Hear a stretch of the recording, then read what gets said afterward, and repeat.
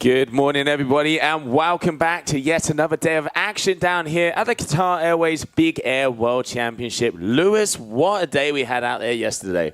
I'm still not over it, I think, Joe. That was absolutely epic. It was definitely a moment in big air kiteboarding. But here we are again. I don't even know what time it is in the morning here, and we're back at it with a lot more heats and action to come. Yeah, so we're going to be starting off today with the women's twin tip. Then we're going to be transitioning over just after the two semi-finals over to the men's strapless. At the moment, it looks like heats are going to be of 8 minutes, but we're still waiting for confirmations that come in. You can see here in the background, it looks like we have quite a lot of action already out there. We can see everybody starting to get ready. Down here, nice and early, 8:30 in the morning, and it is looking very good out there for some wind and for some more competition action. So looking forward to seeing what's happened there. We can see that red flag in the sky, but before we go into that first heat, let's have a little look at some of the highlights from yesterday. Here you can see that is Capucine Delanoy, who was our strapless winner. She was really throwing down in some of the biggest moves we've seen out there to date, really getting all of those transitions together, getting those kite loops and really throwing down for us. And that, you know, in the end, Lewis, that's why she took the win. Yeah, and let's not forget they were out there at the difficult time of first thing in the morning where the Levante wasn't as clean, but then we moved on through the day. The twin tip riders started to come out, and here you can see the 10 to 12 meters, spectacular stuff, but it just went higher and higher and higher, Joe, as that Levante came in. Yeah, no, really impressive to see some of the moves that a lot of these guys were doing out there. As you said, it started to pick up throughout the mid part of the afternoon, and then as soon as we hit about, I'd say probably about 4 o'clock, Lewis, you could really see the Levante start to hit that 30 knots. And then if, you know, memory serves me right, by the end of the day, we even had gusts to about 37 knots. So very nice conditions. And we've seen some of the biggest action out there to date. It caught everybody by surprise, I think, Joe. We saw that forecast. I mean, we know the Levante comes through stronger, but that really did come through stronger. And it was just, it was one of them days in kiteboarding history for me that I'll never forget. But here we go. Here's where we're at. Twin tip women big air.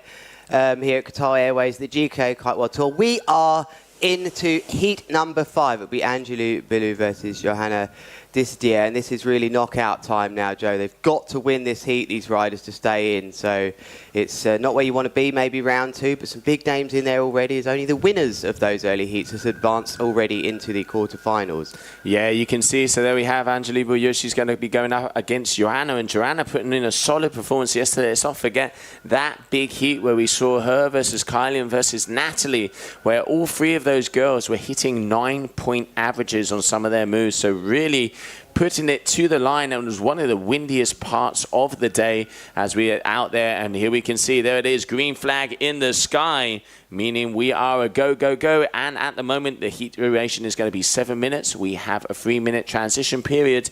And then let's not forget that we are then going to be continuing on. And as we get through into the future rounds, the time of the heats is going to be 8 minutes with a 3-minute transition, 10 trick attempts, top 3 tricks count. Off we go then. Green flag. And it's action times. Riders have been up for a couple of hours now. Nice shot of the ferry just leaving to the right there. It's out your screen now on its way over to Morocco.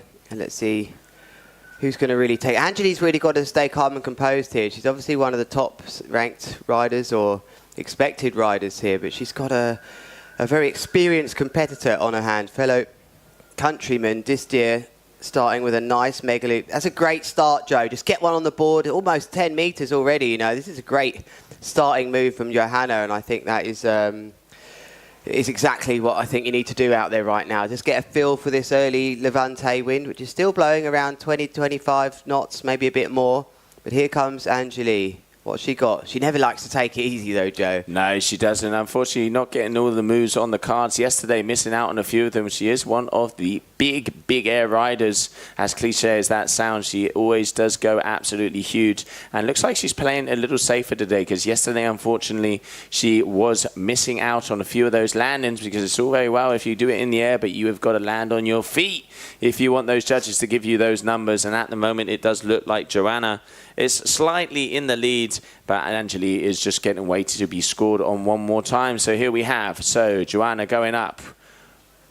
Rotation with a kite loop. Oh, saving it in the end, but that, getting dragged through the competition area. That is not the way you want to be waking up. No, but maybe that will wake you up, a big splash in the face. Angeli just riding by, just checking if she's okay. Oh, this is kind. This is kind to see a lot of this. No, she didn't fancy it in the end, decided it wasn't worth it. We did see quite a bit of that yesterday. Maybe I do just come from such a competitive family that the opposition is the opposition and it's war. That's how I've been brought up, especially with two brothers. It goes, but You're right, mate. Do you want a pat on the back there? It was good for me. Don't worry, Joe. I think it was good for me. But here's Angeli with a nice boogie loop, stepping things up here on a Saturday morning and just can't land it. That was strange. She looked like she came out the board or something, Joe.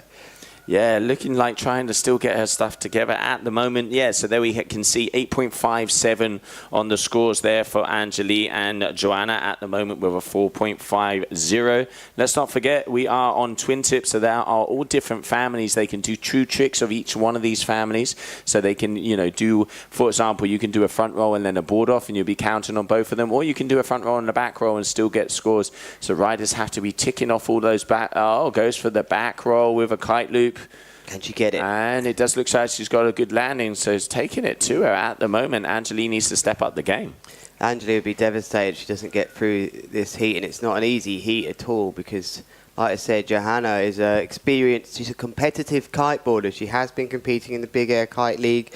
She has a good ranking on there at the moment, so Angeli's it's not a favourite thing, I think, competing, but look at that. She loves to do things like that. Nice. That's wonderful. What a nice repeat. Oh, she just doesn't land it so well. Foot come out again. Something wrong's there. Yeah, it looks like her strap is giving her a bit of an issue there. Hopefully, she should be able to pull that together because we have just over 3 minutes left of this heat. So heat number 1 out there, round number 2. So, yeah, looking like we have action coming out on the water. But at the moment, this lady there in the driving seat so far. Yeah, she needs that extra trick, Angeli, really. She's got 2 on the board, and it's getting reasonably tight now. It'll be interesting to see what happens when a third trick goes on the board. And there's a 1-footer, nice and controlled. This is the competitive kiteboarder that I'm telling you about here. Only 9th, actually. I thought it was a bit better seeding than that on the Big Air Kite League, but she's got great experience. She's been doing a lot of the events. And I like the way she's just banked a third trick there. 2 minutes and 20 seconds remaining of this first heat of the day. It's good conditions. There's a back roll, double back roll, mega loop. She needs this, Joe. Oh, again, going down. That was a hard miss out there from her. So now it is coming to that point with just over 2 minutes. Kite is down in the water. And it is starting to get close out there for both of these ladies. They're going to have to push because there is only 2 points difference in between the two of them. She'll be fine. She'll get a kite up, Joe. If you are new to kiteboarding, our kites relaunch off the water, no problems at all. But if ever she needed a quick, efficient relaunch of that kite, it's now with 1 minute and 40 seconds. The drama has already started here today, Joe. Angeli Bouloir from France, one of the biggest known names in ladies big air kiteboarding, in trouble in this knockout heat against Johanna Distier, who steps things up with a boogie loop. Can she land it? This would be... No, she can't. She comes out the board, so still a chance for Angeli to come back here. Has she got her kite up in the sky? She only needs a 4.88. Only needs. That's quite a decent trick. Yeah, so Johanna's little 1-footer there. It was a great banking third move there just to get in the mix. So this is going to go down to the wire here. We will bring you those scores back if we can. We can see them. Bless me, excuse me, Lewis there. Just starting to wake up here. So Joanna at the moment, as you've been saying, is 7.4, already going some big moves out from both of them. But unfortunately, Angelique, those last 3 moves, she has missed and crashed out. And as we're closing on the last 45 seconds, this is going to be an important move.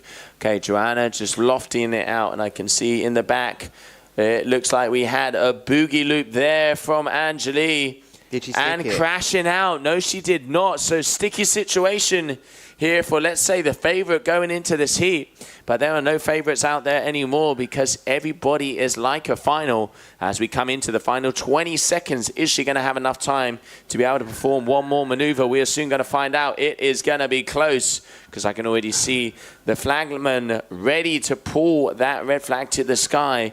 I think she's run out of time. Is in trouble here, Lewis. She's got to jump. She's got 4 seconds. She has to just send it. I'm watching these flags. Send it. Now or never.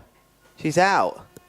That it is red flag. So unless a miracle happens on the old overall score, let's not forget top 3 scores plus that overall, it looks like the first upset of the competition, Angelique Bouillot, is out. I think she just doesn't enjoy doing the smaller tricks. I mean, they were epic big moves she was doing there, but you know, the name of the game in competition, Joe, you got to land your stuff. And unfortunately for Angelique, I mean, the big moves would have scored high into 6s and 7s, but without them on the board, she only had 2 tricks that were landed there. It's 8.50, and that's the end of that. So well done, Johanna Distier.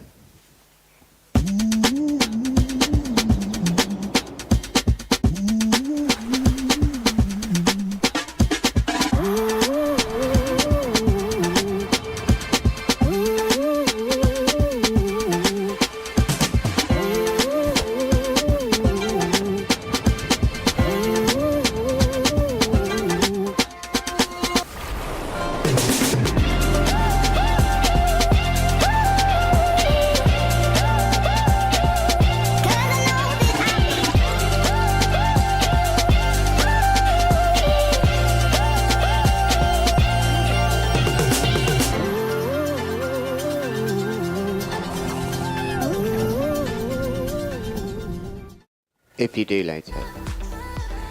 Okay, here is all the action from a very dramatic first heat of the day then between Angelique Bouillot and Johanna Distier. That was a really good heat from her. She really showed her competitive brain landing that 1-footer, but she just couldn't make it work really, Angelique, in the end there. Couldn't get those landings in, but we move swiftly on. That is a confirmed result then. Johanna Distier is taking the win, and she'll be really happy with that. There is the red flag, and it's a lovely setting down here, Joe. The mornings equally look as beautiful.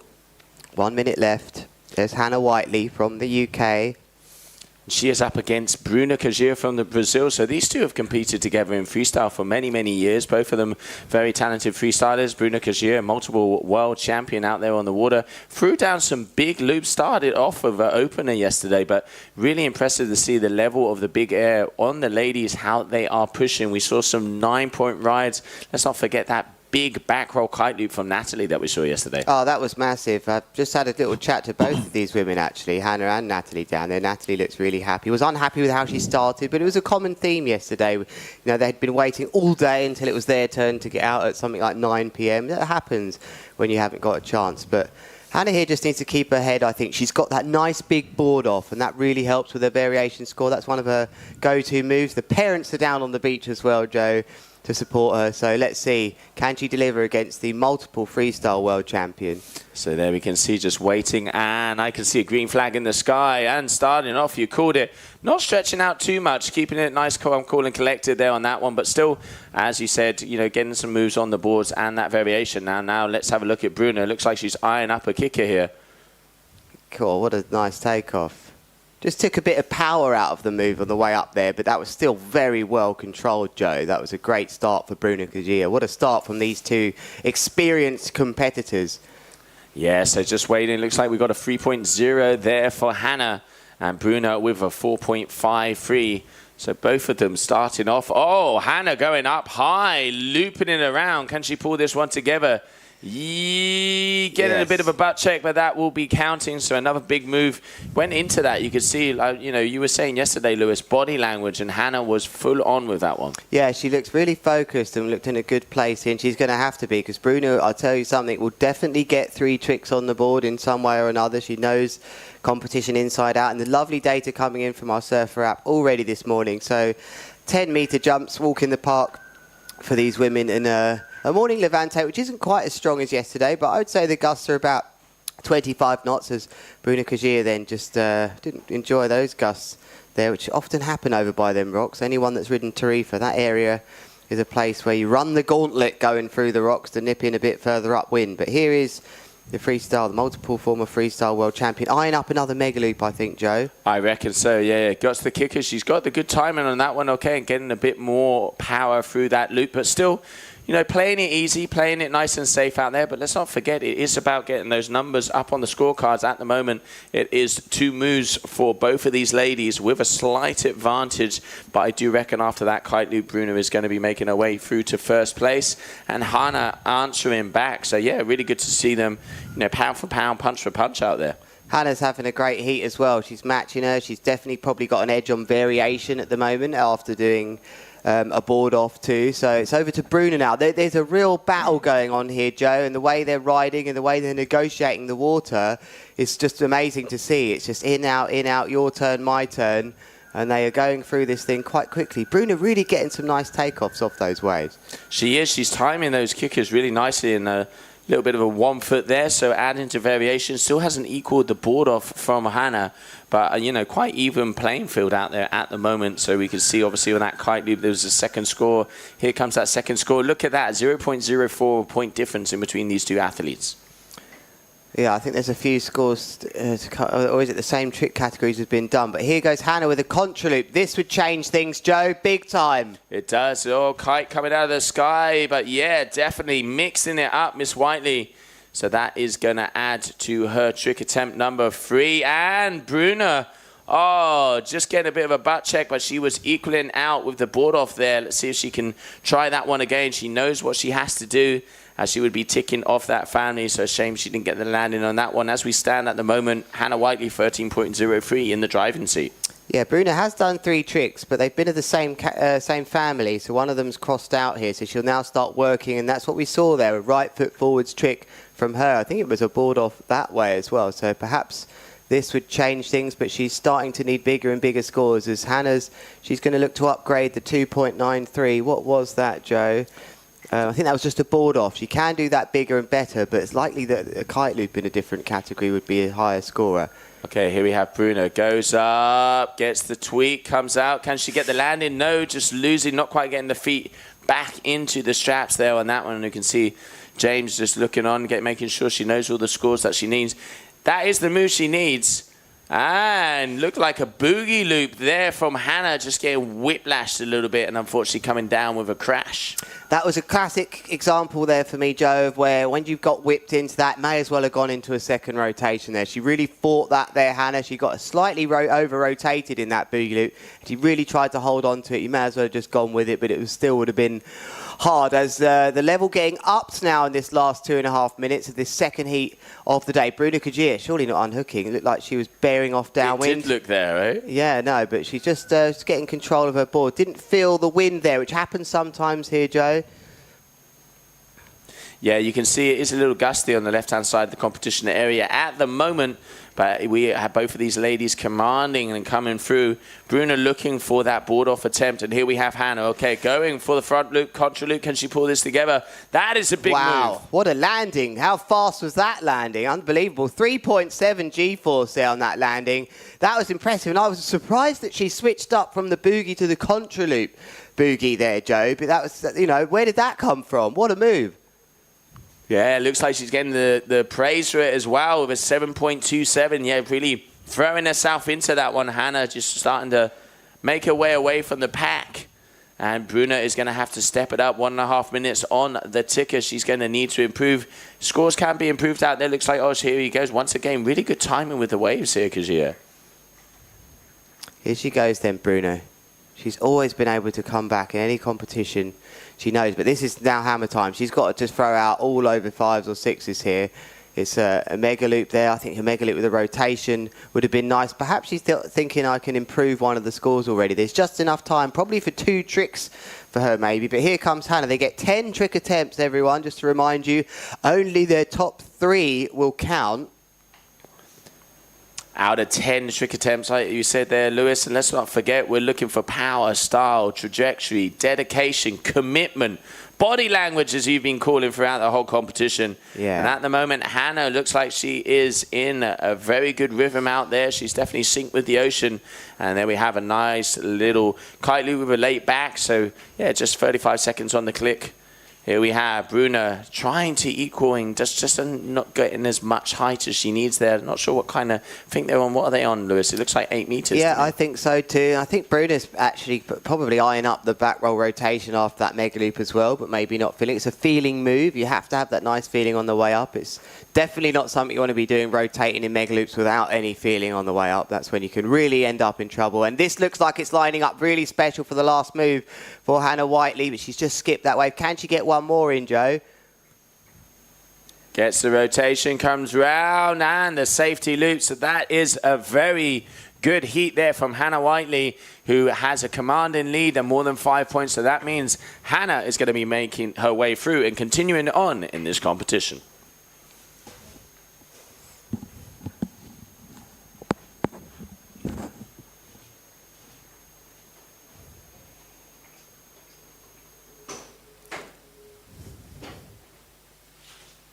Red flag then. This heat has finished as we see Bruna just leaving the water. Good effort from her though, really testing her abilities in the big air department. But as you can see on your screens there, even with the variation score, here it is. The variation score has come. That's an interesting, nice big variation score for Hannah. 3.9. That's a maximum of 5. And I think she'll be one of the highest scorers in that variation department here today if she can keep going, because she does the board off, she does the mega loops both ways. She's really got a lot of variation. And Hannah Whiteley, good news for the Brits at home, our only athlete still in the disciplines out here, is started well, Joe. They have, definitely throwing down, and she looked in complete control of that heat. And now coming up next, we are going to be having, we can see Elise is out there starting to get some metrics as we are currently with that red flag in the sky, meaning that we have just under 3 minutes to go, and Michaela Pickleton from the US of A is going to be coming out for the first time on the water. So looking forward to see, because let's not, yesterday Raju, she was going high and had some very solid moves, but she was drawn a very hard heat.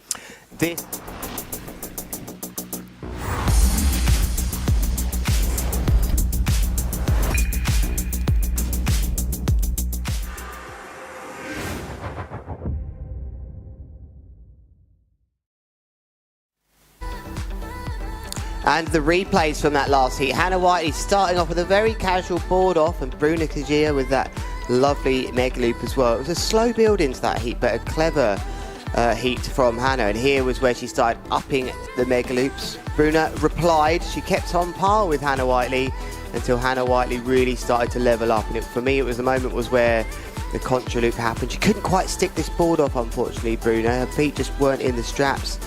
This boogie loop went wrong. Probably should have just carried on in that rotation for Hannah, but here it was the contra loop which changed everything. Look at the speed she did land on that, I can tell you. And that, for me, was really impressive riding from Hannah Whiteley.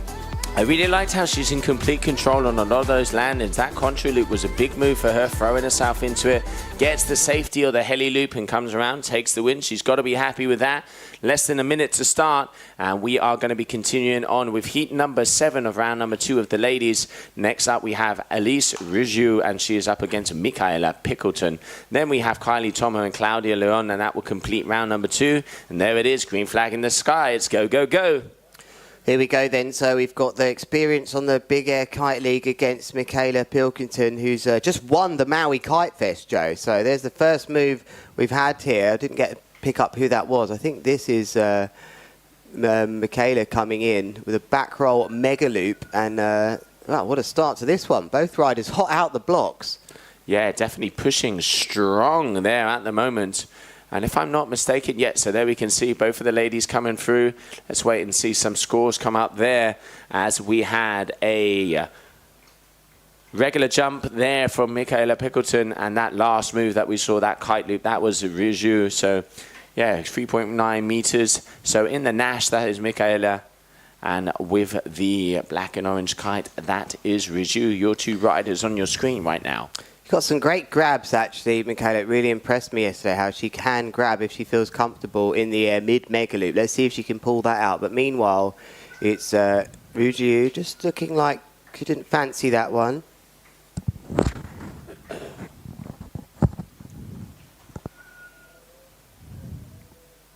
Oh, looks like we got some signaling going to the beach. Maybe a change of equipment. No, okay, goes up. Loops it, late back roll. How did she pull off that landing? I don't know, Joe. That looked like it was just no kite, big bomb out landing. I can't wait to see some G-forces on that. Is it 2.7? It wasn't the highest move, but she's got a very technical move in there. The back roll, the mega loop with the delayed back roll. So she's really taking it to Michaela here. There's a nice amount of wind. We can see 25 knots already on the scale. It is starting to push forward, and it does actually look quite constant out there at the moment. Yeah, it does. And now that's a nice controlled mega loop delayed back roll. That's going to score quite well, I think, for Michaela. So all of you Yanks out there, you're going to be stoked with this start for her. She's really up to it here, the winner of the Maui Kite Fest. I keep saying that because it's a big deal to win an event. You know, it was a huge event just now. She's all the way over here in Tarifa, and she's had a good start here. Okay, so there on your screen, that is Elise Raju. She goes up, gets the loop. Can she get the landing? Yeah, both of these girls not missing a heartbeat out there. But it is Michaela in the leading, in the driving seat so far with 12.97.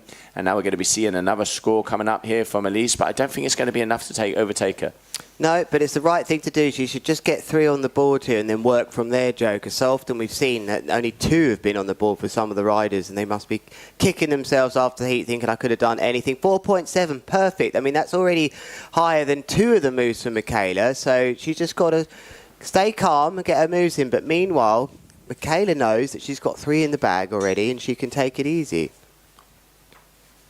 There's a boogie loop then from Raju. Whoa, oh no, it's actually Pilkington. What a landing. How did she ride out of that? That was unbelievable, Joe. There was no way she could stop that over rotation. So I wonder what they're going to score her with that. Yeah, she just went with it. It's kind of like you said before. Oh, tic-tac board off. And gets the landing on that one as well. Both of these girls, it doesn't matter if they're 2 centimeters or 1,000 meters off of the water, they can land their moves. And they are throwing down for us. I reckon we might have an overtake there, because that was a nice tic-tac board off move here from Elise.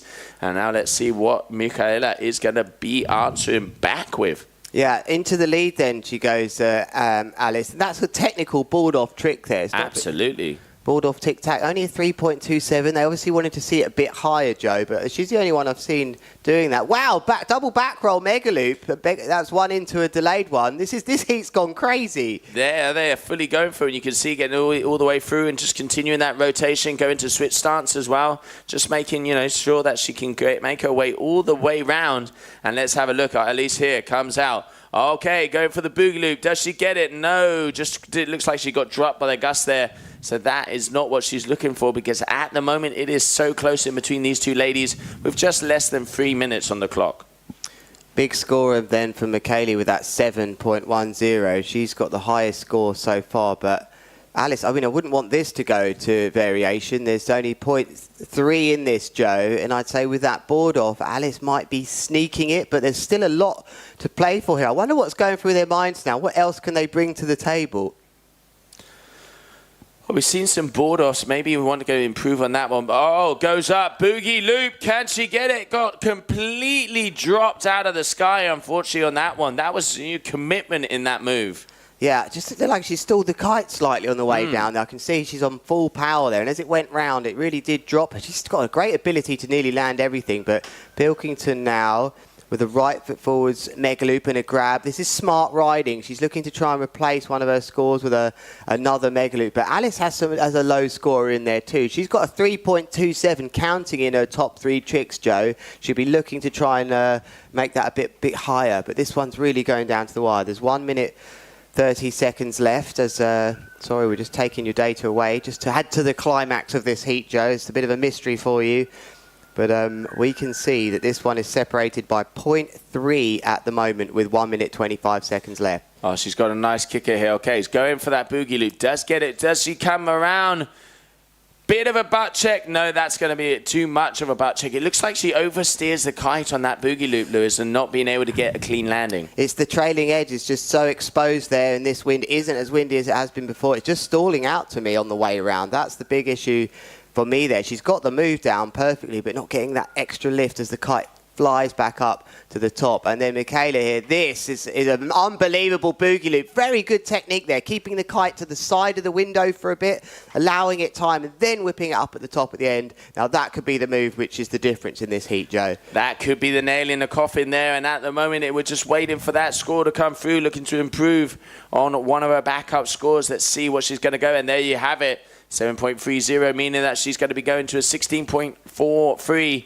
Great moves out there from the American in the driving seat so far. It looks like Alice's going to have to step it up if she wants to continue on in this competition. She needs the boogie loop. She's wondering what's going on. She hasn't got time to switch or do anything. Now is the time. You've got to get this boogie loop here if you're going to stay in this event for me here, Alice Ruggi. Will the kite stall out this time? No, that's a bit better.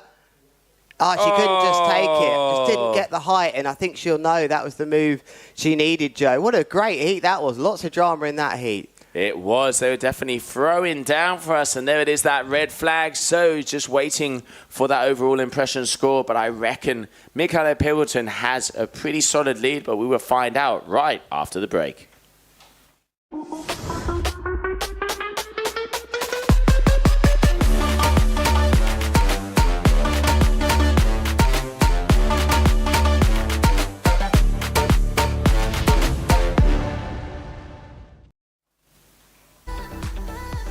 And welcome back, everybody, and let's have a little look at the replays of that last heat, which was heat number 3 of round number 2 of the Qatar Airways Big Air World Championship of the Women's Twin Tip Division. Currently on the water, we had Michaela Pilgleton and Alice Ruggi, but it does look like Michaela is going to be making her way through to the next round, as she had an overall impression score a little bit higher for there.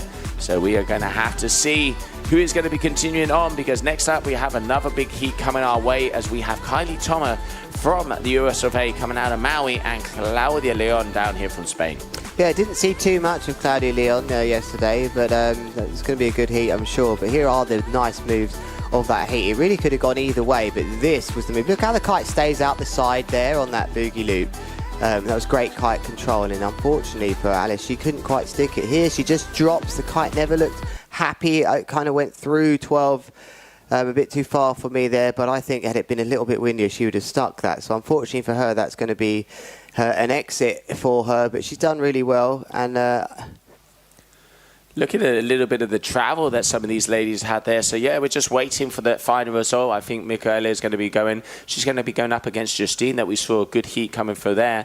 And then Kylie Thomas also is now going up against Claudia Leon to see who will be the winner to go up against Michaela Sol. We know that in heat number 10, we are going to be seeing Natalie Lambrecht is going to be versus Hannah Whiteley. So some big heats coming our way in round number 3. Yeah, that'll be a duotone team rider battle, that one, and that's going to be very explosive, I think. But here we are, Sarah Hugenrad and Johanna Distier about to kick off. Sarah Hugenrad, winner of the last Big Air Kite League event, and obviously very good Big Air rider, partner of Giel Vlug. Found themselves as 2 of the big names in their respective disciplines here. On your screens there is Johanna. And we are moving on. So this is round 3 of the competition. So now we are just less than a minute to the start. And as you said, Sarah, there on your, she was winner of the Big Air Kite League event here at Full Power, was throwing down at that event.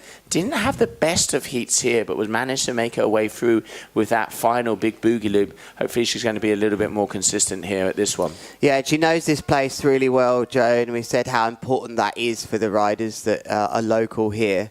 It's a black. Is that a black or is it green? Am I losing the plot? That is a green flag. I'm losing the Two plot, horns for some reason, but I think that was a mistake there. Just a green flag in the sky. It is a go, go, go. Round number 3, twin tip women out there on the water. And let's have a little look. I think that is Sarah, both of these core riders. It does look like Sarah, if I'm not mistaken. Just get a little bit of a close-up there if we can. You're always tough for the commentating team when you've got 2 riders. Of course, that's a nice big mega. This is going to be a very even start. So I think it wasn't. That was Zara, the last one. And perhaps that was indicated by just that little bit more of aggression on the way around there, Joe. But I think it's going to be quite a similar start. Yeah, about 0.5 in it between them there. And Zara rewarded for a bit more of an explosive mega loop. A good start from both these women. And she did have a little bit more height there. Nice control throughout the loop. Starting off easy, both of the ladies with the same move. But yeah, like you say, 0.5 of a point in between them. And it looks like Zara's going to decide against going up there first. And it looks like we're going to have Joanna maybe going for yet move number 2. Little bit of a kicker there for her. Is she going to be lining up the next one? Focused here. Look, a bit flatter here today, Joe. It's not as windy, so the sea's a bit flatter. Nice back roll mega loop. That is a great, nice move. Building the heat now as we get to the later stages of this comp. The experienced riders are really good at building the heat and not worrying about getting their 3 tricks on the board. Over to Zara. Mega loop. It's a boogie loop. Clean landing.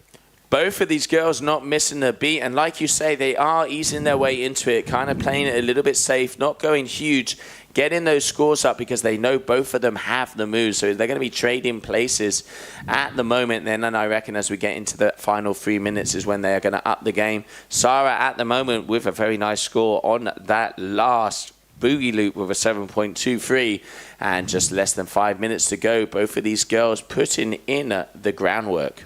Starting to just take a little hold of this heat then is Zara, but still 3 tricks haven't come in yet. Call, this is big. It's a mega loop delayed back roll. Really got flung toward it. That was nice, Joe. Enjoyed that. Yeah, really like how they get the rotation in the middle of that and rotating around so you could just get with the yank. So I was happy. You could see the smile. Oh, big boogie loop. Can she get this through? Yes, she does.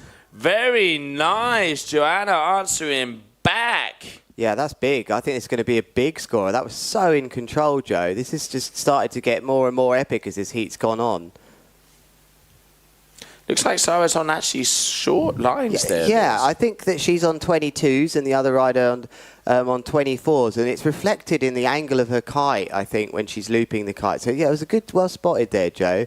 This is, of course, big scores then coming in. 8.17 from their last 2 moves. So it's all about this last trick that's going to come in, because they've done 3 tricks each, but they've all been from the same category. And as we say, Joe, it needs to be from another one here. Sensible riding. Hitting that other family to be able to get that 3rd score already up there. So good moves, good work there from Zara. But Joanna, body language once again in that last boogie loop. That was a big move. I mean, 8.0 up there. Both of these girls with another 8 and answering back. Oh, getting a little wobbly.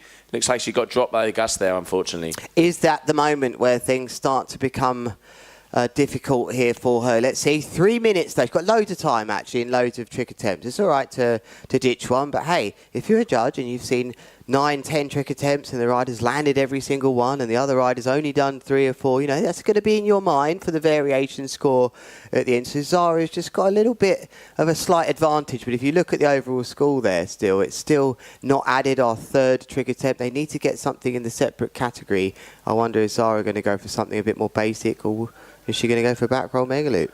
She goes up once again. Okay, going for the board off. Can she land it? That is going to be a difference. Just unfortunately getting looped out of that one and getting the board off of her feet. That could be the difference there. If Joanna can answer back, she could go slightly in the lead. Is Joanna going to just go for a 1 foot or a grab of herself? Yes, she is. And that's really high. There's going to be some nice hang time coming, but she doesn't land that herself. They must be furious with themselves, these girls. They've done the hard work, Joe. They've got some big moves, over 6.5 of all their moves. And now they're in this critical stage where they're desperately trying to get a 3rd move on the score here. And it does look like Zara does have a 3rd move. Oh, no, she doesn't. It's still only 2 moves each here. And you can see that at the top of your screen. Look, we're waiting for that extra score to come in. It's only out of 2 moves, which is a good score already, nearly 15, Joe. But I mean, look at that, 8.37 and a 7.80, and just waiting also.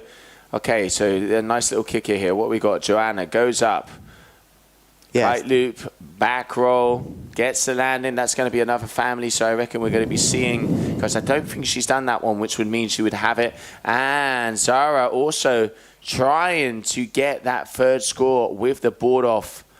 It is the right way to go, because in the end it is a simpler move to be able to, but both of these ladies having a little bit of a trouble. It does look maybe a little bit gustier out there, sometimes getting dropped off. It is, you know, a little bit of a lottery to go get that right part of the competition and that right bit of wind. So Zara's 1 foot has just come in for a score, and it's Johanna Distier's back roll mega loop that I'm looking to see that score, as we're just waiting for one more judge's score. That's going to put her in first, if I'm not mistaken. So it's really interesting how this moves. Of course, that a double back, well, just a double back roll, I think, there from Zara, and she's really in trouble here. Is Zara, the current winner of the last event here? She is getting put to it by Johanna Distier, who's managed to really have a nice heat. Where's that third trick? Was it the same category, Joe? Perhaps it was. Going for the 1 foot and just coming down. Okay, a bit of a butt check, but she's been able to tick that. So let's have a look. We got an 18.43. So Zara has gone into the lead as she has that third score, but I reckon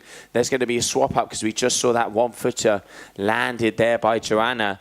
Is it going to make the difference? We will soon find out. So close, Zara still in the lead, and then we can see Zara making another landing. So all of these, talk about leaving it to the wire, these girls. Yeah, that mega loop on the switch tack on a right foot forward is going to kick out a 2.83, I think, Joe. And Zara now has established 3 tricks. And Core, this is going to be a tough one. I still think there's going to be a change in the scores there, Joe. But for me there, I think Johanna repeated as trick family. I think that's what happened. I saw 6.5 crossed out and a 6.8 replaced it. She needed an extra trick family, and that's what it's about. But we will have some replays for you very shortly.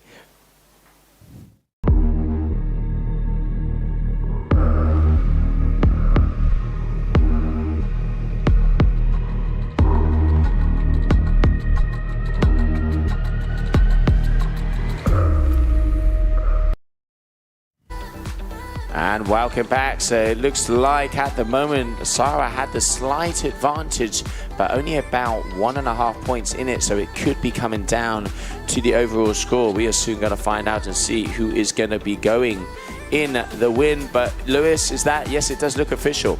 Yeah, it's official now. We can announce that Zara Hugenrad has advanced, and she did really pull it together, like the experienced kiteboarder she's becoming now, just during the latter stages of that heat. But she was pushed all the way, though. That was really an epic heat from both these riders, and I enjoyed that one. Lots of drama, as we see. It's just so often you think you got it in the bag, the landing. Great shot of the replay with the landing there.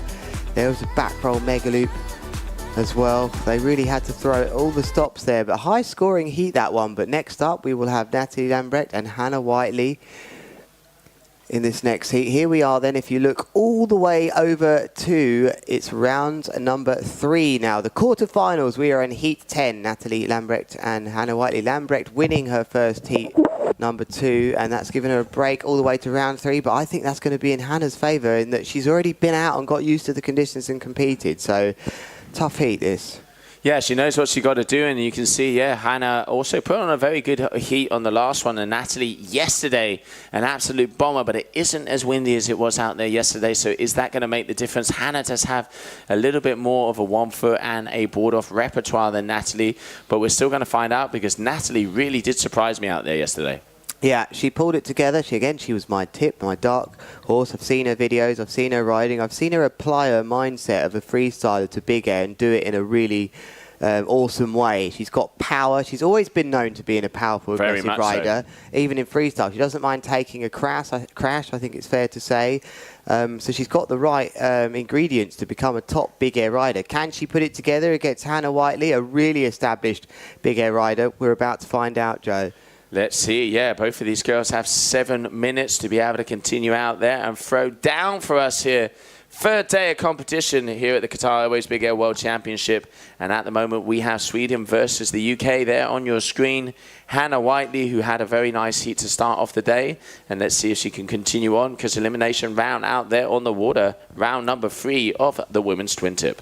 Green flag then. Hannah Whiteley looks like she's timed this perfect. She looks in the zone, Joe. She does, body language. Oh, gets the height.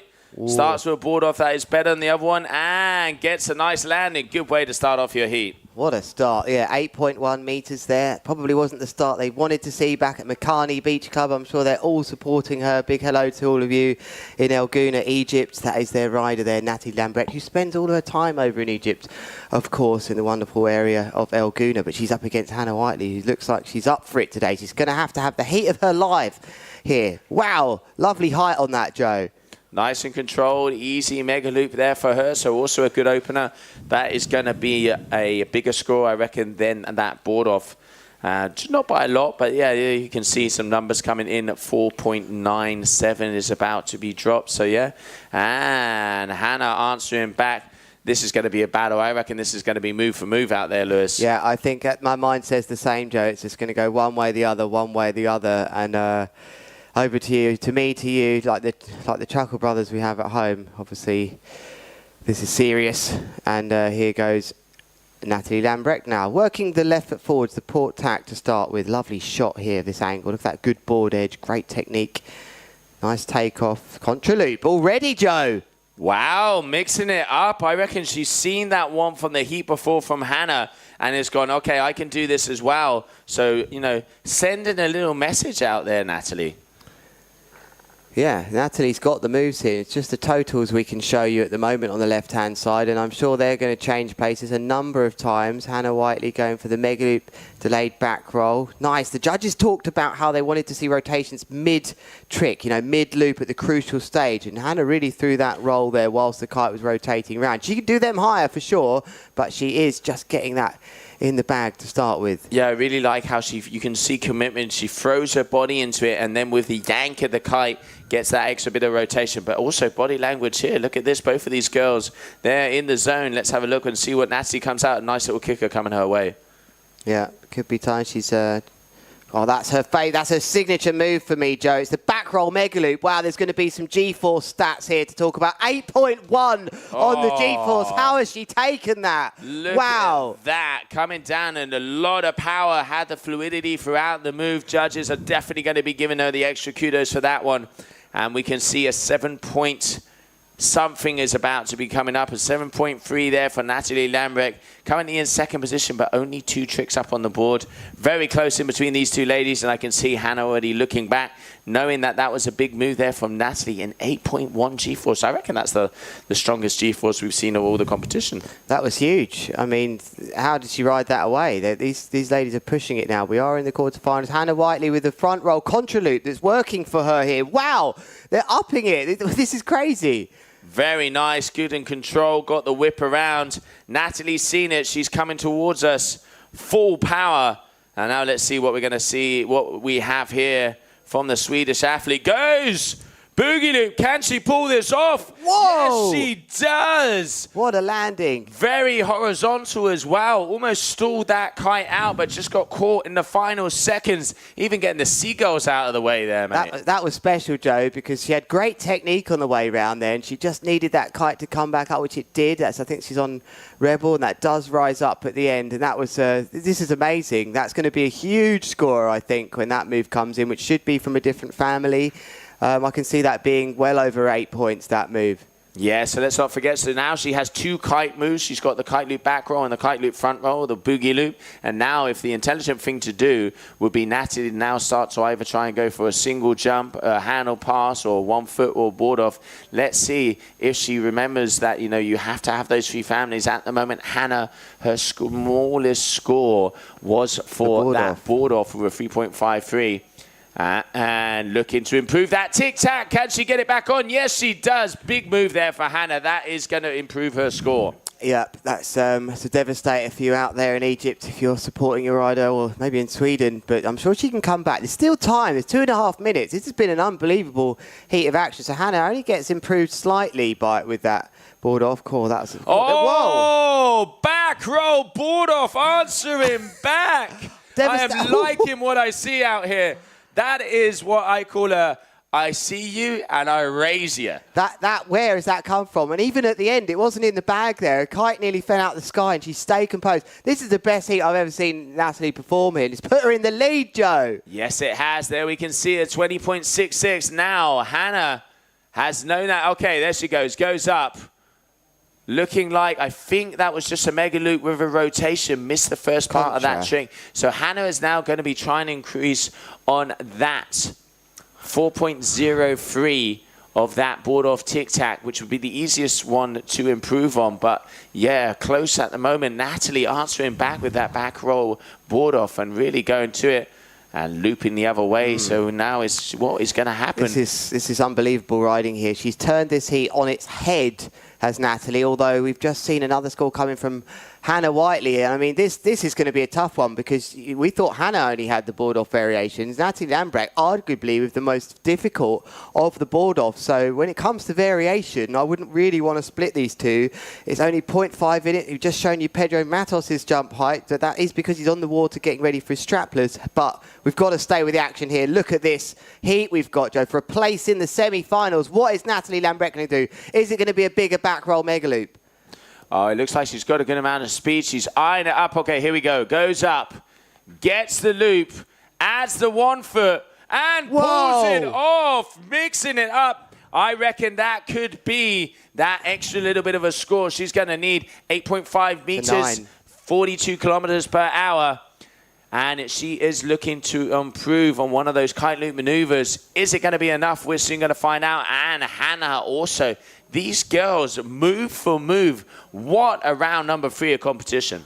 Yeah, that was pretty amazing. Is that going to kick out a 4.83? Because it was board. Yes, it is. It's kicked out a 4.83 and put her slightly more edged in the lead here. What a decision that was to get one in from the board off category. And Hannah desperately looks to me like she's trying to also get the foot out. That was such smart riding from Natalie. Very much so. I mean, less than a point in between these two ladies. So this is definitely going to come down to variety. Let's see, Lewis, because we've had board offs, we've had 1 foot, and goes for the late back row and lands it. Double. Oh, was that on the buzzer? Was that on the buzzer? It did look like it was. We're going to have to see if that's going to be scored. What an incredible heat so far. That was unbelievable.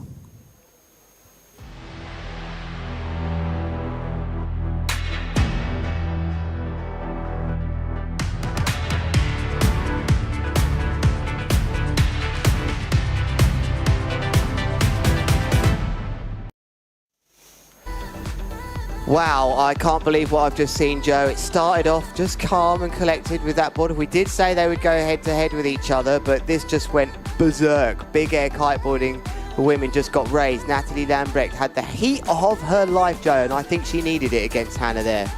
She did, putting out all the goods. I think one of the important moments was with that back roll board off where she answered back because Hannah did that very nice tic-tac variation. Move for both of these ladies, and there you can see a contra loop there, pretty much dotting all the I's and crossing all of the T's. Both of these, whichever rider makes their way through it is going to deserve it. It is so close.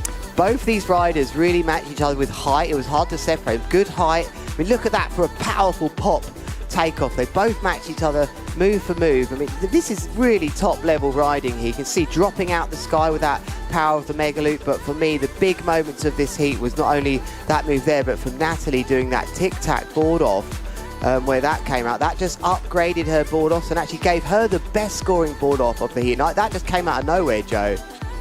Yeah, it did. And look at that. I mean, look at the power. That was that boogie loop that got her highest score of an 8.43.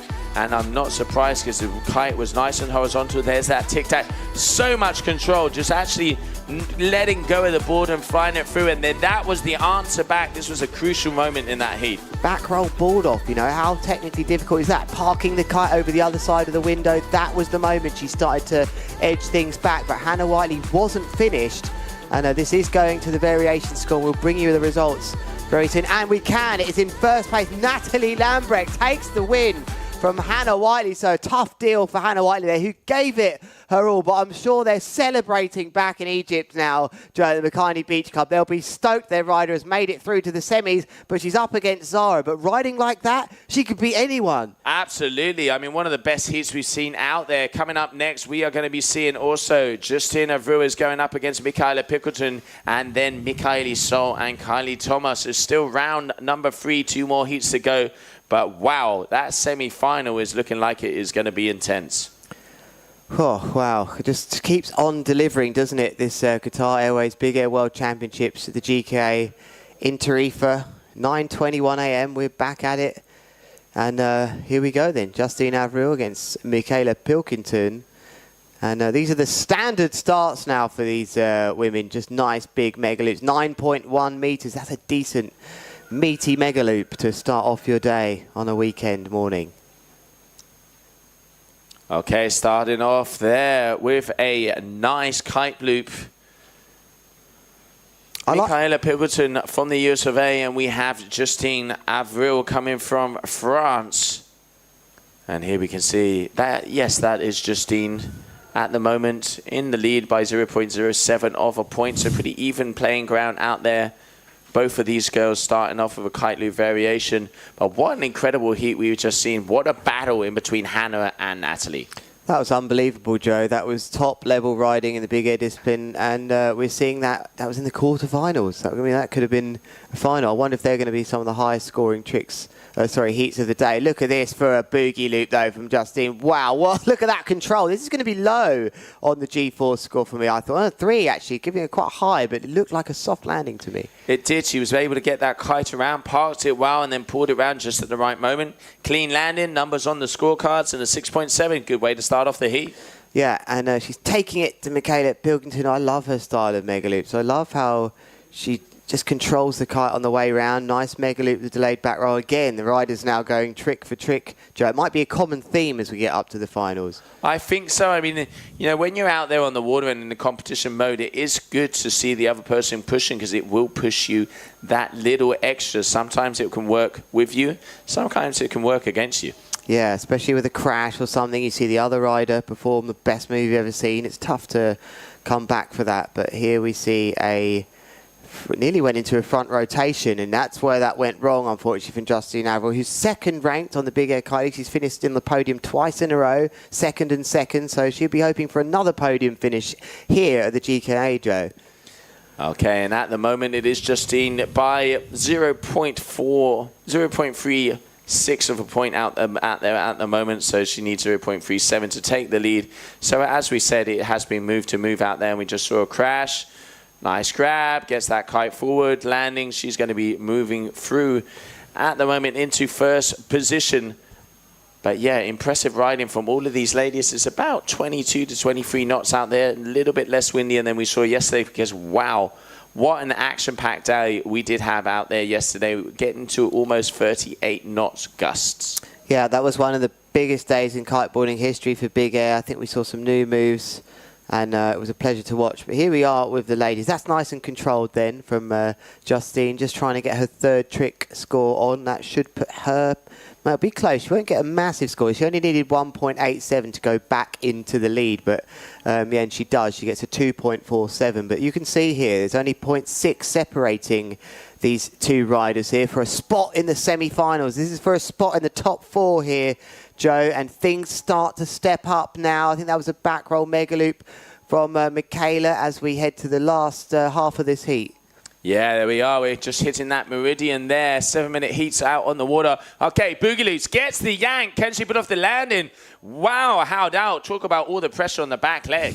Yeah, that's going to be a great replay there. We usually see trying to get a flat board in the water, but she held on to that tip, didn't want it to slip out and lose it, and that was very well controlled and a very aggressive boogie loop, as that should put Michaela maybe back up. I don't know. This is getting very tight now. Just waiting for some scores to come in, but I reckon she's just done enough to edge that last one out. Justine currently in the lead. Back roll, little bit of a 1 foot, just tweaking the foot out a little bit. Once again, it's about hitting those families to be able to get those top 3 tricks, and sometimes it's not just about the move. Okay, improving over on that one and get the extra 180. Yeah, and so Michaela didn't go into the lead because it was the same trick family as her other two biggest scores. It's the 2.40 on your screen that she wants to kick out, and also Justine Averill, it's the 2.47. They want to get rid. Wow, this is a big move if she sticks that. Whoa! Oh, wow, mega loop board off. Got the hands in the air there, Lewis. Kite loop 1 foot. And she's loving it. There's smiles, we've got celebrations. Break out the champagne, ladies and gentlemen. And another kite loop 1 foot in return. I don't think that one was as impressive, but Michaela Pilkington boots out the 2.4. Now, watch that disappear on your screen to the top left-hand corner. That is going to be replaced, and it's going to push her, I think, into first place. But then Justine replied with her own version. I don't think it was as good for me. It almost looked like she got the full board off there. Yes, she did, but nice kicker coming her way. Is she going to be using this? There we go. Okay, she is. Goes off, gets the height. Just a single mega loop, nice and controlled, but there was a good amount of height there. And as you said, Lewis, you can see that 2 point was just about to get booted. As now it looks like she was touching the same family. Still waiting for some scores to be dropped. There's a little bit of movement over here on the old panel. But still at the moment, Michaela has overtaken and is in first position. Justine just slightly behind her. And then we can see there, Nico Dalmas saying kite loop 1 foot is what you need to do. Here's what's being discussed here. I don't think that kite loop 1 footer from her has been seen perhaps as a board off at the end. I don't know. And it's great to see the support down there for her to say, look, maybe do that again and make it clearer, or another trick family. But there's Michaela Pilkington, who's really starting to push for the win here with 1 minute to go, Joe. 1 minute to go. Okay, goes out. She was aiming to get that 1 foot. One thing that Michaela did hit the 1 foot during the yank of the kite. That's what's made a difference on the scores. Yeah, and this is really tough here because it did look like it was a mega loop, then taking the 1 foot out from Justin. But that is why a 2.87 is currently on the score. And it's a 5.23, which was crossed off from her because it was in the same trick family as the other two big scores that she's got on the score. So she's got 30 seconds left here to do something about it. Can she get, okay, mega loop with a delayed back roll. And an extra 180, so she's going to be improving on the score. Is it going to be enough? Because she trails by 3.83. I think we should be going to try and improve on that 2.87, which was a back roll 1 foot. So that's why she's hitting that rotate. That's why she's hitting the 1 foot in the kite loop to be able to improve on that score. There's the logic behind it. Yeah, it's been crossed off, I think, again. She's desperate to replace that score, and I don't think it's going to happen for Justine Averill, unless I'm mistaken. I think that could be done and dusted, Joe. Yeah, just waiting for that overall. We're waiting for, I can see one more score appearing. Is it going to be enough? And was it the same family? A 6.53, so improved a little bit. And now we're going to have to see on the overall, because I would say on the overall impression, they were a little bit similar. Maybe I reckon Michaela had a little bit more variation. Responde con total libertad. Crees en el amor para toda la vida. ¿Cuáles son tus puntos fuertes y los débiles? ¿Qué es el arte? Defínete en una frase. ¿Cómo describirías el color dorado? ¿Estás pensando en darle un giro a tu vida? Si vas a darle una vuelta a todo, decide tú la dirección. Si fueras un animal, ¿cuál serías? Qatar Airways Big Air World Championships here. Welcome back. We are looking at the replays of a very interesting heat here between these two. That was a lovely boogie loop. Just one replay there of that move. It's the red flag we're showing you now, but that was a really awesome heat between Justine Averill and Michaela Pilkington. Joe, do we have a result there? We are just waiting, but it does look like it. Yes, it is. It is confirmed. Making her way through to the semi-final from the US of A, Michaela Pilkington. Yeah, and she really upped it there. She'll be absolutely stoked to go through. She's used to winning. He's won the Maui Kite Fest, and here we see some action. That was Justine, and a nice speed in and out of the trick from Justine. Really top rider, and she just came up against an even tougher rider in Michaela. So a couple of crashes didn't work out there from Justine, but that was the landing on the tip of the board that we liked, Joe, where we were impressed that she held on to it. Really good friction with the water. This was almost a mega loop board off for me, and the fact that she did it mid-loop is what the judges loved there. Yeah, you can see she's getting fully yanked as she pulls that around, and with that 1 foot out, and like you say, almost like a mega loop board off. So a great move there from Michaela, and then just started to upper game as she was going on. So very well deserved. Next up on the water, we are going to have Michaeli Sol coming from Brazil, multiple times world champion, and she is up against Kylie Toma for the US of A. This is going to be an interesting heat. Yeah, this is going to be interesting. I mean, this is really, there's some big names out already, Joe.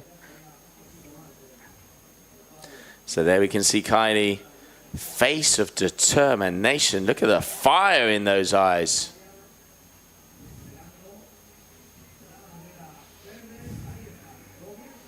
Setting her watch on the green flag.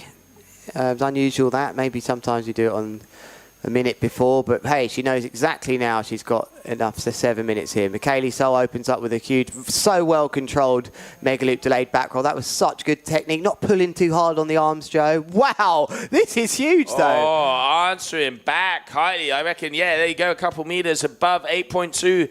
Didn't have the rotation, but did definitely have a lot more height. So Michaela getting a 777 and just waiting for some numbers to be dropped here from Kylie. But both of these ladies starting off strong.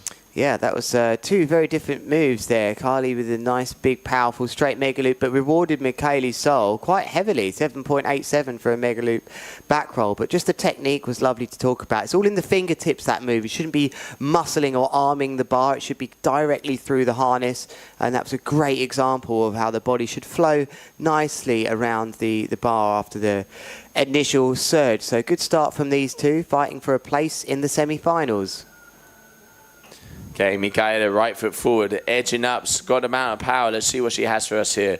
Okay, goes up, looks like a boogie loop, and in the extra rotation, control. Yeah, she went with it. She just decided, I'm still rotating, go with it, and I think that was a great move. Just an extra half a rotation. Looks very relaxed, Joe. And it looks like we missed a move there from Kylie's because I'm seeing a 6.9 come up. So very close in between these two ladies at the moment. Kylie back roll from Kylie there, I can see on the screen. And here it looks like she's gaining some speed for move number 3. Here she goes then, the town in the background, the sleepy town waking up. Well, not the not so sleepy town, but no one really sleeps here. And there is a boogie. It didn't quite get the pop and the height, and it's reflected in her surfer app data. It looked a bit higher than 3.3 meters, Joe, but it won't score as well as Michaeli's boogie loop. Yeah, you can see she just didn't edge as well as possible and came off. And yeah, let's see what the judges are giving her. She's obviously going to be taking the lead, but Michaeli now is going to be coming. Looks like she's going to be coming right foot forward. There's a transition. Lovely example of how to do a transition. That was really edging up into the wind. There's so many things you could learn from these riders if you're watching today as you're sort of amateur recreational kiteboard. Look at the acceleration into this. God, I thought double front roll board off into a third roll. That would have been huge. And she smiles and thinks, wow, what an epic move that would have been if I landed it. I didn't know she had that move in the bag, Joe. Yeah, we've seen her do it before. That's some of the moves that she took the win in the event last year here. But yeah, adding it up. Okay, going for a better control boogie loop there, trying to improve on that last score. Will they count that? Will they count that board off? I reckon maybe half points. Yeah, I'd say maybe a 3. Good, yeah, definitely, Joe. I think it was a big butt check, but they recognised that it was pretty epic. But I mean, how much can you score in the board off category? There's no kite loops. You're not getting that aggressive score. I think 6.56 would be the tops you could get in that department. But wow, what example of skill. Michaeli Sol is looking at this thing here, Joe, very much thinking she could be world champion in big air as well, for sure. I mean, look at these moves.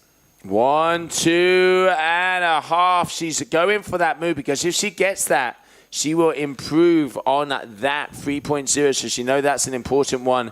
And Kylie also looking to hit another family. She's got a kite loop back roll. She's got a kite loop front roll. Will we see a kite loop 1 foot? Will we see a kite loop board off? That would hit that other category. At the moment, she's 2 tricks out there. Or are we? I haven't seen Kylie do any board offs yet.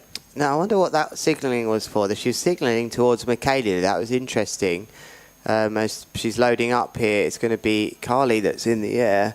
It's a big kite. Oh, that's nice if she can stick that. She just goes down out the back. I've just seen that out the window behind me there, Joe. On your screens, we're looking at Michaeli Sol because she's for sure trying to get this double front roll board off. Absolutely. A lot of speed and fluidity through that move. I really like how she throws herself into it. And she is going to be turning around and going for that one, like you say, Lewis. I don't know. She's just come from left foot forwards now. I'm surprised she didn't go last time. The hand off the bar doesn't tell you much these days because it could be someone about to trick. But just recomposing herself. Maybe Carly still doesn't have another trick on there. But they're both, they're scoring really well. But 1 point higher, Michele, really, if you look for her two big scorers. Can she get this front roll? Oh no, she's going to play it smart, a mega loop on the other side, and I think that was sensible riding. Yeah, it would be, because she's trying to improve on that 3.17, hitting that other category. But let's have a look. Okay, here we have Kylie goes up, gets the 1 foot. Can she get the landing? Yes, she does. So that is going to add some points up. It ain't going to be a 5.35 that she needs, but she's definitely going to be getting closer. And you can see she's, shaking it off. She's going to need something bigger at the moment because there are variation in there, but obviously Mika has her on the variation because she's also done that double board off. Yeah, and actually we got that wrong with that trick category there, and maybe Michaela did too. Why else would she have done a kite loop there than thinking she was improving the front roll board off, which has been heavily butt checked? Because it hasn't. We can see on our screens it's crossed out, so it's a 5.3, so she's got to rethink the trick categories and families here if she wants to replace that 3.17. She can't do another move in the two big scorers that she has. So she's maybe trying to get the foot out there, Joe. That would be a good decision. It would be a good decision because then she would be improving on that 3.17. We saw it in the heat before with Michaela and it worked very well for her. Obviously, Mika, she's a very experienced competition rider and she's seen that on the beach, but still yet to come off with that score. And also a 1 foot from Kylie here. She needs to improve on that one. So it's going to come down to the wire. 45 seconds left on the ticker. Yeah, this isn't as comfortable as Michaela would have liked it by now. And we can see the moves that are scoring highly for her. A kite loop back roll and a kite loop front roll. And they're part of the kite loop category. So there's no point doing another. A contra loop would be a great move to throw here now. Or is she going to go back to the board off? I reckon she's going for the board off. Here we go. Yes. Just going for a calm and controlled board off. Intelligent move. Probably going to improve on that 3.17. Not hugely. Yeah, no, not hugely, but she will Joe. improve, and I reckon enough maybe just to take it. Still a chance here for Kylie Thomas. Could this be the biggest devastator in history so far? If she could have got the foot out on that, Joe, she's crashed, unfortunately. But had she got the foot out, that would have been huge. So Michele Sol maybe just getting away with it a bit there with a 3.17 as her third big scorer. But great heat from both these riders. And I think Kylie Thomas, we do have to confirm the variation score, but it looks to me like Michele Sol's taken that, Joe. I'd say I'd definitely be inclined to that way at the moment. And now it's going to be that second semi-final coming up on the water. But we will soon find out because there we can see both of those ladies getting ready to battle it out. Responde con total libertad. ¿Dónde te ves en 5 años? Superhéroe favorito. ¿Qué es para ti el éxito? ¿Dónde irías si pudieras volar? Defínete en una frase. ¿Cómo describirías el color dorado? ¿Estás pensando en darle un giro a tu vida? Si vas a darle una vuelta a todo, decide tú la dirección. Si fueras un animal, ¿cuál serías? There we can see our brand partner, Aguila Beer, making sure everybody is nice and refreshed out there. And that was the opener for Mika. Very big move to start off with. Yeah, she has that move so controlled. But look at the height of these two ladies. Over 10 metres in his moves. And Michele, what a classic start. It was these two moves were actually her biggest of the heat total in the end with this lovely controlled boogie loop into a last rotation. Good effort, though, from Kylie, but she just couldn't match Mika for the real landing executions and heights in the end. And this is one of those boarders that we've been seeing. Gets that second rotation, good control, and almost getting the landing. Good amount of height. Just unfortunately just over-rotating by half. And look at that fishing pole if I've ever seen it. Yeah, what a great shot from the cameraman there, seeing a different technique. And I don't know, I just think sometimes you lack that feeling of flying the kite through the boogie loop with two hands on the side, but that works for her. A lovely shot with the drone flying by. Great, she really does get good height, this Kylie, but I think that will be the end of the day. Do we have a heat result for that? I think we do. We do, and making her way through to the grand finale. Put your hands together for this lady there on your screen, Micaele Sol from Brazil.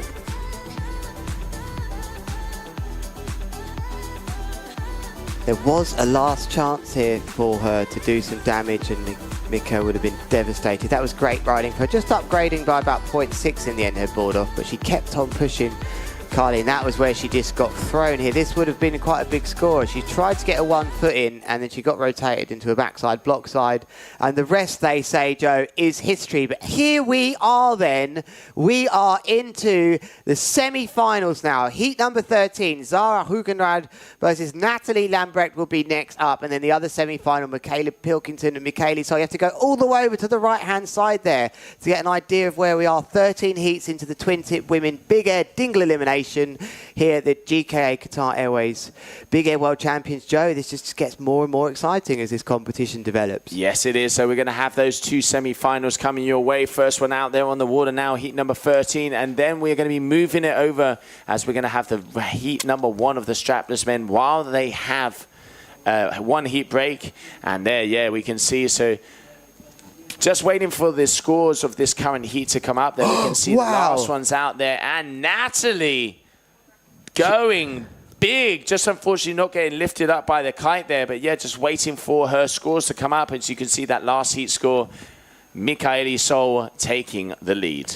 Well, that was a massive back roll mega loop. She nearly landed that. That would have been a huge G-force, 4.1. And so not the open. Natalie's just got to stay calm. Just stay calm. She's up against a top rider in Zara.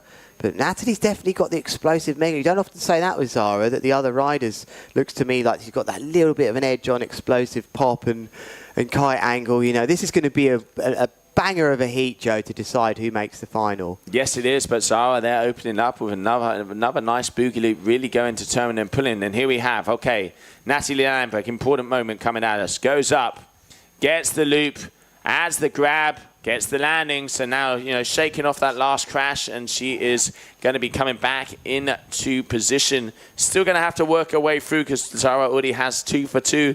And now let's see if she can make 3 for 3. Goes up. Oh, unfortunately loses the foot. Good effort of getting it back in, though. Yeah, that was well worth getting the foot back in there to just limit the damage on that move. Just the wave just broke a little early and pinged her out. So that is only the downside of trying to take off them waves if they break. But she's so used to this area and riding here a lot that was probably a 1 in 100 for her to go wrong. So Natalie Lambrecht, will she go for... Is she going to save the mega loop back roll to the end? For me, that's one of her signature moves here. She just got to stay calm and collective. She hasn't found herself too many times this competition down a little way, but there's still a lot of time left, Joe. It does also seem like when those clouds come in, it does seem a little bit gustier, but she's got a good amount of power there. That hand is on the edge of the bar. I reckon we're going to be seeing a kite loop coming at us, Lewis. Yeah, she's just finding the right back roll mega loop. It's huge. Yanks it through. Can she pull it out? Big butt check, maybe half points, Lewis. What do you reckon? Yeah, definitely. It wasn't as clean as you'd have liked. As meanwhile, Zara Hugenrad just works her way through the moves. Natalie just didn't find the kite didn't save her, really. And interestingly, when we get a nice tight shot of Natalie again there, you can see she's just got a bit of D-power in the bar. You can see that there. She's not on absolute full power, so she is getting something coming here. I think she is going to get a huge score. It actually will be quite rewarded here, Joe. We can see from the judges, I think this is actually going to be rewarded. It was quite an impact. But, yeah, you've got Zara on your screens now on pretty much full power. But there's just a little bit pulled in on the trim from Natalie, which keeps that leading edge pulling up nice and fast, not stalling the kite. And let's see. Just waiting for that last score to be dropped. But here we have Zara coming in.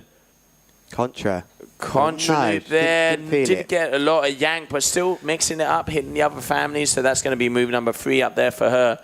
And now let's see how Natalie is going to be answering back. Yeah, that score hasn't been added to hers just yet. It is on our screens here, but not on yours. That's a big boogie. Will she get the kite to save her? Yes. Yes, that was a big move.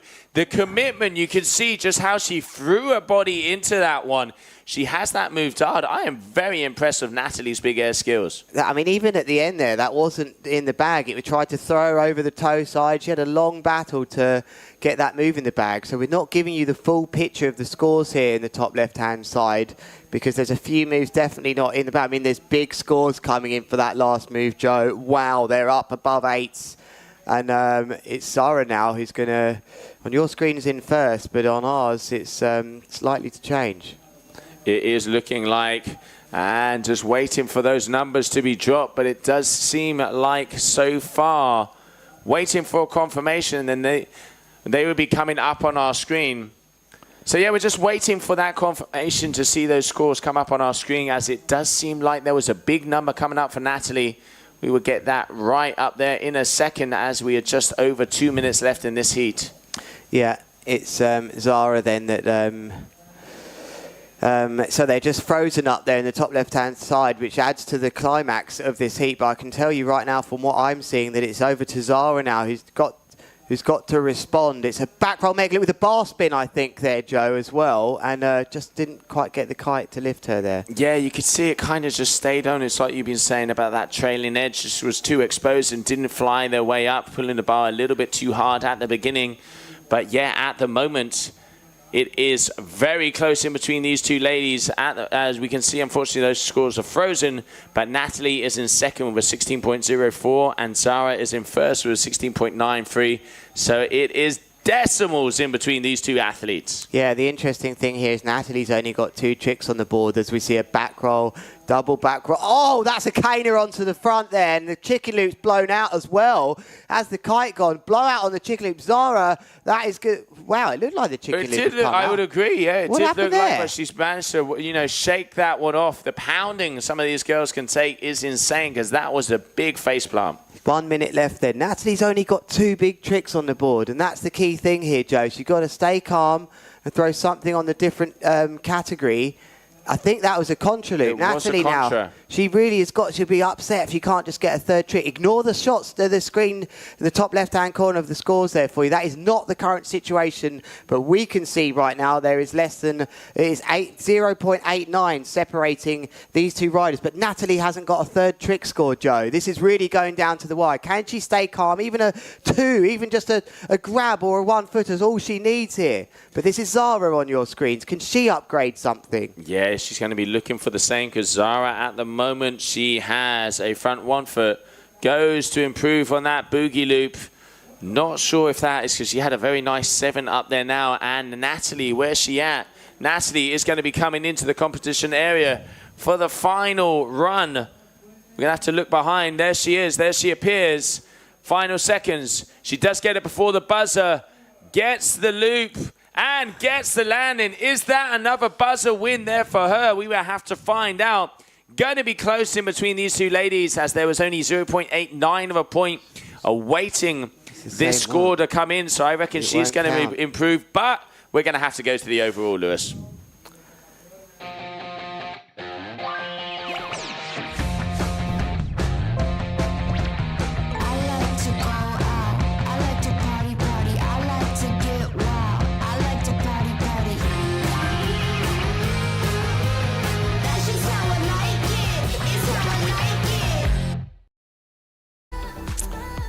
Okay, this is really interesting stuff here, as we do apologise we didn't have the scores for you. Yeah, you're right, Joe, actually. We're just looking, because to me, it doesn't look like Natalie had got 3 in the trick family, but she may well have slightly edged it on point. I don't know. This is going down to the variation, and it's a great hit, and you're seeing the replays right now, but for me, Natalie hasn't got a 3rd trick category, so this could be very close. Joe, it looks like a result or not? No, we're still waiting here to decide on an overall score, which this is going down to the absolute wire as these scores come in. But that was a great heat, Joe. It was a great heat, and with moves like that, look at the commitment into that boogie loop, and even almost bouncing out.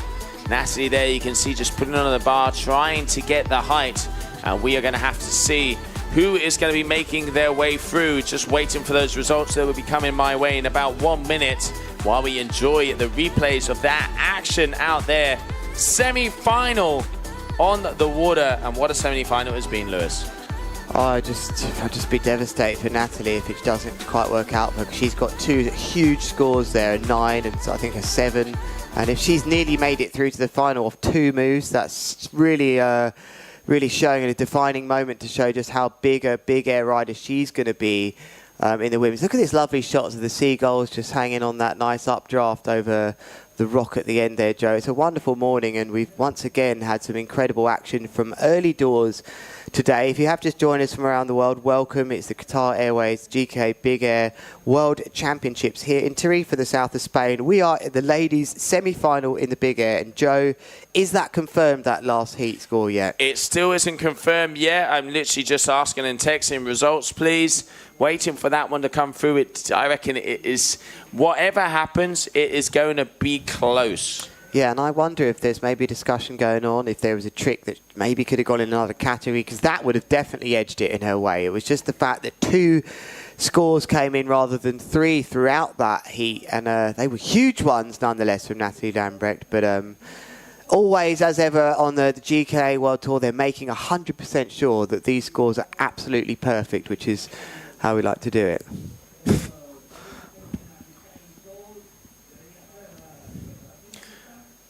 Okay, so second semi-final, Michaela Pickleton and Michaeli Sol. We get into this heat as soon as we have results. We will be letting you know to see who is going through to that grand finale.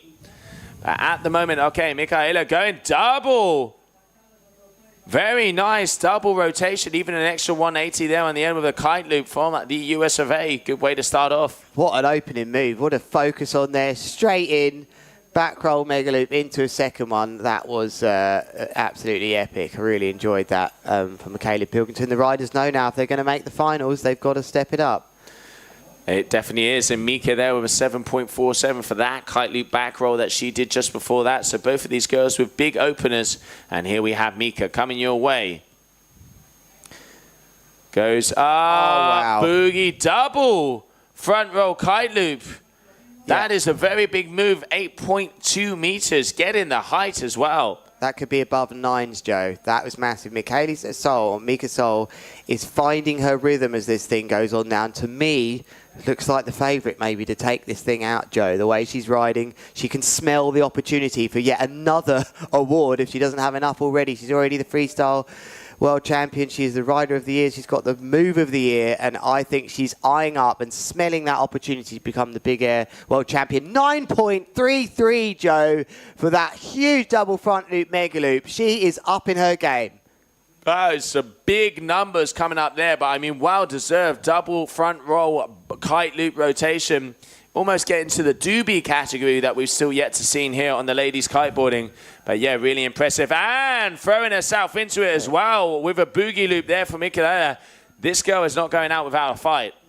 Yeah, she's got the moves. She had the opportunity to throw that into another one. I wonder if, yeah, the judges, how harsh are they going to be? I did notice with Aaron yesterday, they gave this a crash after 5-6 seconds of landing. Let's see if they do the same here, but she's up against it, Michaela Pilkington, and she'll think, what have I got to do to get to another final if Mika carries on the way she does? But we still want to update you.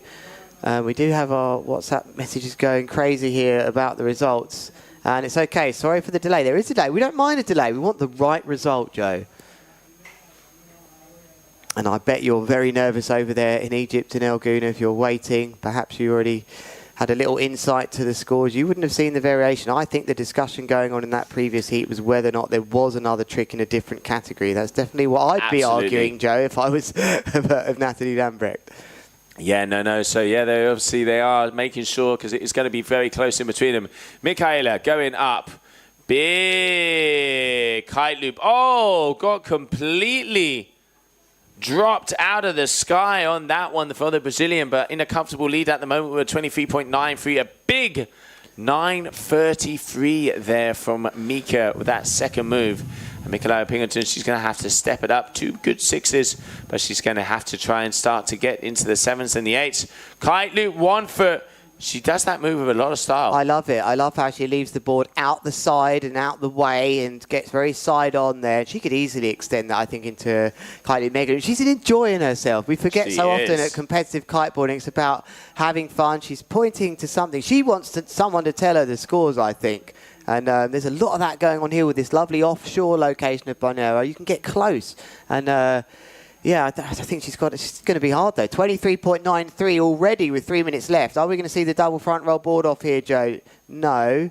Oh, Mika's starting to look for that handle in a kite loop. I reckon we might be seeing a kite loop board off attempt here from her. Here we have Pilkington. Good amount of speed, left foot forward. Edging up. We're going to have a move. Yes, we are. Kite loop late back. Making her way around. Interesting here, Joe, for me, is that most of the big air fleet on the Rebels here, and it looks like Michele's on a 3-strut, so maybe an Evo SLS, and that's maybe because it's got more of a tip to it. She's not into the more high aspect Rebel kite. She's a freestyler. She's used to something like a Vegas with that big enhanced tip. She's got a lot of feeling in the tip on her moves there, and that's what I've just seen out the window. Right, is she going to just get a standard board off in? Oh. Mega loop. Reach Going for the grab. Nice little grab there. I reckon, I'm going to say it, I reckon she's trying to aim up for the board off, mate. I think so. I think you're right, Joe. I think she must know she's got 3 absolute belters on the board. But we have to give a shout out to Michaela Pilkington here. She's only, just over 4.5 away. What can she be looking to replace here? 5.5 through the kite loop OF. So... that's Michele on the right. But what front roll board off, she's also got up there, so it's hard to improve on a lot of those scores. What about Michele? Sorry, Michaela is looking to improve on that 5.53, which was a kite loop 1 foot. So she adds that into the board off category or the kite loop board off category. But yeah, hard dids out there at the moment for both of these riders. But it is Mika Sol from Brazil who has the slight advantage over the rest of the fleet. She needs the board off here, Joe. I think that is hopefully what someone's shouting down to her. Look, just go for the Mega Loop board off. I mean, you never know, you might get a 10. It would almost be enough to overtake her if she did get it. But I think she's got to go for a Mega Loop board off here. Can you believe we're saying this is the semi-final, Joe, and this is where it's at already. So she's going right foot forwards now. So I'm not sure if she can improve anything this side to really come she's back. Going for it. Okay, goes up. Just a single board off. Manages to keep it together.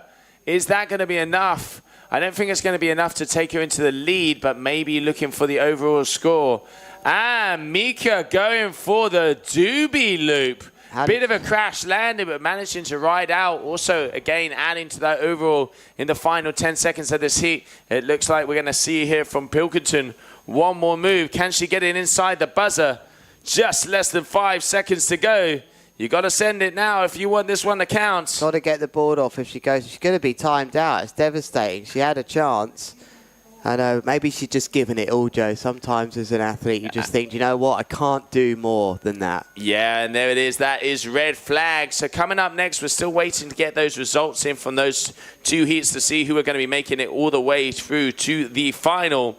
But also coming up on the water, we are going to be seeing the heat number 1 of the strapless men coming out there. I could just see Pedro Matos starting to get ready. And let's have a look. Pedro Matos is going to be going out against Jean Marcos Rivera and Keanu Mertens coming up next. Hi, Bixby. Turn on the freestyle. Hi, Bixby. Turn off the freestyle.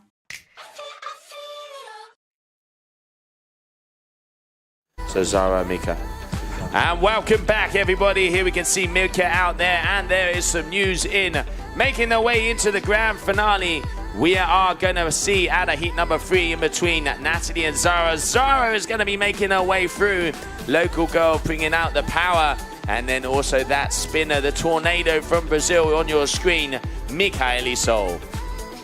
Oh, God, yeah, she just gets such good height. I mean, look at that for a powerful Mega Loop, and she's in control. We've got caned on the landing, and Michaela looks like she's kind of enjoying the crashes and the fun from the big air department. But there was a great performance from Pilkington, who unfortunately can't advance into another final before she won that event in the States. But she's demonstrated such a good awareness and control. I love her technique and the way she does things. Good hand right near the middle of the bar, keeping the kite, not moving too fast. She's impressed me here today, Joe. Absolutely. And now, and let's not forget, as we have that heat break, we're going to switch over categories. And it's time for the strapless men to be making their way out. The final category that we have out there. Look at that doobie loop attempt from Mika.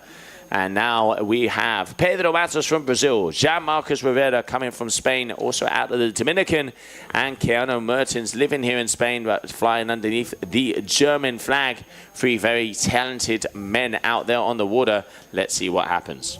Yep, we've got the strapless boys out there right now, and this man right here, Pedro Matos, ranked 3rd actually, and he's been really quite impressive. He's really worked his way up to become one of the big riders of the surf division. You know, and let's just remind you then that the rankings for 2021 included 2020 in Cape Verde as well, it was decided, Joe. So he is one of the top dogs now, is Pedro Matos, and I think he even beat Ayrton in Germany in 2021. You know, he knows how to deal with the big riders, and he's emerged into one of the top dogs as he just waits here as the green flag is up. Nice casual start into this. Over the seaweed he'll go. Yeah, no. I mean, Pedro definitely. I mean, and I remember the times Pedro didn't even like the freestyle aspect of the strapless. He was all about the waves and then starting to get together.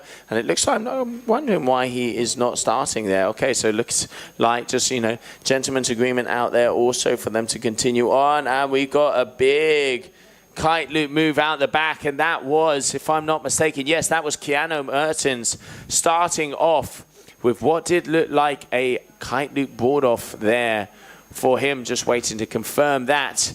And next up, it looks like it is going to be Jean Marcos Rivera powering towards. Okay, so Pedro. There we have, so that's Pedro. Goes up, kite loop, board off, and a nice smooth landing there for him. Not as high as Keanu, though. But, wow, that has to be one of the most casual starts in the history of kiteboarding. Green flag, just chilling down there, and you're sitting here thinking he doesn't know. Of course he bloody knows. He's one of the top 3 guys in the sport, starting off very controlled, but look how well they just gone straight. They barely had a practice, Joe. Keanu there with a nice back roll, board off, contra loop, adding up move number 2. And still waiting to see Jean Marcos Rivera, who looks like he's just on the side there, starting to go into the water. Just waiting to see where he's going to be. At the moment, it is going to be the youngster Keanu, who will be taking that advantage and moving forward.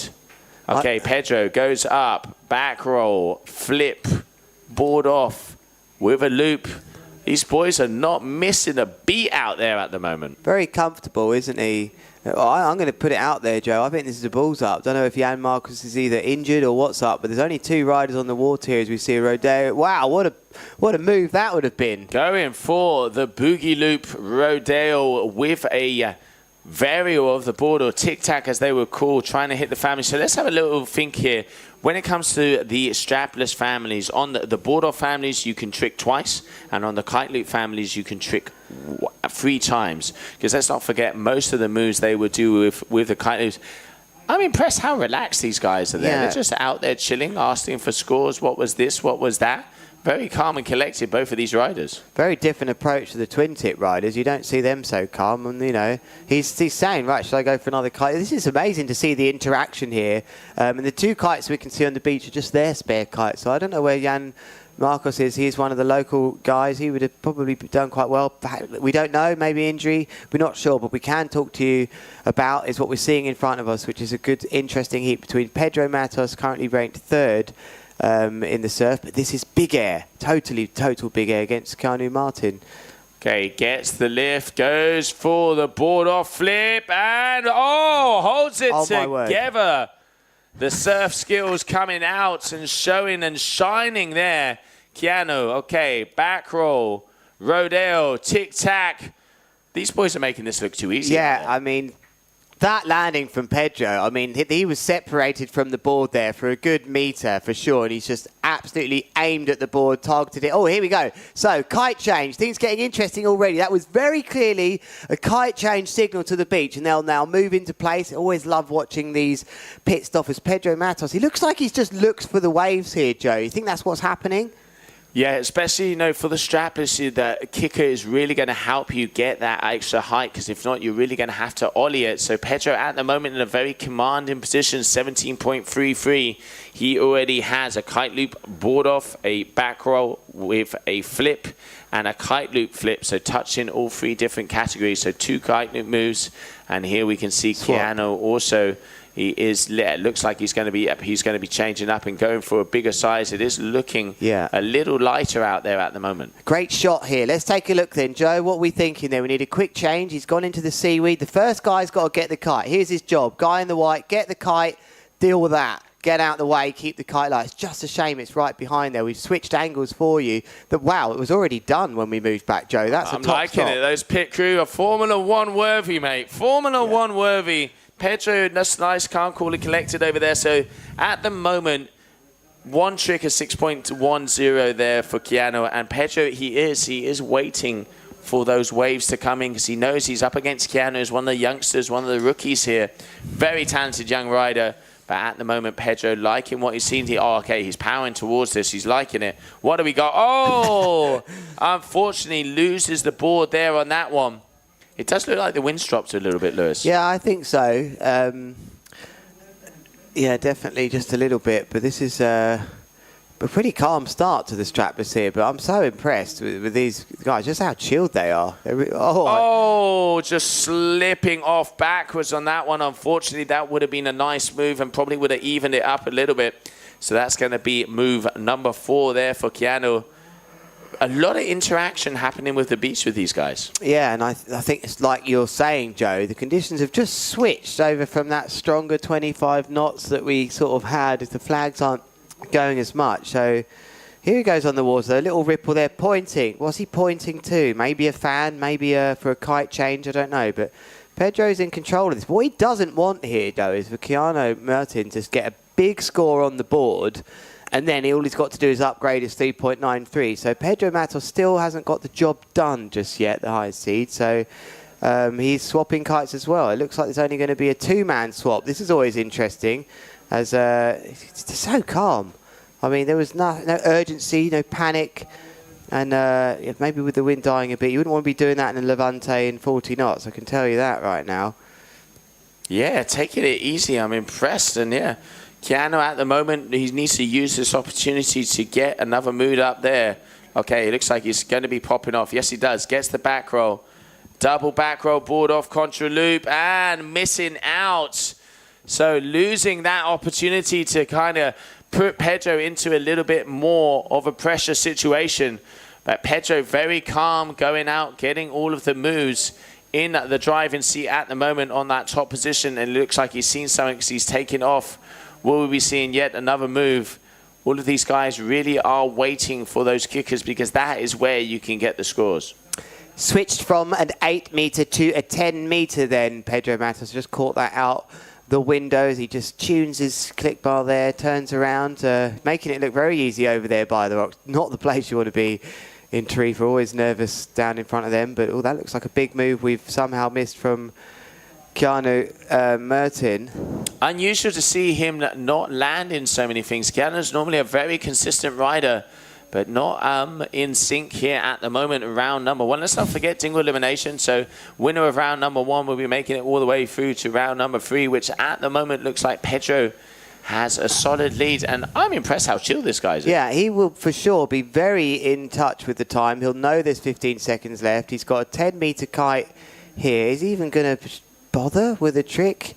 I mean, I don't think he's got time. I think he's...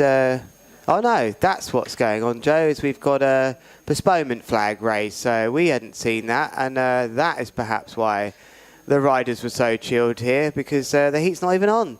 So yeah, that would probably be why, Lewis. Thanks for the information, guys. So we could just keep on talking, but still enjoying the action out there. So postponement flag in the air.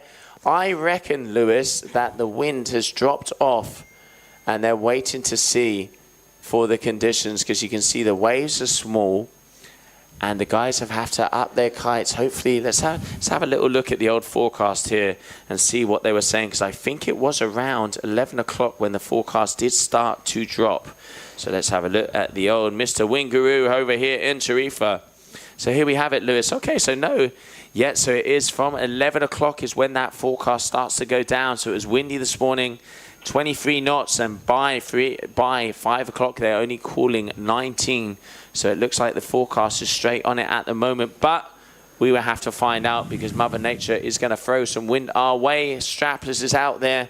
And I'm going to jump out of the booth, Lewis, and try and find out if that is correct and why we are on heat abandoned. Yeah, let's go to a quick break and we'll be back with you shortly.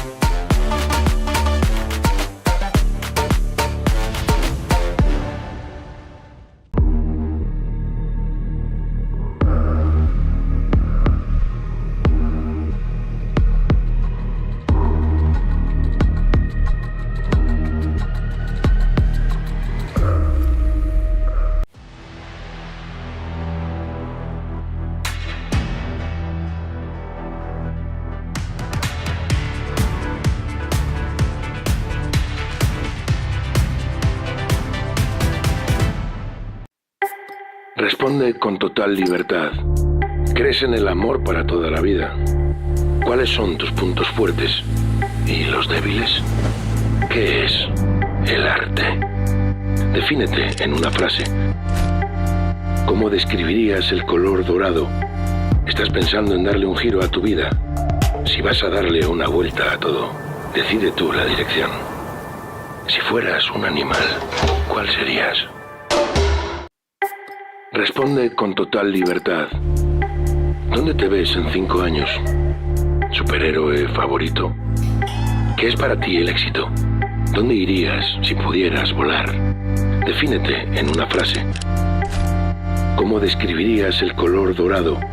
¿Estás pensando en darle un giro a tu vida? Si vas a darle una vuelta a todo, decide tú la dirección. Si fueras un animal, ¿cuál serías?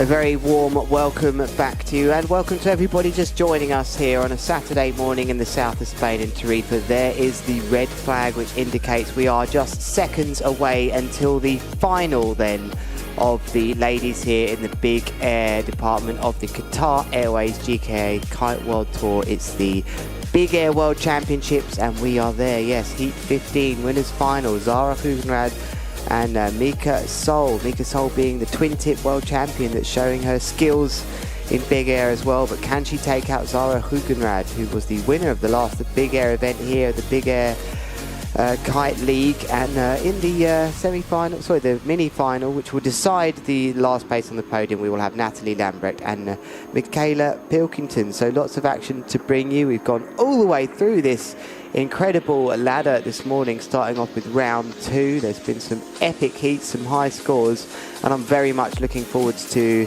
bringing you the action here in the final of the ladies. It's a yellow flag, and the wind looks like it's settled down a bit. We've got a bit of an interesting Levante today. It's on its way out, the Levante, for a few days, but it's still over 20 knots.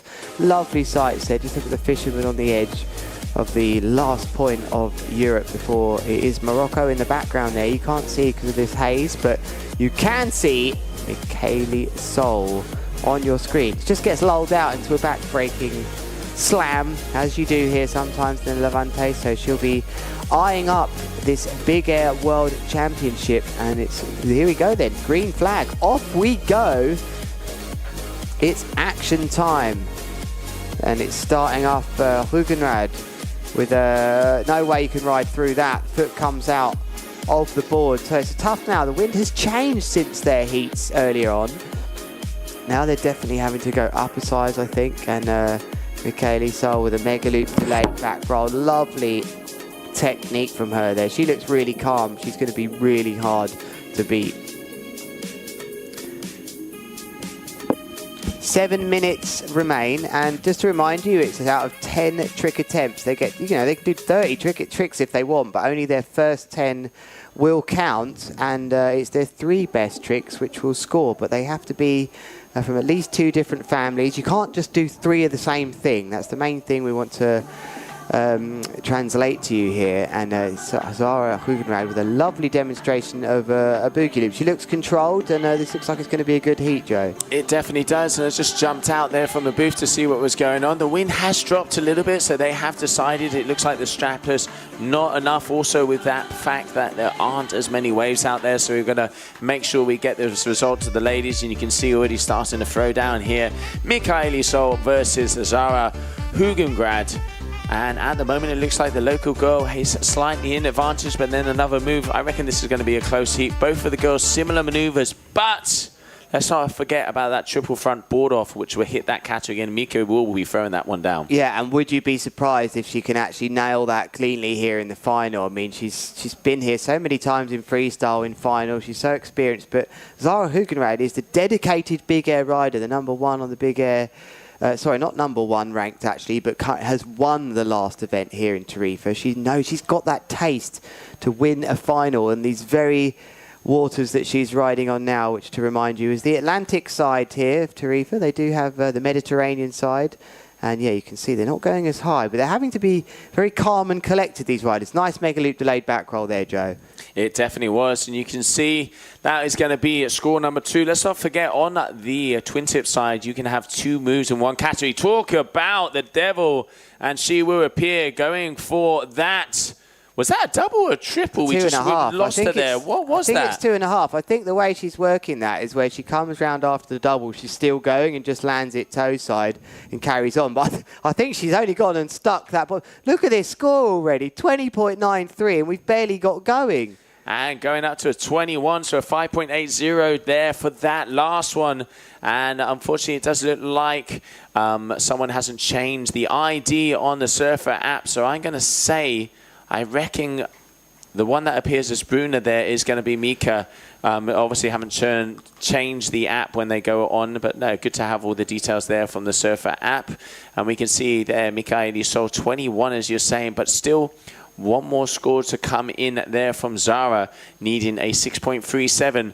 And looks like Mika, okay, here goes one more time. So it goes 1, 2, has got the height, comes around. Can she get it? Yes, she does. Wow. And that is a very nice landing. And right in the face there of Zara, who mega loops and grabs away. Big move there from Mikaeli. Yeah, nice reply really from Zara, but that really is, I mean, that when it comes down to variation, a 2.5 front rolls with the board off, that's pretty impressive. Jez Hangtime Jones is going to like that one if he's watching back home, because that is his sort of move, bit of style. So you have to be really in control of the kite and what you're doing there, and to adapt. She turned it into a 2.5 there.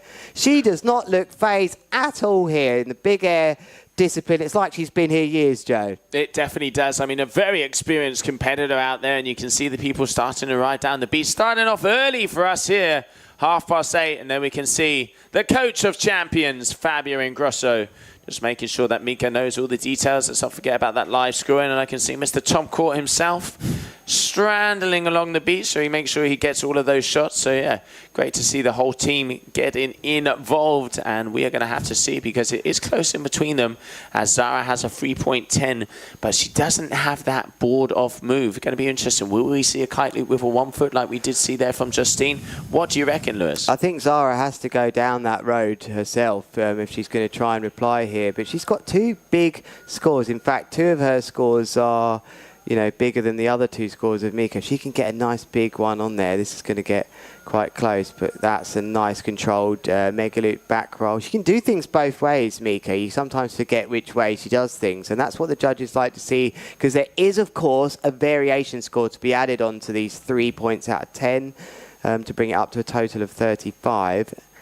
Not as high, that one from Zara. We can see that reflected in our stats. Only 18 metres of distance, 3 meters of height, but that is the wind a little bit coming into play. It does. Just looking over in the back here, it does seem like the wind's coming down. It did say that from 11 o'clock onwards, it would start to drop, but suppose it would hold out through the midpoint of the day, so hopefully Levante is going to stay with us. Final of the women's twin tip here with the Qatar Airways Big Air World Championship, and coming at you like a freight train, that is Mikaeli Sol, Rider of the Year, Move of the Year, and now going and getting a very nice back roll kite loop with a late back as well. So good move there from her. And let's see Zara Hudenrad making her way towards the boat.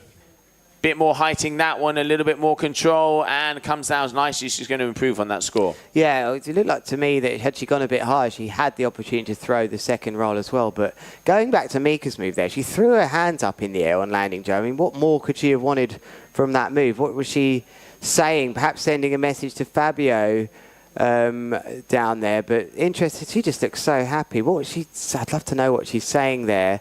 What was she going to do next then? So where's the 5.73? What category is that? That is it's the board off, the front roll board off. Yes, the board off. So can she do a kite loop with a 1 footer? I mean, the kite loops are definitely scoring quite high. If you look at Zara Hugenrad, she has got 2 7s and over for kite loops, but she needs to kick out this 3.10, Zara. Trying the kite loop board off. Wow. Did not see that one coming. No. That's where this is going now for these ladies, is that she really wants to know what's going on here. Lovely. Wow, look how easy she went upwind on that transition there, Joe. Just having a conversation mid back roll there, very controlled. But yeah, seeing a big kite loop board off attempt. Okay, looks like she's going to be, she's grabbing some speed. So we're going to see something right foot forward. What are you calling, Lewis? I think a variation is contra loop.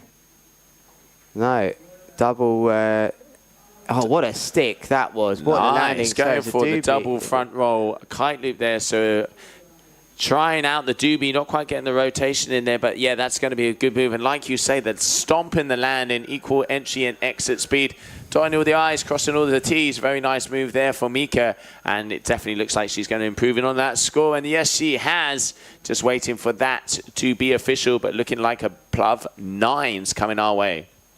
Yeah, nice move that. Very good understanding. This needs to be landed if needed to be a mega loop board off, I think. So unfortunately for Zara, I don't think she can come back. And that was a tough final, I have to be honest. They had a lot more wind early and it was just disappeared a bit. But you may well be looking at a world champion, also multiple world champion in the twin tip and the big edge pump. We're about to find out. There she is on your screen, not looking phased at all that she's just been in a final. And I wonder, surely she can't do it in the strapless department as well, Joe. Didn't do bad, did she? She competed in that as well. Yeah. Third position there on the strapless. And Michaela Sol waiting for those results to come in, but looks like she might edge Zara out. Is this going to be another World Championship title for her? We will soon find out. Fabio looks pretty relaxed. Hi, Bixby. Turn on the freestyle. Hi, Bixby. Turn off the freestyle.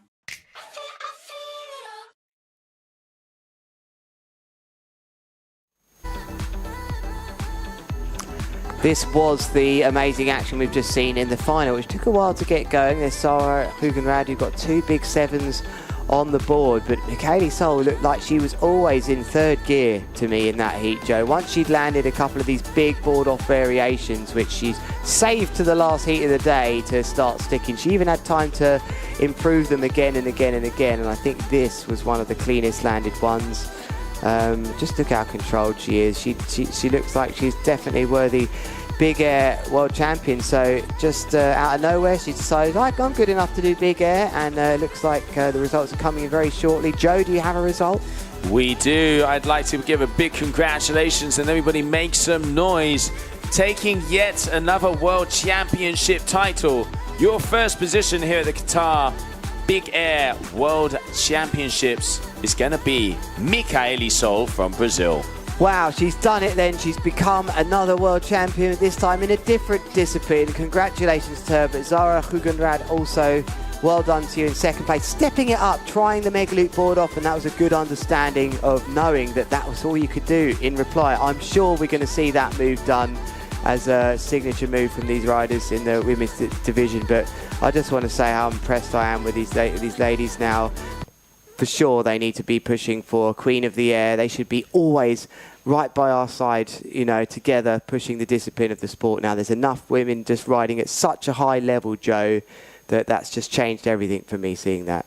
It has, and yeah, Queen of the Air. I think the last Queen of the Air was down in Maui, and that was won by Susie May. So it's we're really going to look forward to try and see that coming back, because the girls, they are pushing, and they are pushing hard.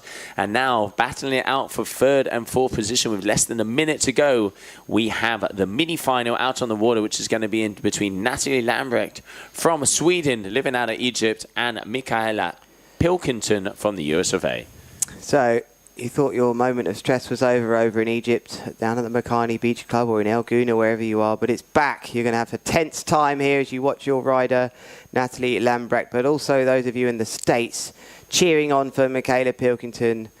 It's going to be nail-biting time for you now. She's been brilliant. Both these riders, in fact, have been absolutely brilliant here, and that's a nice... Wow, what a start. Double back roll, mega loop, and lands it, Joe. That's a great start from Michaela. That is definitely how you want to have an opener, and Natalie just making her way out there on the water, getting rid of a little bit of the seaweed there.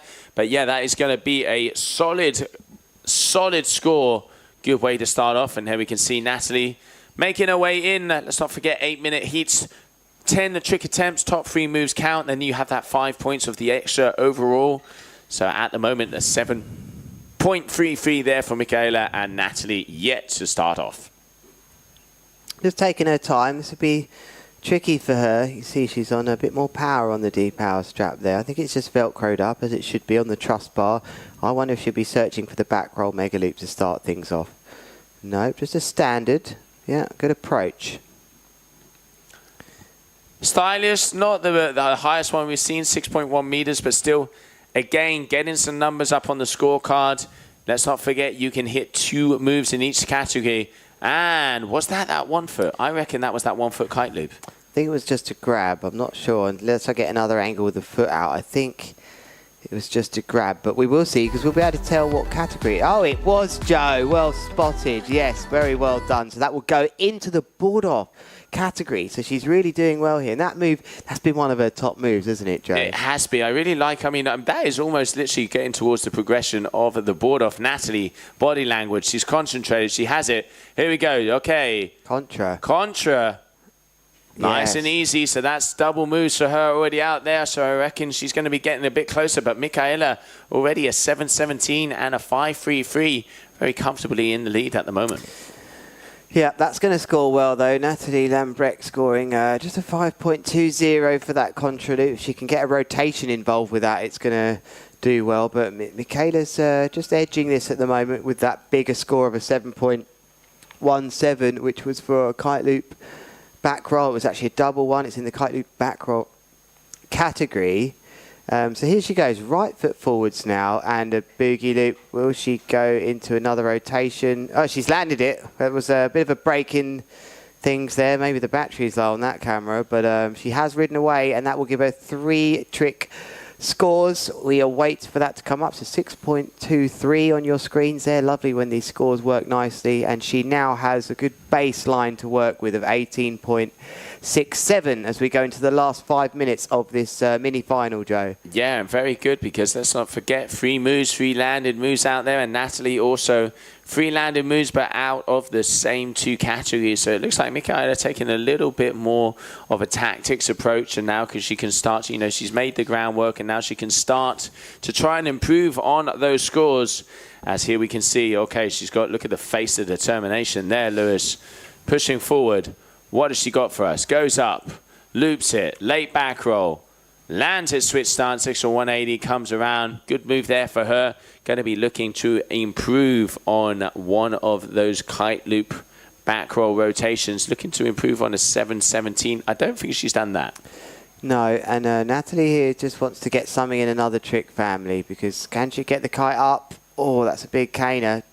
That's going to hurt that one. Always the trouble with that boogie loop, if you've got that style where you like to pull and cheat the bar in, which I love to see in these conditions, the kite just doesn't want to climb back up. So Natalie's got to recover from that one. That would have been quite a hit, but she looks okay. And this is falling into the hands then of sort of the smaller rider here, Michaela Pilkington. She's got a great centre of gravity with her moves, and I'm enjoying watching her today. Here she comes in, just pumping the water there, just to get a feel of the wind. Hops off the water to release the friction, and there is another mega loop with a 1-footer, and that one we saw clear as day, Joe. Will she upgrade her last one? We'll have to find out. A 5.2 to upgrade it. I reckon she will. There was a little bit more extension. There was definitely a lot clearer out there. And now Natalie, she's going to have to start up her game. Is it going to be a boogie leap, or is it going to be a back roll?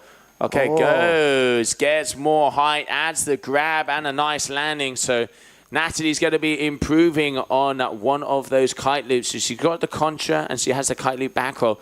Hitting the same families. If I was me, I would try and get that 3rd family in and then start building so she can be closer there on the points. But everybody has their strategy out there, and we're soon going to find out what scores are coming through. At the moment, your current leader there on the screen from the US of A, Michaela Pirkelsen, who heads to the right starboard now. But just what you're seeing there is 2 trick attempts from Natalie, only scoring. She has done 4 or 5, but they're all in the same family. She's got to start hitting the other families now if she's going to get on board with this. And that's a boogie loop, got a bit pulled out of sorts for me, that one. But the kite's gone upwind. It's a devastator. It's a Hindenburg here, Joe, and the kite has gone upwind. A bit of drama. She's got enough time to grab it if she wants, as it goes past her. Here's the drama moment. This is big. Now, this is sensible. Can Natalie ride out of this? She can. Very nice. And now the drama starts to hit us here in the last event of the twin tip women in the mini-final, Joe. That is the sorry scene here, but I think she might get away with it. She might get away with the lines. I wonder if they're going to be crossed, because if they're crossed, you're not going to be looping. So it does look like they're separated, though, so she might have got away with that.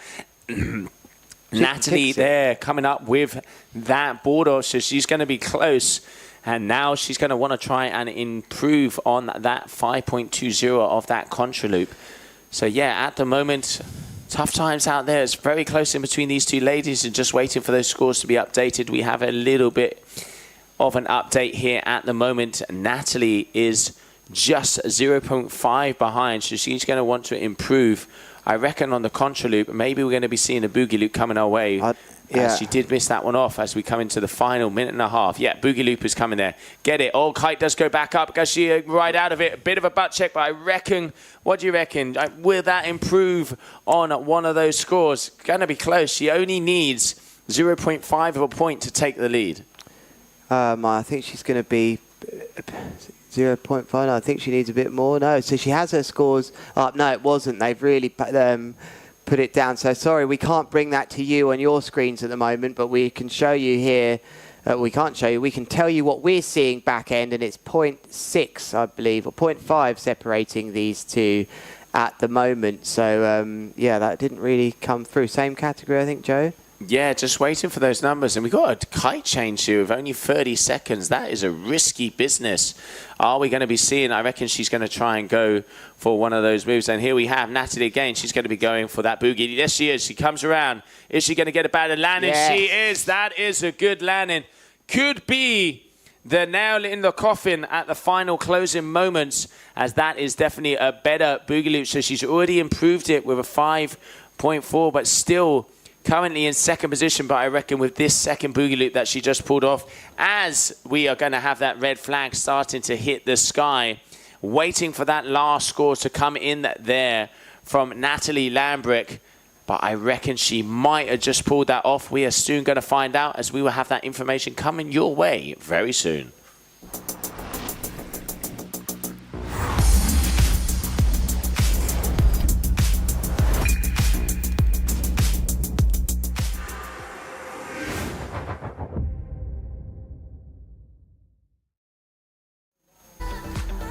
And we are going to take a look at those amazing highlights from a very interesting mini-final to decide who will be on the podium. Scores are coming in, and we do have a result, and very much that last move from Natalie might have made a massive difference. It has, Joe.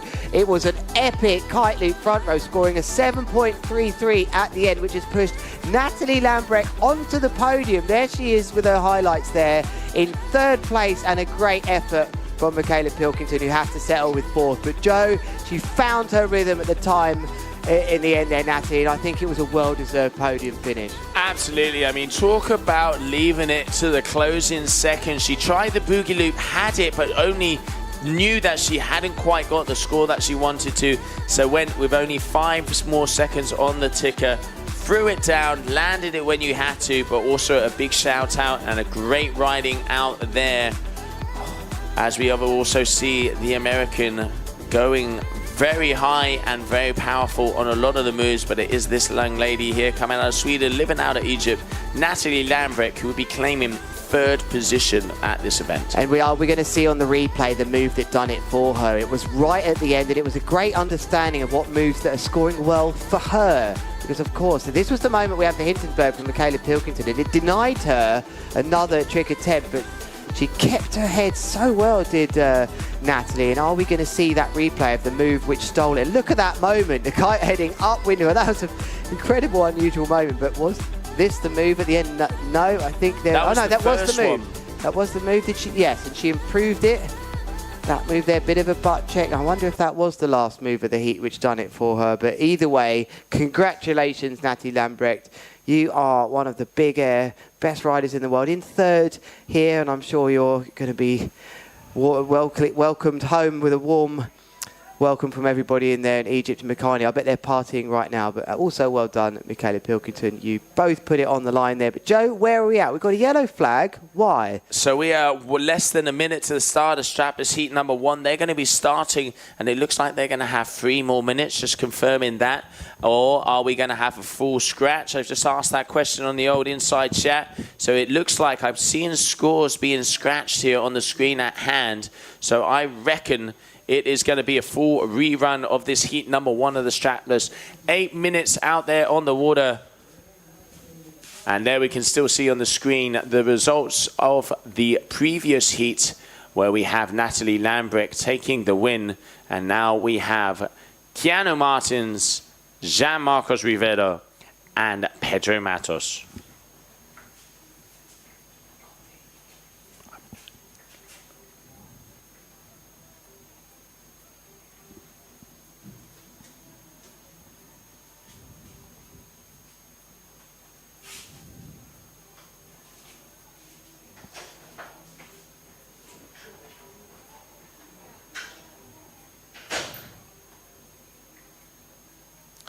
Okay, so on the screen at the moment, we saw Keanu Mertens was going for one move out there. And is it going to be enough? As he is up against Pedro Matos. And I'm just looking out the screen. I can see, yes, I can see a green flag. And I can also see both Pedro and Keanu in the water. They are just waiting to see if that kicker comes along to be able to help them out. Yeah, at the moment, still yet both of these riders to have one move.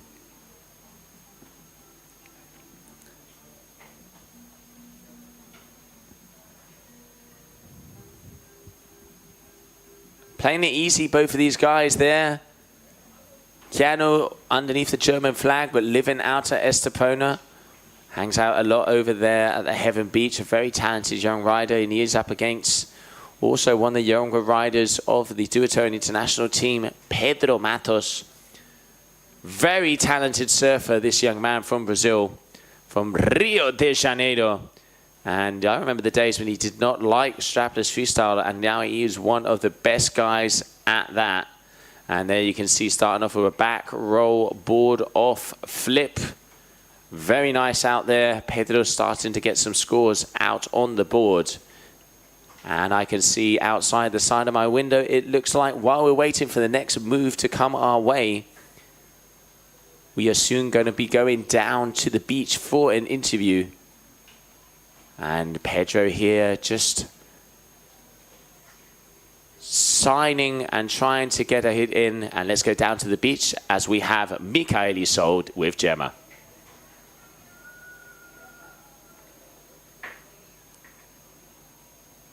All right, Mika, amazing. Another world championship title in the bag. I've lost track of how many you've got now, but tell me how your whole experience was today. It was really fun. I just went out there and tried my best, and in the end, I guess, I just went out there and just tried like a few new tricks. I had never done a doobie before. I was just like, why not? It's a double front roll with a loop. Might as well do it. I can do the boogie, basically the same thing, right? But no, yeah, I just had a lot of fun out there. All the girls are riding like crazy, and the level's really being pushed. And I think from last year to this year, everybody's really just been racking up those big air tricks, and it was hard catching up. Well, in the short time span that I had, it was really hard. I was just out there just like, okay, let's go, I can do this, and I guess it happened, right? What do you think about the future of the big air discipline? Do you see it going in a good direction? I feel like big air is a really good like discipline for the public to watch because it's easy. It's like, oh, this guy went super high, it was insane, it's super good. Really, like, it's a crowd sport. I think it's really cool. And yeah, I really see it going far ahead in the future, and I hope it grows as a community and kiting grows with it. Amazing. Mika, thank you so much. Congratulations on yet another world champion title. Amazing job. We're going to get some of the other girls over here. Come on in, girls. Come join us. We have our other finalists here. Zara, hello. Amazing result for you as well. I'm How did the super heat go? Have you enjoyed the competition? Yeah, it was super nice to send it with all of these girls. I really, really enjoyed. Such a cool experience. How does it feel to ride here at Balneario Spot? You're obviously very familiar with the location. Yeah. Was it nice to compete here? Yeah, I really love it. It's like my favorite spot, so it's super nice. Amazing. Congratulations, Natalie. Amazing result from you here as well. You're riding super well in big air now. Are you enjoying this whole discipline? I love so much. It's like all so new to me. I used to do a lot of old school before, but not a lot of loops. So like it's so much fun, and you get so much good adrenaline, and I've been enjoying it a lot. Fantastic. Congratulations on your amazing result. Michaela, it's super nice to meet you here. Great to have you all the way over here at this event. Have you enjoyed the experience? I really have, yeah. This is my first time kiting this spot, so it's been a lot of fun to finally kite the famous Tarifa, and it's awesome to send it with these ladies too. They're all crushing it. Will we see you at some more GK events, hopefully? Yeah, that's the plan. Hopefully in the future, if we have some more big air events, I'd love to join, so. Amazing. Thank you, ladies, so much. Congratulations, all of you, on an amazing performance. And now we'll hopefully move on with the strapless men. Thanks a lot. Thank you.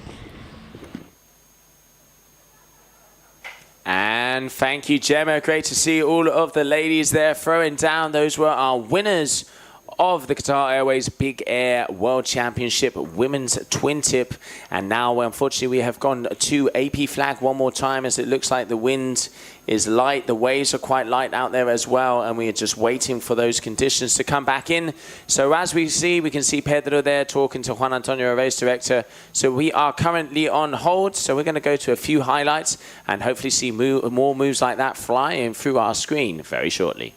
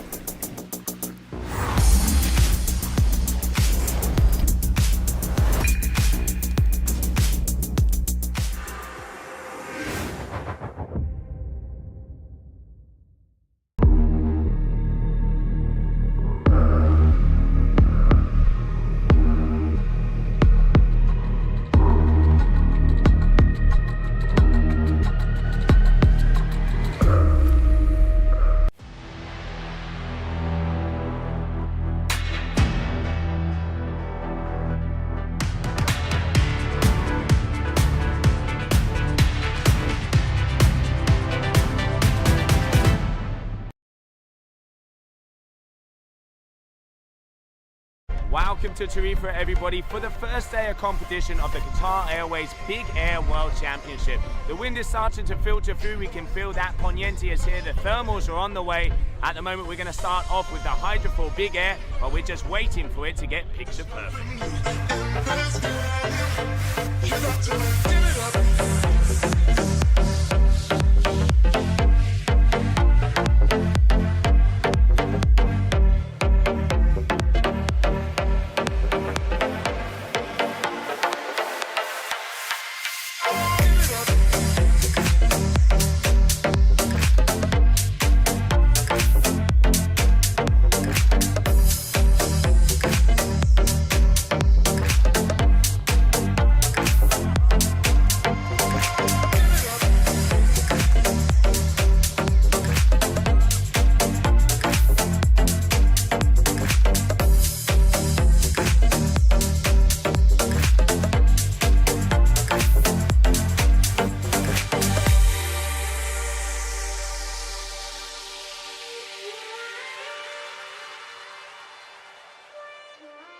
Wow, Lewis, what a first day of competition here at the Qatar Airways Big Air World Championship. We started off with a hydrofoil. That was absolutely amazing, Joe. It's the first time I've seen that live, and we had only 20 to 24 knots maybe, and what a spectacle it was. It really shows that this discipline can grab people's attention for big air. They were going massive.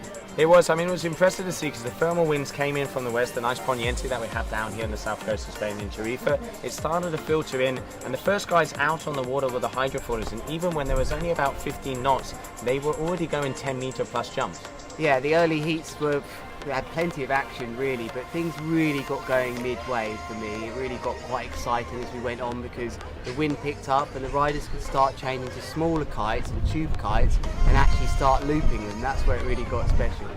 Yeah, and then it got to about 1 o'clock in the afternoon and the green flag hit the sky and we started off with the heats. We had 7 riders out there, some of the best hydrofoil freestylers that we have, and let's not forget we had the current world champion Charles Brodel in the water. Yeah, and it wasn't the easiest route through for him today. He had to go up against the other rider that was seeded second, and that was hard for him. There was definitely an easier route maybe to go through, but riders like Alex Soto, ones we know from freestyle in the day, had a really good day and got all the way up to the semi-finals. Maxime Chablos was very good as well, showing just how good he can transfer his freestyle skills into that. Yeah, he had the only handle pass in the heats, and there was lots of exciting moments. Yeah, one thing I really liked was you could see also that you could see the board off, you can see the extension and kind of bring in the old school and the new school. But then as we kind of went through the competition, as soon as round 3 started and then the semi-finals, you could really see loops were coming into contention. They were. I mean, earlier on, Finn Flugel, the rookie of the year, he was a bit unlucky, but he showed just how much how capable he could be. But really, as we got into the semis and the finals, it was about 2 people today. It was Jamie Overbeat, who is one of the best big air riders, just showing what he could do. And of course, he had to go head to head in that epic final with Charles Brodel. Yeah, and I mean, talk about get the gloves off, and it was knuckles out there because they went off, both of the guys on the buzzer. Bang, we've seen Jamie hitting about 18.5-meter jumps. Let's not forget only 22 to 23 knots out there. And then Charles Brodel, Mr. Smooth. Yeah, he really kept it together. He had a hard way through today, and I think he saved the best for last. It was a bit unfortunate for Jamie, but Jamie did get a 10. You know, remember that moment where he got a 10 for that late back roll where he was coming down and then got another uplift, and on our data there it was absolutely amazing. He had over sort of 11 seconds. It was pretty special, that jump, but he just couldn't find the rhythm in the final, so unfortunately had to settle for second. Yeah, but you know, taking the win, Charles Brodel, the champion here of the Qatar Airways Big Air World Championship of the hydrofoil discipline, taking the crown in Tarifa, and it's looking like on Tuesday there's going to be a bit of a wind. Hopefully that Levante, that cross offshore, is going to come in, blow in and get everybody out on the water. Yeah, I think so, Joe. We look forward to seeing you then.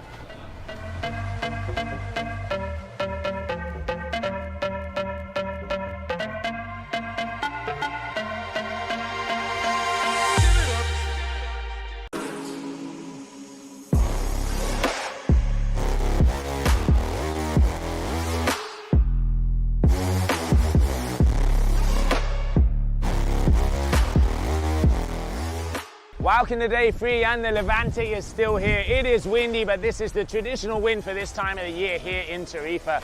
Continuing on with the men, It has been ridiculous, the heights and the tricks we have seen from these guys. We've seen highlights in the quarters, guys like Oswald Smith. We've had Kimo Mudmud from Egypt hitting one of the biggest scores of the day with a kite loop board off.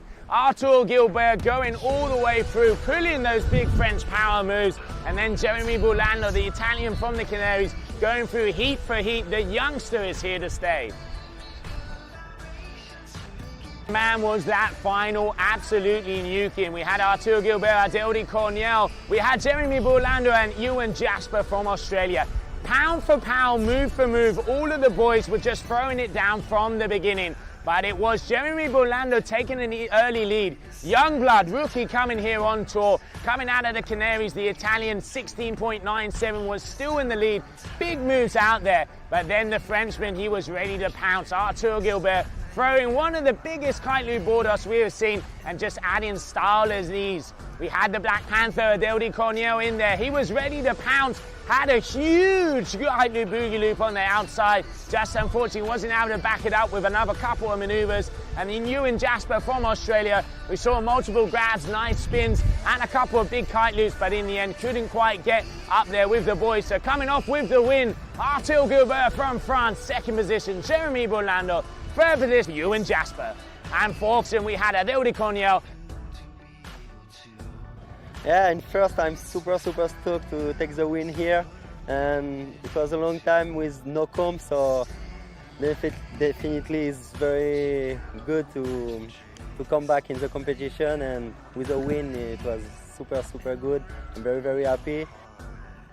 Then it was time for the girls to come out on the water. The conditions, the extreme conditions here in Tarifa, they have been holding down. It is incredible to see how they are pushing the envelope. They have no fear. We saw Mikiali Sol, current world champion, triple front rolls with board off. She was doing boogie loops, pulling the kite loops, showing her dominance of the sport. Then we had Pepper Van Essel, the powerhouse from the Netherlands. You can always see the smile, pulling off some of the biggest kite loops we've seen here in the competition. Hannah Whiteley, when it is strong wind, she was always a girl to be beaten. We saw her doing a couple of big board offs and some kite loops, making her way through the ranks. And then also, let's not forget, Rita Arnaus, Mr. Consistency, coming from Catalonia, putting off one of the biggest back roll kite loops we've seen to date. In fourth position, we had Rita Arnaus. In third position, we had Hannah Whiteley. Second position, Pippa Van Essel. And the queen of Tarifa, Mikiali Sol.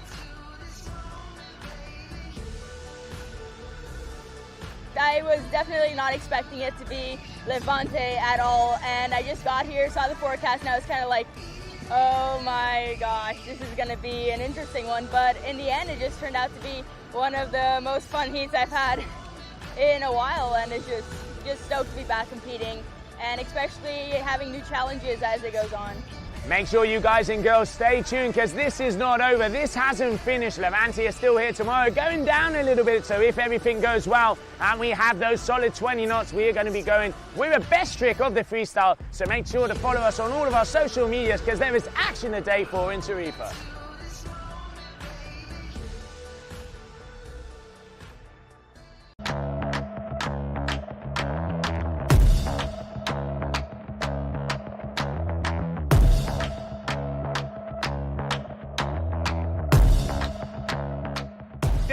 Competition here in Tarifa. The name of the game was windy. The traditional cross offshore wind, the Levantera, blowing 40 to 45 knots, and the guys and girls having to deal with it out on the water.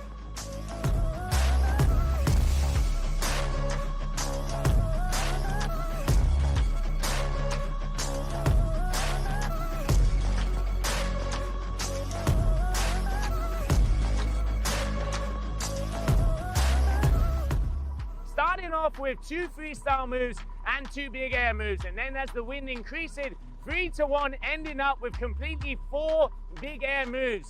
This is the new format of competition, adapting to the conditions, and man, were the guys and girls going high.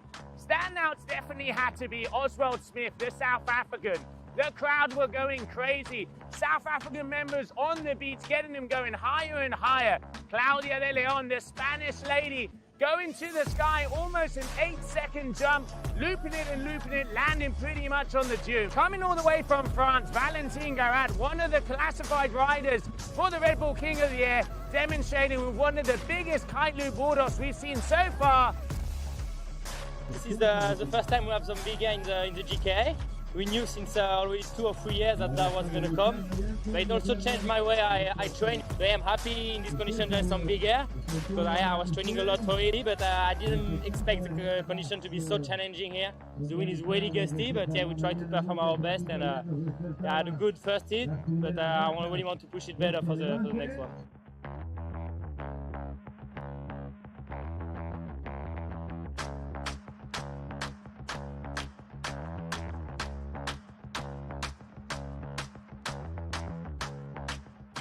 Strong conditions here in Tarifa, and looking forward as we've made it all the way to the semi-finals of the ladies and all the way through to round 4 of the men. Tomorrow it's going to get windier. Make sure to get some stones in the pocket. Stay tuned. Follow us on all the social media. Day 3 coming at you tomorrow.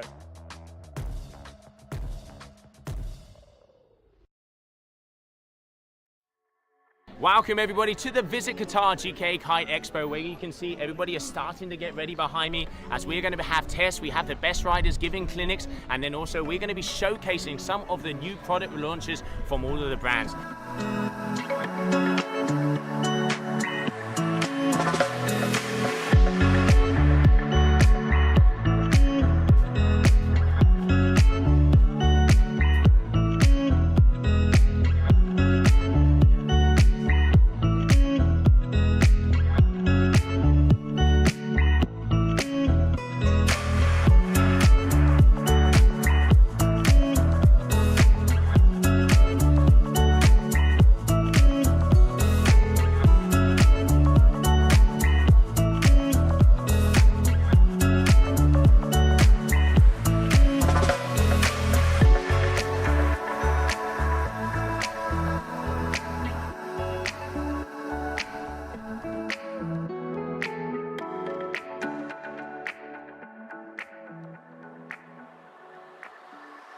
People are going to be testing all the gear, getting all the information about the new products, and see what it's all about. It's a kiteboarding sort of simulator with VR goggles, and you can experience Carlos, the dude and team rider, jumping off a huge cliff.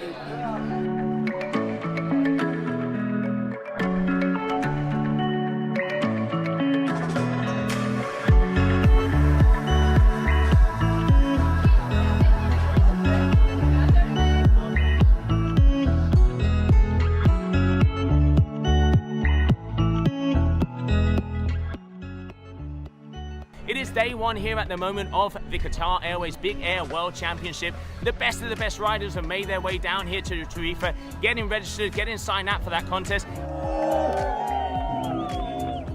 Gotta go to Qatar, man. Business class.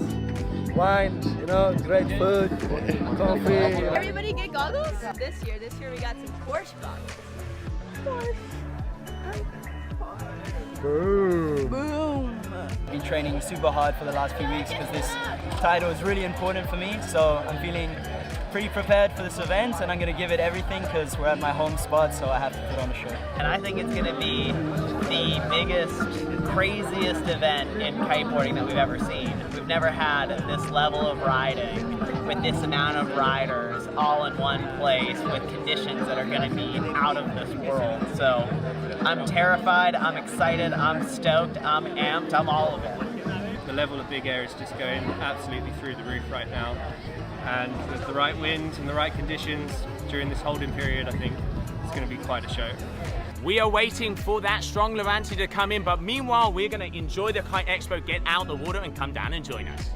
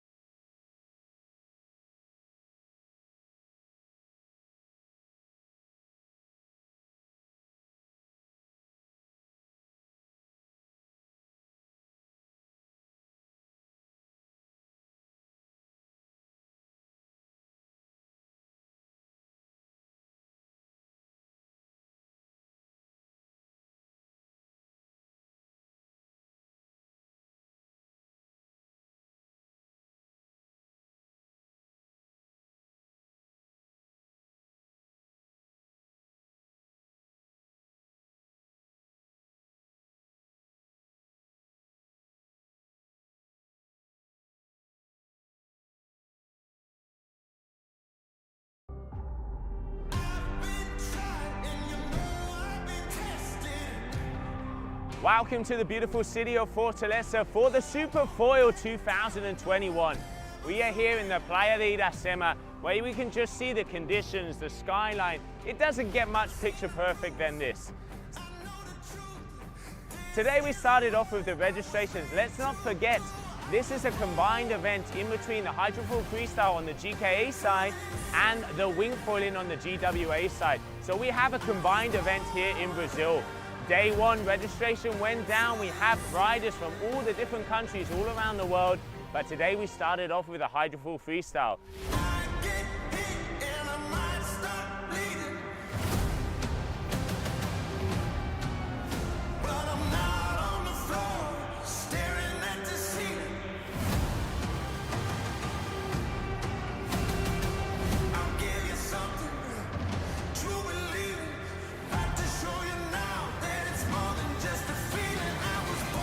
We saw some of the guys going out strapless and then some of the guys going out with straps. There's two paths at the moment, all of them stuck into one big situation, one big combined discipline out there, and the judges are having to see what tricks are what goes where.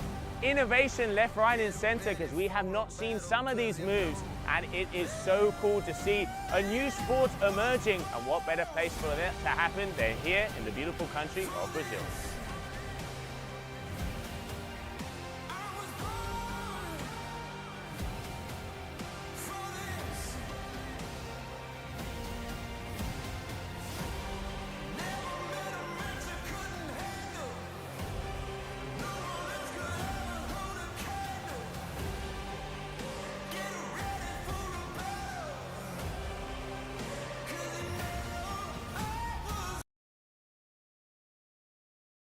Well, feel a bit stressed. Been long here without any world tour. It's been a long time coming. A lot of emotion building up, and yeah, I'm ready. It's gonna be nice. Finally, hey. You don't know what other people have been training, and yeah, so let's see. Now we're here in Germany, Silt. It's freezing though. I don't kite in a wetsuit at home, so it's a little bit different, but the conditions are not really easy. It's very different conditions from what I'm used to in Brazil. I mean, the wind is strong and we have some small waves, so yeah, I think we're gonna have a good event.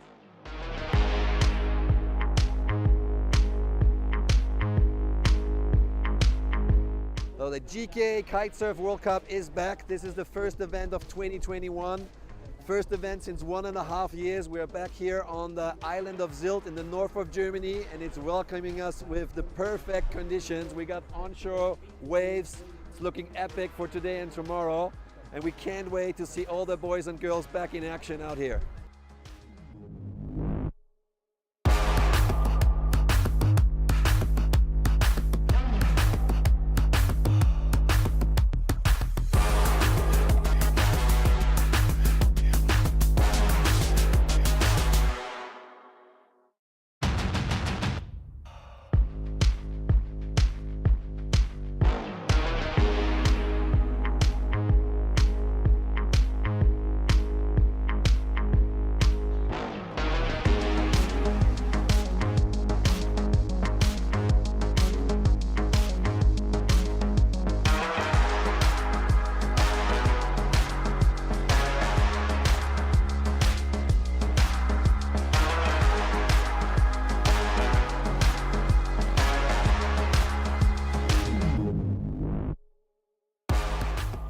The absolute highlight of the day has to be James Carew. He's been scoring the highest scoring heats of the day. He's been throwing down some insane tricks, showing us all the tricks in his repertoire, and also finding some amazing waves, smashing it up like no other. We're so excited to see what he's going to throw down tomorrow and hopefully surprise us once again. And meanwhile, on the women's side, we've seen Capucine throw down some tricks that we've never seen before down on the women's side of the tour. So we're now through to round 5 on the men's division, and we're into the quarterfinals in the women's. We got an action-packed day ahead of us, and we're so excited to see what's coming up. So stay tuned.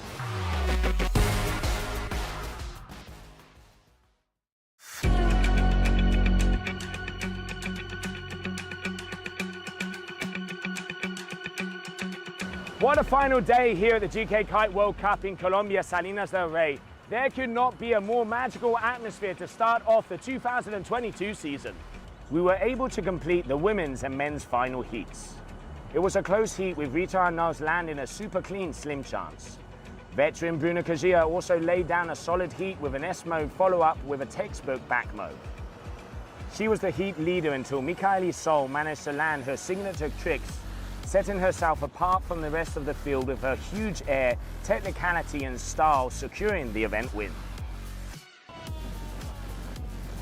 In the men's final, Jean-Maria Cocoluto went huge. He landed a slim 7, scoring a 9.20, the highest score of the heat. Unfortunately, he couldn't land a 4th trick and therefore ended up in 4th place despite an otherwise killer performance. Colombian Juan Rodriguez was feeding off the crowd with fluid riding, mixing power and style to claim 3rd position.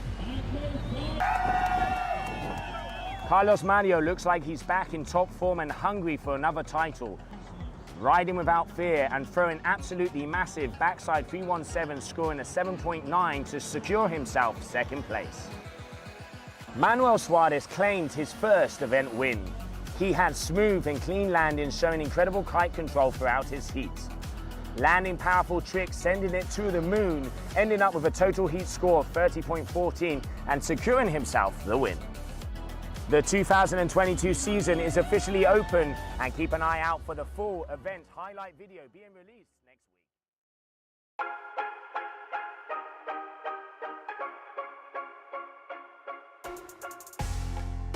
Looking good. We got some waves, we got some wind.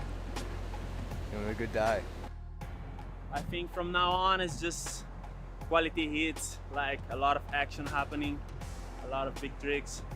So I'm excited. I'm going against Ayrton, so it's gonna be interesting. Waves are good, connecting all the way down to the beach. The wind's already starting, so I think we're gonna have a good day of competition. Day 4 in Dakar. Wind was up and down from the early morning. The waves were there, it was starting to pill from those first hours. And as the day came through, we were able to see as it was increasing. Started off fluky, had to cancel some heats. The idea was as soon as those conditions came in like they did in the afternoon, we were gonna go all the way through, because if we got to the quarterfinals, there was a first possibility at a world champion if James Carew won that heat. And then on the ladies' side also, if Perry Roberts would make it through to the semifinals, she would also be world champion. We just had a 3-hour heat with 3 different restarts. Every time we went on the water, the wind died, but it looks like it's back now, so hopefully for the next one, it will be okay. So definitely the highlight of the quarterfinals was James Carew, because in his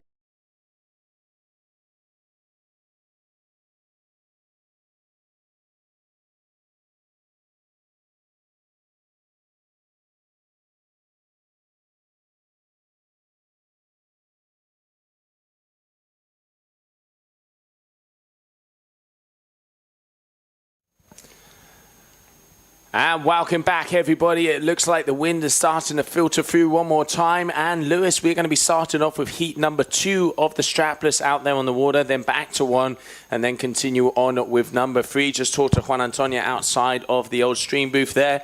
A little bit of a white horse is coming through. Is that because of the sun? There was a kind of, the tides have changed as well. You know, there's always a lull when you have a change from low to high tide. Hopefully we'll be able to push and we'll be able to get this strapless discipline on a roll. Yeah, there is Ayrton Cozzolino in front of us here, one of the main men. I wonder if he goes out backwards here just to get the fins out of that seaweed. But yeah, it's good to see that the wind's returned a bit here and we can get this, the final discipline underway. So coming up next, we are going to be having Ayrton Cozzolino, Lorenzo Casati, who came in third on the twin tip also, and he, in fourth, he came on the twin tip yesterday, and then Gabriel Benetton. That is going to be the three riders that are going to enter the water first. So Lorenzo Casati, Gabriel Benetton, and Ayrton Cozzolino are going to be trying and going out there on the water. Looking like I can hear a little whistle coming through the old stream booth. That's always a good sign with the Levante. And hopefully we'll be able to get this one started. As I can see, red flag in the sky, less than 3 minutes. And nice shot there of the flag team. Big job that, Joe. People underestimate how important signals to the riders as to what's happening. We had a lovely explanation of the flags today from Juan, the Juan and only Juan, who loves to really make nice and clear messages to the riders. He's all about clarity. And the flag of the day that we were talking about was the L flag, which you can't quite see there. Is that it's the black and yellow in the background, which is logistics flag. And if ever that's raised, then you must come and find out, because something has changed. But only can that be raised 2 heats before the implementation takes place. That's how well he's explained it. Even I remembered. But there is the yellow flag, Joe, which more importantly means we're less than a minute until the start of the action. And let's have a look. Let's not forget on the strapless families, when it comes to the kite loop category, you can trick 3 times. When it comes to the board off, it's 2 times, and then it's 1 in the rest of the categories. You've got the single jumps, you have the rotations, you have the handle passes. Riders, they have 10 trick attempts. Top 3 moves count, and then they have the overall score. So the perfect score would be a 35, 3 10s and the 5 from the overall. What the judges are looking for, they're looking for variety, they're looking for speed, power, quality versus quantity, and green flag in the sky only means one thing, Lewis. It means the riders are off in these, let's be honest, tricky conditions. What's that? It's a big kite. Is that a 12?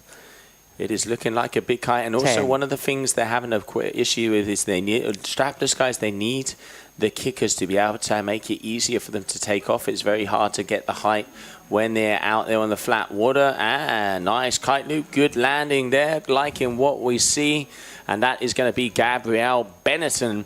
And here we can see Lorenzo Casati, 4th on the twin tip. Obviously knows how to what his stuff on the strapless as well. Just unfortunately going down. You can see it is still quite light out there, Lewis. Yeah, you can see just with the lines going slack there as they swing towards the kites, which they tend to do a bit more of on a strapless surfboard. They don't have quite the pop and tension release as we do with the twin tips with our square, rectangular boards with more of a deeper fin in both edges of the board. So they swing in towards the kites and they're landing and they're losing that contact with the kites we see there. But I'm sure this man isn't bothered about it. Ayrton Cozzolino, a multiple world champion, just eyeing up. He's the master at taking off waves, Joe. Okay, goes for the kite loop board off with a tic-tac and lands it clean. Ayrton, one of the instigators when it comes to this big air discipline of the strapless, together with his teammate James Carew. Those are the 2 guys that are pushing it from the beginning since probably about mid last year, would you say, Lewis? Well, yeah, you know, what, the big air department? It's been a while, I think, a bit longer than that maybe, that he's been able to perform these sort of big moves. But yeah, he's really took to the limelight, maybe from the King of the Air, actually. I think he's had 2 appearances there now where on a strapless surfboard, he really fits in. I mean, he's getting scores like the other guys. So he's been on his sort of solo mission with that, but now everybody else is caught up and joined in, and he's got a bit more competition than he might have been used to in the early days here. He is, and it's good to see how the guys and the girls, let's not forget, yesterday we saw Capucine Delanoy take the win, and here we have Ayrton one more time, lining up that bit of a kicker. Oh, unfortunately, just not quite getting the ball, and getting lofted and thrown out. So misfortunate the takeoff there, and okay, Benetton, back row, Rodeo, good landing, watch out, look at that, hands in the air, coming from Brazil, and you can see his fellow countryman Pedro Matos in there also, shouting him on. So you might have thought there's nothing, going on really here. And wow, out the shot, it's a back roll mega loop from Lorenzo. So that was a boogie loop, actually, from Benetton. And he looks like he's hit some big scores already. And Ayrton has got nearly less than 5 minutes to try and get back in this thing at the moment, because Gabriel Benetton's gone with a 7.07 for that kite loop board off front roll. And now Ayrton's got to go through the gears, which he's a professional at. Good landing that, Joe. That was on a little wave. Yeah, and also, let's not forget the entry and exit speed. One of the things we know about Ayrton, he likes a challenge. He really does like a challenge. Coming into this big air a couple of years ago, as he started to get into it, he was going into Red Bull King of the Air, and there was a lot of talk about it for a strapless rider to be entered in that contest. And I think a couple of days before in that sunset session, Ayrton has proved that he has his place, and he has started also to create a movement, because a lot of the other riders have gone bigger and better since. And here we can see Benetton already adding up kite loop number 3, just getting caught out by the wave there. And here we can see Ayrton. Okay, he's got it. Gets his launch. Late back roll, board off. Just didn't quite get the height. Shakes it off the hair, the water. And back we go to Lorenzo Casati. And this is really interesting that Lorenzo being, you often see the strapless division now entering twin tip events. With majority twin tip, but Lorenzo is one to come across the other way, which is very much not the done thing. So it looks like he's got a good understanding of how to pop with that surfboard. Hasn't put it quite together just yet, but he's still early days. There's still enough time here, but the two riders which have got decent scores on the boards are Ayrton Cozzolino, who's currently in first, and here he is on your screen. That's more like it from Ayrton. Gets the loft, and the thing that amazes me with Ayrton is his kite control and how he just gets that board right underneath his feet. He almost like throws it to absorb the landing and just lands as if it's, just coming from 10 centimeters. And sometimes he's coming from 15 to 20 meters in the air. Full control. But Benetton here, also a Brazilian, giving him a run for his money so far. But there we have Ayrton at the moment in the lead, 12.20 versus an 11.07 from Gabriel. Here we go then. Can Lorenzo Casati get a good takeoff? This seems to be the real skill here. And here we go. He's got a chance here, Joe. Yeah, what a landing. Do you know how hard that must be? Yeah, 4.1 G-force. Ah, okay. Board off with a flip. And acknowledging that, Ayrton seeing it and answering back. This is what we want to see. Wow. Bouncing move for move, going, yeah, I saw that. I'm going to equal it. Am I going to improve it? Going to be interesting to see the two differences in the scores in between Ayrton and Gabriel. I reckon Gabriel a little bit more style, Ayrton a little bit more height. Let's see how those scores come off of that last move. Gabriel had a little bit more time. I didn't think there was time for Ayrton. Do you know what I loved about that is Gabriel gave him a bit of a look back. There was a look away there. And Ayrton just replied, what a way to reply. How dare you give me a look back. Boom, straight in. Really exciting times. Joe, what's going on with the scores? So we're just waiting to see, obviously, families out there at the moment. Let's not forget you can do 2 kite loop families. So now Ayrton is going to be aiming to try and get another one there. And just unfortunately going off. So in second position at the moment with less than 2 minutes. And there we can see Pedro also is going to be coming down and making sure that Gabriel has all of the information. Lorenzo Casati. He rode so well yesterday in the strong conditions. He did, and he always seems to be getting to the last stages of the events now. He's got that battle with his teammate as well, always at duotone, but let's see what he can do. 4.8, he's in a tough position here. He's got to try and get 2 more moves on. We're looking at Ayrton's scores here and wondering why he's only got 2 on there. This is interesting. Joe, are you thinking maybe there was a different trick family? As meanwhile, another lovely landing from Gabriel Benetton. And this would really mix things up here in the fleet. It's not the ideal situation for Ayrton to be happily seeded as a top rider to go through the wrong side of the jaw. So the drama in all these disciplines here is the tic-tac mega loop doesn't quite work out for Lorenzo. Here we have Ayrton again looking, deciding against that one, trying. Okay, he's seen the wave. There's definitely a wave coming in the corner. Here we have Ayrton Cozzolino goes up. Late back roll board off. Wow. How does he pull off that landing? I can't believe how you can do that. That's one of the top scoring moves on a twin tip, Joe. The landing's just insane. You almost need like 120 frames slow-mo to work that out. But are we going to be trick familyed out? Surely not, because it's a back roll kite loop that time. Yeah, so he has a kite loop, he has a contra loop, and now another kite loop. So that one is definitely going to be counting, of course, because the flip is inside of the flip category. That's why that one was not counted. So that's why that one wasn't being added up. And now at the moment, Ayrton Cosolino in the final moments of the heat. Last 3 seconds, and here we have red flag in the sky, meaning that is that for that one, and we're going to have to go to the overall score. Very impressed out there by Gabriel, and Ayrton Cosolino pulling off the goods at the final seconds of the heat. Yeah, I mean, he never looked worried, but it looked a bit worrying from this point. But the variation score has still got to come in. There is 1.17 separating Gabriel Benetton and Ayrton, but you'd like to think there's quite a lot to make up. If 5 is the top score you're going to get, I think, you know, it's unusual to see more than 1.5 points difference in variation. So we wait for that score to come in with the variation. And there we can see Ayrton Cosolino.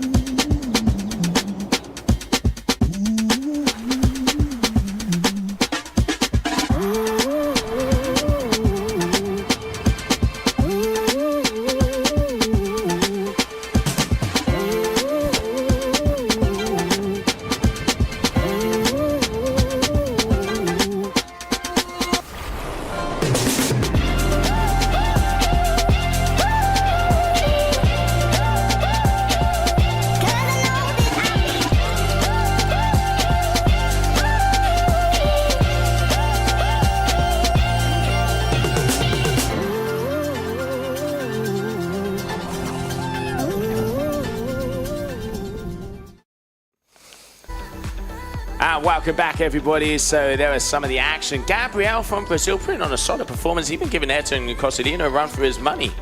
Yeah, there was a wonderful moment in that where he landed that flip with the loop, but Ayrton just had it. I think he had it under control, didn't he? But yeah, nice boogie loop there from Gabriel, and Lorenzo Casati unfortunately not quite getting together some of the scores that he wanted to be able to see. And there, nice kite loop board off there from Casati. One of the things that impresses me a lot with Lorenzo is he is such a complete rider.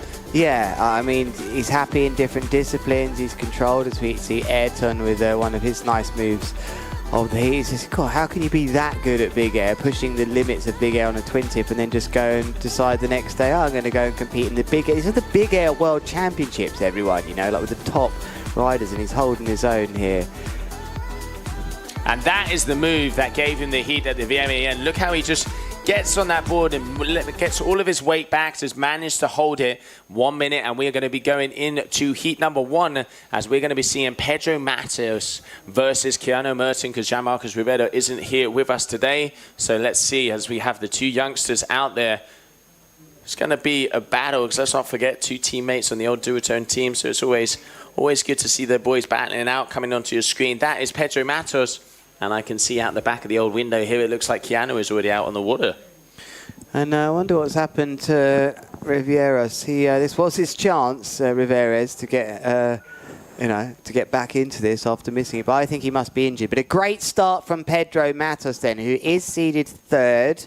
And he's a big dog here, the Brazilian rider, starting very well here. I think that's going to be something into the 6s maybe for that nice move. As here we see Keanu Merton, who's easily identifiable to us, Joe, with a colourful helmet. That's always easy for us. Yeah, very nice moves from both of these guys. Board off tic-tac, board off flip there from Pedro Matos, going for the kite loop, getting dropped a little bit by the gust there. And let's have a look and see what those scores were. So from Pedro, it was looking like, waiting for some numbers to come in, Pedro Matos, Keanu Merton's there with a 3.93 and Pedro Matos with a 1.40. So the youngster, out of the 2 youngsters at the moment, taking the lead there, and good work. I'm going to throw this out here, Joe, as we see another nice move then from Keanu, landing cleanly, very good. I don't know, I just saw Pedro Matos' kite. To me, it looked like the left-hand side of that kite. Maybe I don't know. Wow, what a landing that was, meanwhile, though. But maybe like one of the struts had gone down. I don't know. I just saw something strange, but maybe that's why he crashed previously. But he's kite swap. He wants a kite swap. He does want I think that kite looks soft. Something's up there. Yeah, you're Something's right. not correct. Yeah, And something is definitely not correct there, and you can see, and he's going to have to sort that out because Keanu at the moment is now going to rack up another move, and he is going to be overtaking Pedro one more time. But we knew this was going to be happening because it is going to be move for move out there of these two boys. And just waiting for that final score to drop. Be lovely to get a tie on that kite of Pedro Matos. I don't know if it's a deflation problem or something, but he seems to be landing his moves still well. Here he is then coming. Oh, no, that's not him. You are now on board with Keanu, but maybe Pedro's just riding upwind to get out. But it just didn't look happy, Joe. I mean, these gusts and lulls can come in, but something about the tips on that kite aren't right. I think it's slightly deflated. He's asked for a kite switch, and I'm not sure if his caddy's seen it. And if he changes to the same size, then you definitely know. He's on a 10 right now. He's right in at the seaweed. And where are we here? Yeah, it's not much in this. 1.13 separating them. And if he lands this one, Contra loop, board off. Very nice there from Keanu. Cool operator out there. That was a very smooth maneuver. And here comes Pedro. He's got a nice little kicker coming up towards him. Let's see what the Brazilian has. Takes off. Gets the kite loop. Is he going to land it? No. Once again, gets dropped out of the sky. Unfortunately, it does look like the left-hand side of that. You are right there, Lewis. Just looks a bit soft. I don't know if one of the struts, we don't often lock off our struts, or I certainly don't, but maybe they do. But I'm not sure if he's going to. This is his time to make the change. 5 minutes left, and this is interesting now from Pedro Matos. What does he do? There is the shot of the kite. It doesn't look too bad. Well, when we had it in focus, it didn't look too bad. But is he looking for his caddy here for the swap? Are we going to see it? The board's come off. He's running up the beach, Joe. So he is. This isn't the quickest pit stop I've ever seen. I don't think they were ready, and they're swapping him to what looks like. It looks like. Oh, it's got rid. Devastator. Someone's balls that. Off goes the kite. Can we get a shot of that kite? Because there's a kite going off down the beach. Big drama moment then from Pedro Matov. One kite is on the rocks at the moment and around. There it is. That's going to be in the seaweed for a while. And I told you that seaweed, Joe, was going to give us some magic moments. It definitely was. Here is one. What happened there? I wonder who's going to get the blame when we have this kite crash investigation later on today. Yeah, let's get the old referees on that one. But at the moment, as it stands, it is Keanu in the lead by 0.03 of a point. And Pedro getting back out there onto the water, and here he has a nice little kicker. See what Pedro has. Goes up. Oh, he's been phased. He's been wobbled out there. So sometimes it's not nice when you have to change the kite. Okay, Keanu. Kite loop with the flip, and he comes and pulls out the big landing. Very, very good riding here from the local boy from Estepona, Keanu Mertens.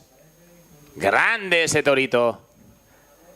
Estepona just down the road then. Pedro's looking like he saw that move as well, Joe. I saw him look over his shoulder and see that move. Now he's third ranked here. The seed is really in for a ride now. He's got to use all his competitive experience. I think he's on a Rebel and on a click bar. I'm not sure if he's on a click bar usually, but he's got to adjust his technique to fly a completely different kite, and he can do it, Joe. He can. No, he definitely could. And there you can see pulling off the goods. Nice little low landing. Getting the old body weight centered over the middle part of that board. But he is going to have to be playing catch up because Keanu has already hit 3 categories. So he's got the contra loop board off, which improved on his kite loop board off. The back roll tic-tac, and he has the kite loop front roll. Yeah, interesting times. Definitely good moves out there here for the youngster, who is going to be taking the win. 2.5 minutes. Okay. Back roll, rodeo, tic-tac, nicely landed. And that is going to be, let's not forget they can have 3 kite loop maneuvers. And is that going to improve on his back roll tic-tac from before? I think it will. As ever, looking calm, Pedro Matos, the man from Brazil, currently ranked 3rd, is has got himself a battle here. I love just the way he's waiting for the waves, and we talked about tension and taking off. These waves pushing against the riders at this spot in Bonaire are ideal for the riders, and there's a lot of timing going on. Here he is now negotiating the ocean. Just look how skilled it is. Even to turn around that quick, Joe, is an art, and he's watching for the wave. He has got 1 minute 40 seconds. He hasn't got his third move. He needs a 6.83 to go into the lead, as it looks like that will be a bit of a crash there for the other riders, which I'm sure he'll welcome. But here comes the wave, Joe. Yeah, you're going to want to see maybe a kite loop with a rotation. Okay, kite loop, rotation, add in the flip, and he gets it. Oh, wow. Saving it. Whoa! Until the very end, keeping it together. So that's an intelligent move, because that means he's going to be getting that into the flip category. So you can see adding that in there. And now let's see what's going to come out on the board. Very nice move there from him. So that is going to be a kite loop flip there for Pedro Matos. You can start to see a little bit of stress on his face there, Lewis. Yeah, I mean, this is round 1 here, you know, and obviously it says heat. We are in heat 1, but we've already had a heat 2. We've just gone back to rerun this one. The conditions weren't good earlier on, and I think that's another crash from Keanu. So they're not getting an easy ride through the top seeds in this first round. They're having to really work hard for it, these riders. And there is one rider, Pedro Matos, on his screen. Has he had that third score come in? Now it comes in. But it's only a 4.23, Joe, so the landing deducted a few points. Back roll mega loop there, though, is going to score really well. Look at that. He almost crouched that Bruce Forsyth there for the judges for 2 or 3 seconds to show how well he'd landed that. So Pedro was needing, as we're just waiting for scores to update, Pedro is needing a 3.85 advantage on one of those moves. That's a big number. That is a big number if he wants to improve that on one of those scores. Let's see if he's going to be. It's going to be close, as I'm seeing some 7s across the board. Yeah, that would be more than this. Going to be close, Lewis. It is going to be close. So that's a kite loop. Yeah, so it's going to be in that category. So it will be in the kite loop category. So it will count. It's going to go to the wire, this, Joe. Yeah. So and it's 7.23. Still in second position. Keanu had done enough to take him out early on in the game. And we're just waiting for those final scores to drop, as we will be back after the overall scoring.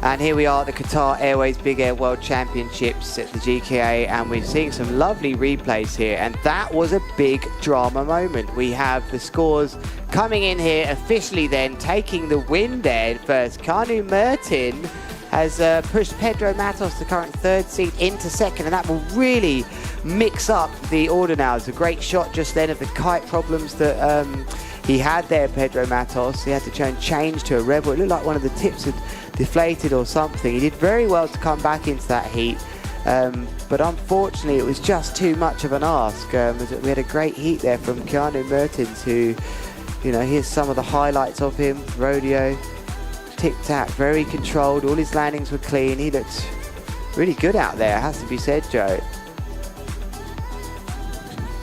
No, very big moves out there. Very big moves, and we will have to see who is going to be continuing on in this contest. We just saw Keanu Mertens win this heat. Also, let's not forget that Ayrton Cosolino taking out the last one. And now we're going to have Camille Delanois, one of the most talented strapless freestylers we have out there, coming all the way from France.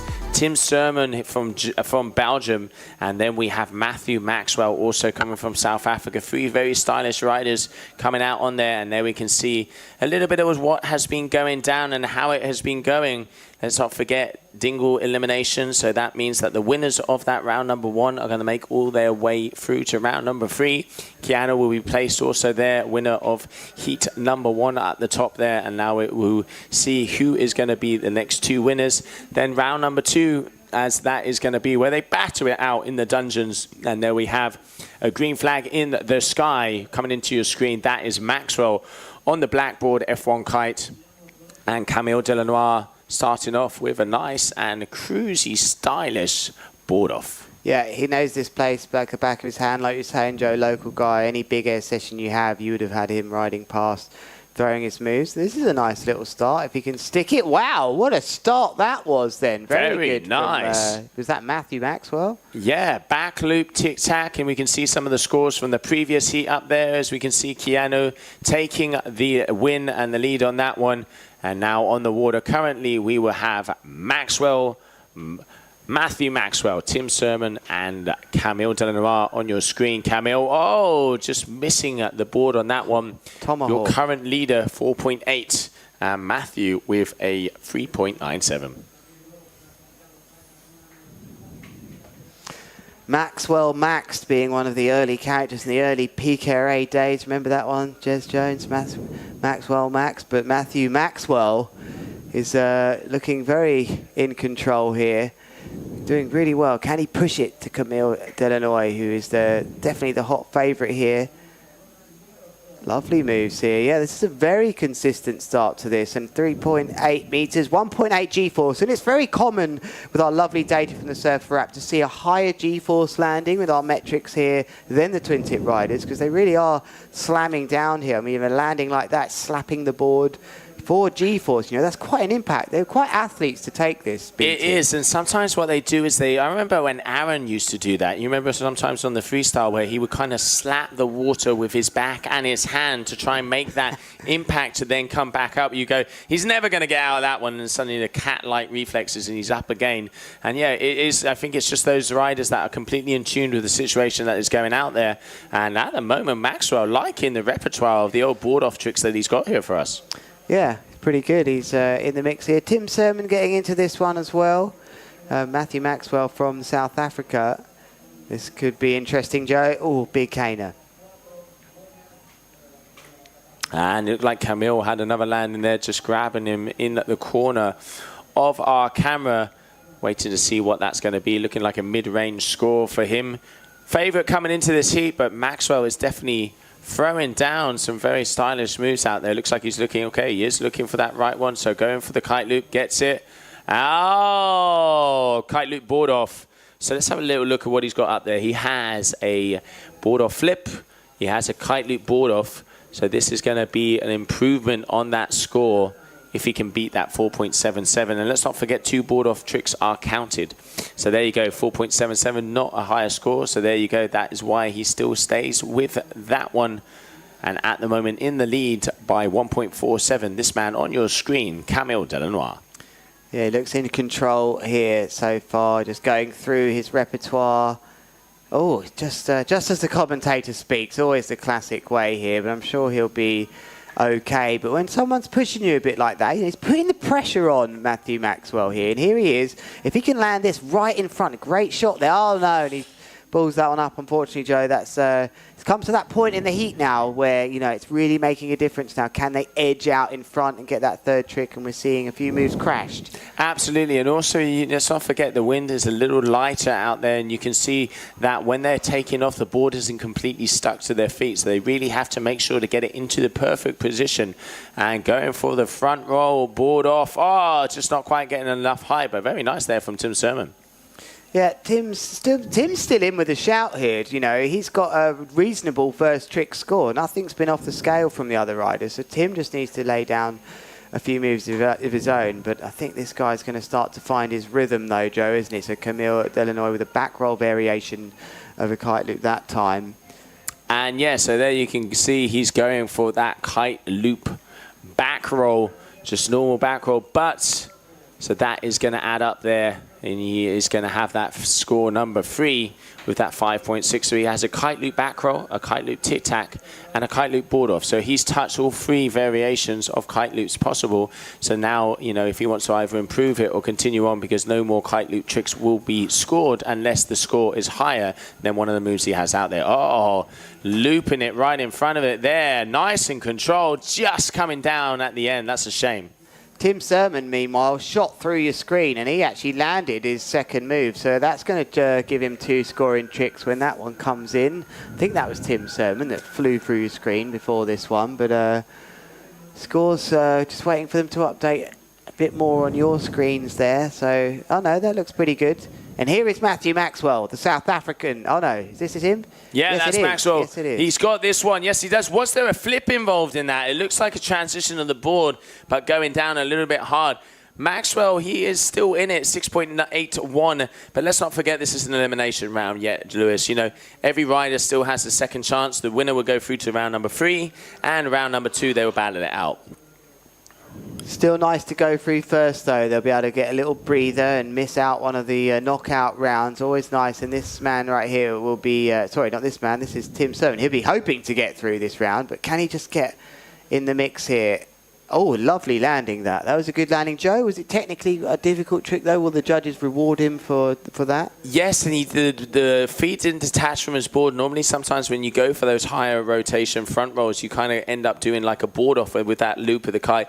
But feet were connected again. So, yeah, let's have a look. So that is going to be classed as a front roll and not a front roll board off.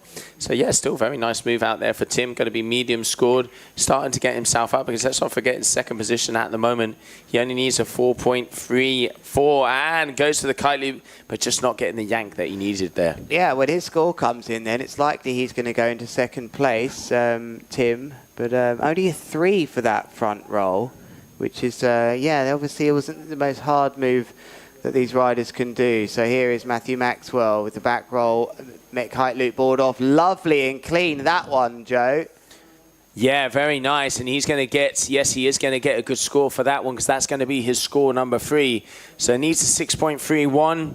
Not going to be far off, I reckon. Not going to be far off. I think that's 8.31, so I don't think he's going to... Yes, you're right. Thank you, Lewis. Yeah, it was very small, that number there, though. But I don't think he's going to get quite that. But I think what you were saying, round of 6 there, that was a big move. 5.77 coming in for that move, though. And Tim's now got some work to do if he's going to get out of the third place here. So it's between these two then, Camille and Matthew for the top spot then. 2.54 separates them with 30 seconds left. Here is the man from South Africa, Matthew Maxwell. I wonder if there's any South Africans at home watching, hoping that he can pull this move out the bag. Back row tic-tac. Oh, perfect timing. And a little pop out. That's going to add to the variety. Let's not forget 4th score there as well. Is that, what did he have there before? Let's have a look at back row. He doesn't have the tic-tac, and it's a flip, so a 5.23. So he only needs a 0.85 to lead. Very close to Camille. And it's going to come down to the variety, as there it is. That is the red flag in the sky. Camille going down. That is going to be too close to call.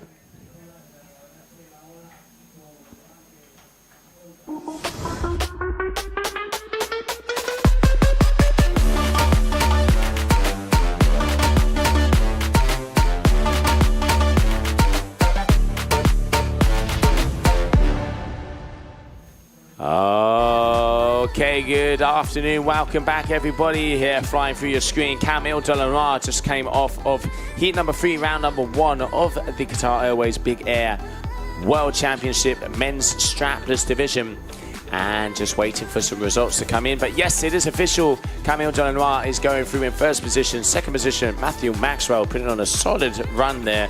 And in third, Tim Sermon. Great heat. Yeah, he's definitely one to watch, Joe, and we're seeing some nice replays of some very good landings which he adapted. They weren't always the most perfect landings, but he adapted so well into his position, always. Like there, the board wasn't dead flat, and we're seeing lots of nice replays. This is where he just had a little wobble in this heat, but he is one to watch. But unfortunately for Tim, it didn't quite work out, although he did get a few nice moves on the board.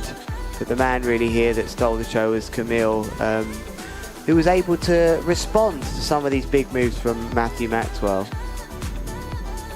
Yeah, but Camille putting it together, getting the good 21.64 in the end. And let's have a look and see. Coming up next, we're going to have current world champion James Carew coming out on the water, the local wonder kids Kiko Roish and Nikola Adavjiev from Bulgaria. 3 very stylish riders. James is a very powerful and the current world champion. Looking forward to seeing the heat come our way, as that is going to be heat number 4 of round number 1 here of the competition. Lovely moves then from these riders as we're in the early stages of difficult conditions for them. It's the lighter side of the big air for them in the strapless big air discipline, but they're showing that they're very comfortable with it. And then there's a crash there from Camille as he just lands two-footed, trying to resist going downwind too much. Yellow flag though, but we are into the next heat with the world champion. Here we are then. We are in heat number 4. James Carew, Kiko Roig and Nikola Abdadjev. Yeah, those are the 3 men going out, and just going through on your screen before that was James Carew is with the Duatu, and Kiko Roig is with the Air Rush, and Nikola Abdadjev will be out there on the RRD. Those are the 3 boys that will be thrown down. And there we have the Anguilla, as we call him down here in Tarifa, because every time when he lands a big move, he kind of flaps his arms behind him and does the old CO out there. Very talented young man, and great to see him coming down here for the Big Air World Championships. Let's see how he does, because he does know this location very well, and he is one of the lighter riders out there, so a slight advantage in these conditions.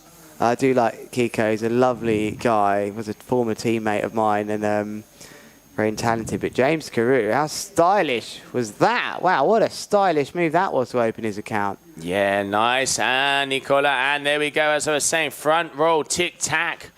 Easy work there for Kiko. Okay, James starts, gets a nice amount of height, gets the tic-tac, and a perfect front side landing there for Mr. Carew.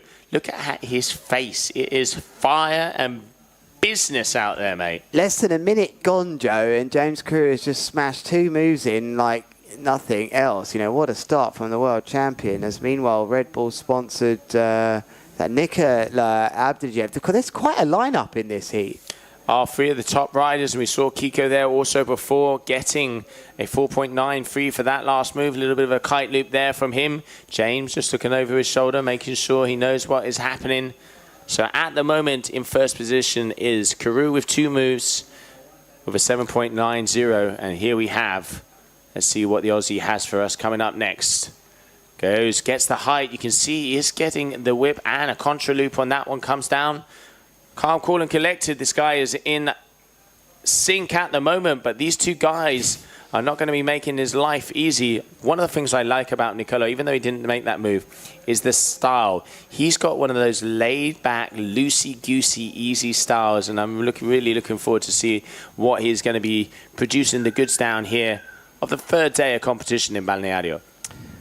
Yeah, anything over 5 meters here on our Surfer app live metrics is pretty high, and James Carew seems to be finding the perfect takeoffs every time. He looks like a world champion to me out there at the moment, in control at the moment. Lovely takeoff. I mean, that must be around 6 meters. That's a huge kite loop, and taking the board of 8.6 meters. Are you kidding me, Joe? He is going up, and you can see just looking, making sure he knows everything that's going around. But yeah, James is definitely about 1.5 meters above everybody on the height, and then he's adding in the same variation and the moves out there. At the moment, 6.43 for that last one. So a big maneuver for Mr. Carew, and now we can see those 2 boys, Nicola and Kiko, good friends. I bet Nicola was going, come on, mate, let's go. And James, back roll kite loop right in front of Kiko, just unfortunately missing that front edge. And now let's see, as that is Nicola on our screen. And Kiko looks like he's missed a move out the back there. What has Nicola got? He's got a nice little wave. Are we going to be seeing him taking off? I reckon we are. Okay.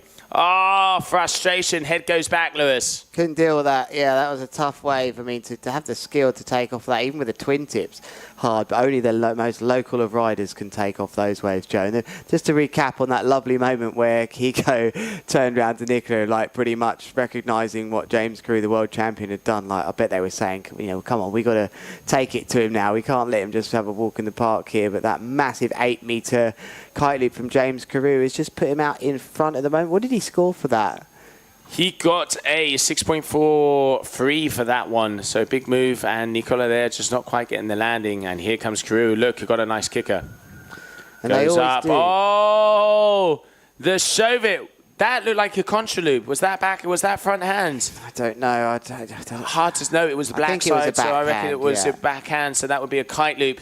So that is his nice. He won the Big Air Championship. You remember back in Fuerteventura where you were there with us also taking the win there, and that is a very nice move from James Carew, and looking to see what kind of scores are going to be coming our way. Yeah, stepping it up now, which he has to do to edge this out, because these riders are really putting some big scores on the card. We're waiting for that score. It looks like it's going to be one of his highest scorers so far. So on your screen, it's just 4.23 separating them, but we think there's some more to come. Hey, this looks pretty decent as well. That is a contra loop with a tic-tac there, Joe, but just doesn't make that one stick. And there you can see that back roll tic-tac there. Oh, Kiko just losing it with the loop. 7.13 for that last move from James. So command in lead at the moment, 16.46. So we're just over halfway through this heat. Nothing but action. Okay, can he get back into this one? Needs to land. No, just couldn't take the landing there from Nicola. He's in second at the moment. So Kiko looks to me like he hasn't got 3 moves in here yet. No, he hasn't got 3 moves in here yet. So he needs a 5.87 to lead. Still possible for things to change around here. Yeah, it is very even playing field out there at the moment, but this man on your screen is a little bit more powerful. Look at that. He gets the height. Good amount there. Contra loop. Gets the board off. Caddy, comes down in a bundle. Looks like he's on a 10-meter kite, if I'm not mistaken. And now waiting to see, because we've seen some couple good moves there from Kiko. And it looks like he is going to be making his way into the competition area. But coming up next, it looks like Nikola Adagiev from Bulgaria. Style-meister, as I like to call him. Such a laid-back and easy, floaty style. Goes up. Gets the contra. He's been after it, and there he has. Good landing. He's going to be happy with that one. Yeah, he will be. He had to really fly that kite at the end of that move to make sure he had tension and it didn't stall out the sky. 2 minutes then remaining as our cameraman in the distance there is filming on. Shooting back to the north. We've got a drone in there. Cool. We've got it's like loads Star going Wars on. out there, mate. It looks brilliant. Here James Carew goes again, lining up another takeoff. It's a nice takeoff, but don't know if he's going to stick this. Didn't look right to me on the way up, Joe. It looked like he was trying to pull all of that together and compensating, because it did seem that that board didn't quite stick to his feet, but still in the lead as we enter the 1.5 minutes left of this one. Current world champion. But Nikola Adagiev, all he needs is a 2.66 to lead, and he has a low score for that back roll board off of a 3.67. So anybody's game out there still, and I know James knows that because he can see both of these guys, and it looks like Nikola just waiting to make sure, and James giving him his way there. So yeah, good sportsmanship from all of them out there. This is what we want to see, gentlemen's agreement. Kiko goes up, front roll, rewinds. Oh my word, what a landing. That's ridiculous. He can't believe it. Joe, that's got me out of my seat here. What even happened there? It looked like a front roll. He ended up in a back roll, and somehow he's landed it. It looked like he landed with both of his feet pretty much on the nose of the board, and a rewind in there. Really going to be interesting to see scores coming up for that one. I thought that was a big move, liking what I saw. But yeah, he landed very front foot heavy. Here we have James once again on the inside, goes up. Back roll, kite loop, has the height and gets the landing. Oh, it's as so he close. is going to be going for that kite loop number 3. Is that going to be more?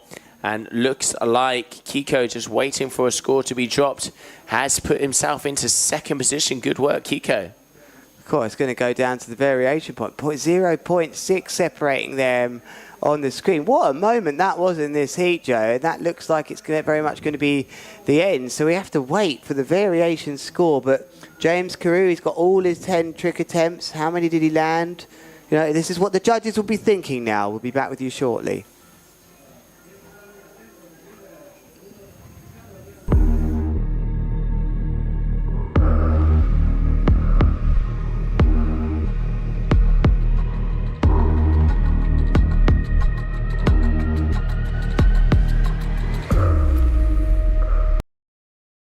Massively different. And welcome back, everybody. So the final heat of round number 1 of the men out here of the strapless Qatar Airways Big Air World Championships. And we have just seen, waiting for the variation scores to come in, because there's only 0.06 of a point difference in between all of this. And Kiko Roy just landing a move at the final seconds. And the whole time we had this man on your screen with a commanding lead. Is it going to be enough? We are soon going to find out, as we're just waiting for some numbers to be dropped. But it does look like it. Yes, there it is. That is official. Making his way through to round number 3 is going to be James Carew with a 20.33. Second position, Kiko Roy with a 18.67. And third position, Nikola Abdavjiev with a 16.97. Very close in between all of these riders, but you can see there on your screen, that man, James Carew, having the slight advantage and going a little bit higher than everybody. Yeah, and you know, we have to look at the full picture here when we think about this variation score, which is often a key component to this heat. You can't just take the scores you've got there. It's out of 5. We can tell you that James Carew was rewarded 3.87 out of 5, and Kiko just 2.90. It looks like it's been slightly updated. So that's pretty much a whole point difference, and that can make the difference when these riders have got really close scores. So eventually it was only about 1.2 that separated them there, and Kiko Roy, that last move that he landed, you know, that could have been scored, you know, that was, I don't even know if that was a move we've seen before. What a landing. Yeah, what a landing. I mean, you can see up there, it looks like we have the AP flag in the air. Just wonder why that is. Just try and find out some information. And while we do, we're going to, Lewis, let's jump out of the booth here and see what is going on. I think they're just waiting for the wind to come back. It was looking a little bit light out there. We will be right back. And while we're waiting, let's have a little look at some of the highlights of the days that have come.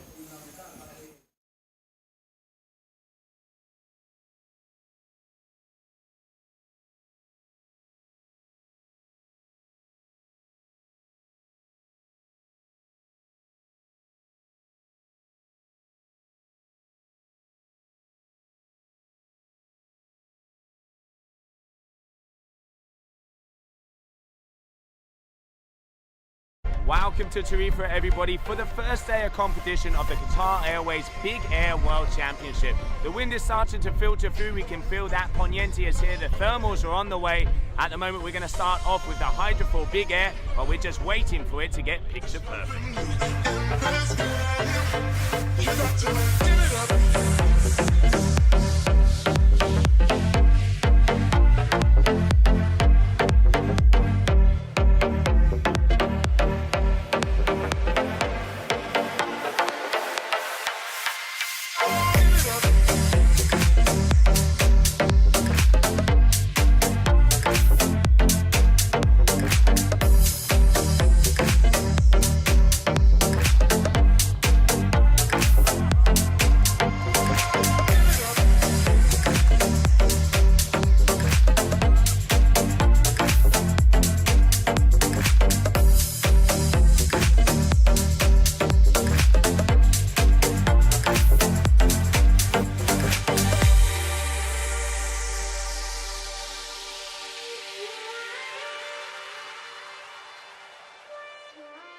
Wow, Lewis, what a first day of competition here at the Qatar Airways Big Air World Championship. We started off with a hydrofoil.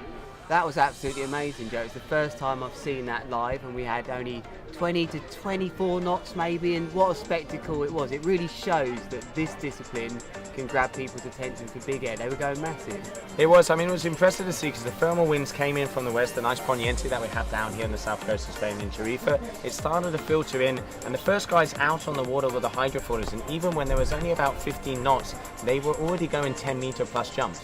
Yeah, the early heats we had plenty of action really, but things really got going midway for me. It really got quite exciting as we went on because the wind picked up and the riders could start changing to smaller kites and tube kites and actually start looping them. That's where it really got special. Yeah, and then it got to about 1 o'clock in the afternoon and the green flag hit the sky and we started off with the heats. We had 7 riders out there, some of the best hydrofoil freestylers that we have, and let's not forget we had the current world champion Charles Baudel in the water. Yeah, and it wasn't the easiest route through for him today. He had to go up against the other rider that was seeded second, and that was hard for him. There was definitely an easier route maybe to go through, but riders like Alex Soto, ones we know from freestyle in the day, had a really good day and got all the way up to the semi-finals. Maxime Chablos was very good as well, showing just how good he can transfer his freestyle skills into that. Yeah, he had the only handle pass in the heat, so there was lots of exciting moments. Yeah, one thing I really liked was you could see also that you could see the board offs, you can see the extension, and kind of bringing the old school and the new school. But then as we kind of went through the competition, as soon as round 3 started and then the semi-finals, you could really see loops were coming into contention. They were. I mean, earlier on, Finn Flugel, the rookie of the year, he was a bit unlucky, but he showed just how much how capable he could be. But really, as we got into the semis and the finals, it was about two people today. It was Jamie Overbeast, who is one of the best big air riders, just showing what he could do. And of course, he had to go head-to-head in that epic final with Charles Brodeur. Yeah, and I mean, talk about get the gloves off, and it was knuckles out there because they went off, both of the guys on the buzzer. Bang, we already saw. We've seen Jamie hitting about 18.5-meter jumps. Let's not forget only 22 to 23 knots out there. And then Charles Brodeur, Mr. Smooth. Yeah, he really kept it together. He had a hard way through today, and I think he saved the best for last. It was a bit unfortunate for Jamie, but Jamie did get a 10. You know, remember that moment where he got a 10 for that late back roll where he was coming down and then got another uplift, and on our data there it was absolutely amazing. He had over sort of 11 seconds. It was pretty special, that jump, but he just couldn't find the rhythm in the final, so unfortunately had to settle for second. Yeah, but you know, taking the win, Charles Brodeur, the champion here of the Qatar Airways Big Air World Championship of the hydrofoil discipline, taking the crown in Tarifa, and it's looking like on Tuesday there's going to be a bit of a win. Hopefully that Levante, that cross offshore, is going to come in, blow in, and get everybody out on the water. Yeah, I think so, Joe. We look forward to seeing you then.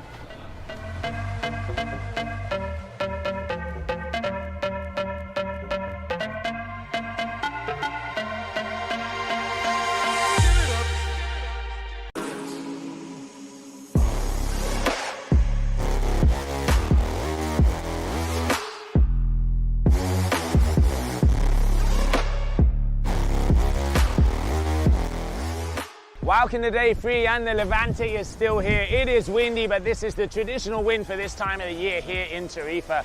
Continuing on with the men, it has been ridiculous, the heights and the tricks we have seen from these guys. We've seen highlights in the quarters, guys like Aussie Oswald Smith. We've had Kimo Mudmud from Egypt hitting one of the biggest scores of the day with a kite loop board off. Artur Gilbert going all the way through, pulling those big French power moves. And then Jeremy Burlando, the Italian from the Canaries, going through heat for heat. The youngster is here to stay.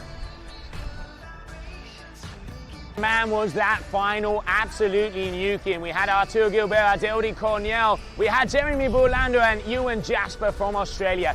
Pound for pound, move for move, all of the boys were just throwing it down.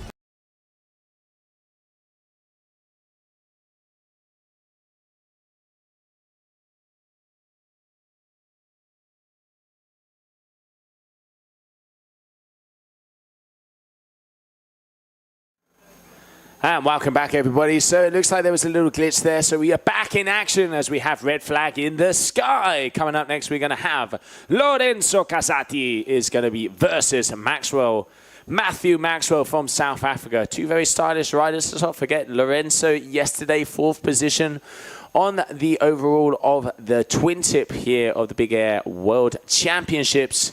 And now looking to see if he can up himself in the Strapless round number 2. So now the guys, elimination rounds are there. If you do not win your heat, it is time for you to go home. So looking to continue on in this contest. Both of these guys had actually quite similar styles out there. I was very much liking the flow and the flips that we saw from Maxwell, but then Casati had a couple of nice loops. Let's see who can make it through as we are just in about little under 2 minutes, and we'll be starting heat number 1, round number 2 here of the competition.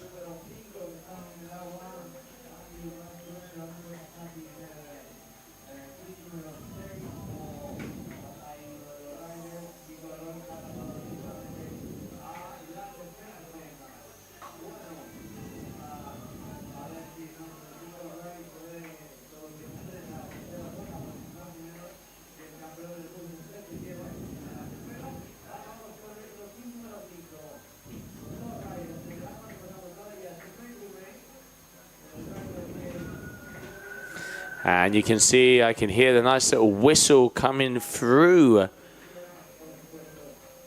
the studio booth here, meaning only one thing is it looks like the wind might be coming back. The tide has changed, and we can see it starting to filter through again. Outside the window here, I can see Mr. Carew, who just won his heat, and he's there with Kiko Royce, who is in 2nd position, putting on a very solid performance, both of these guys. And now, let's see who is going to be continuing on this competition, because out there, Maxwell is going to be going up against Lorenzo Casati.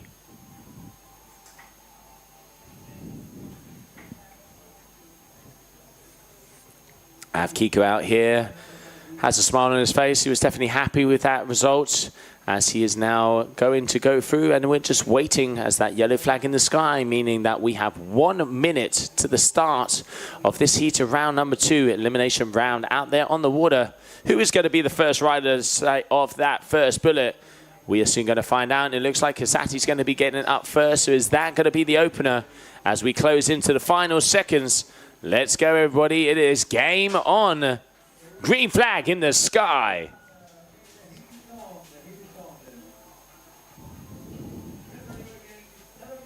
Okay, starting off with a kite loop with a nice little flip there from Kasati. Stepping up the game a bit. 7-minute heats out there on the water. And now let's see Maxwell. As I was saying before, I really like his lofty, floaty style and has some very nice board-off rotations. What's he going to be starting off with? Kite's quite high. Goes up, gets to the board-off. Oh, shove it and comes around. Just not the cleanest of landers, but still that's going to be scores on the board. Yep, the riders here are in Last Chance Saloon. They're having a drink in the Last Chance Saloon. One of them will stay in the saloon and the other will leave and carry on this competition. Oh, this is upping it a little bit here, but big crash then from Lorenzo Casati. And that's not going to land for sure, but he's currently edging this one. We've got Matthew Maxwell, who's he really did ride well in that first heat, Joe. So a bit unfortunate not to have made it through, come up from a tough opponent. But, oh no, he just can't stick that. Devastating. Yeah, it got dropped a little bit by the gust there, and you can see Lorenzo already has a big kite loop move on the scoreboards with that kite loop flip. 5.33, Maxwell starting off not as well as we saw him in the heat before, but loads of time out there, you know, under 6 minutes. There's 7-minute heats, top 10 moves. They have attempts, and then they have the top 3 are the ones that are going to count. Lorenzo going up, back roll with a flip, but just didn't quite get the height there. Nope, it's there's a bit of wobble going on here between these two. I think Maxwell, well, I've got a lisp there for a bit. It's quite a tricky name, that. He's going to find his rhythm as we see what's going on in the background there.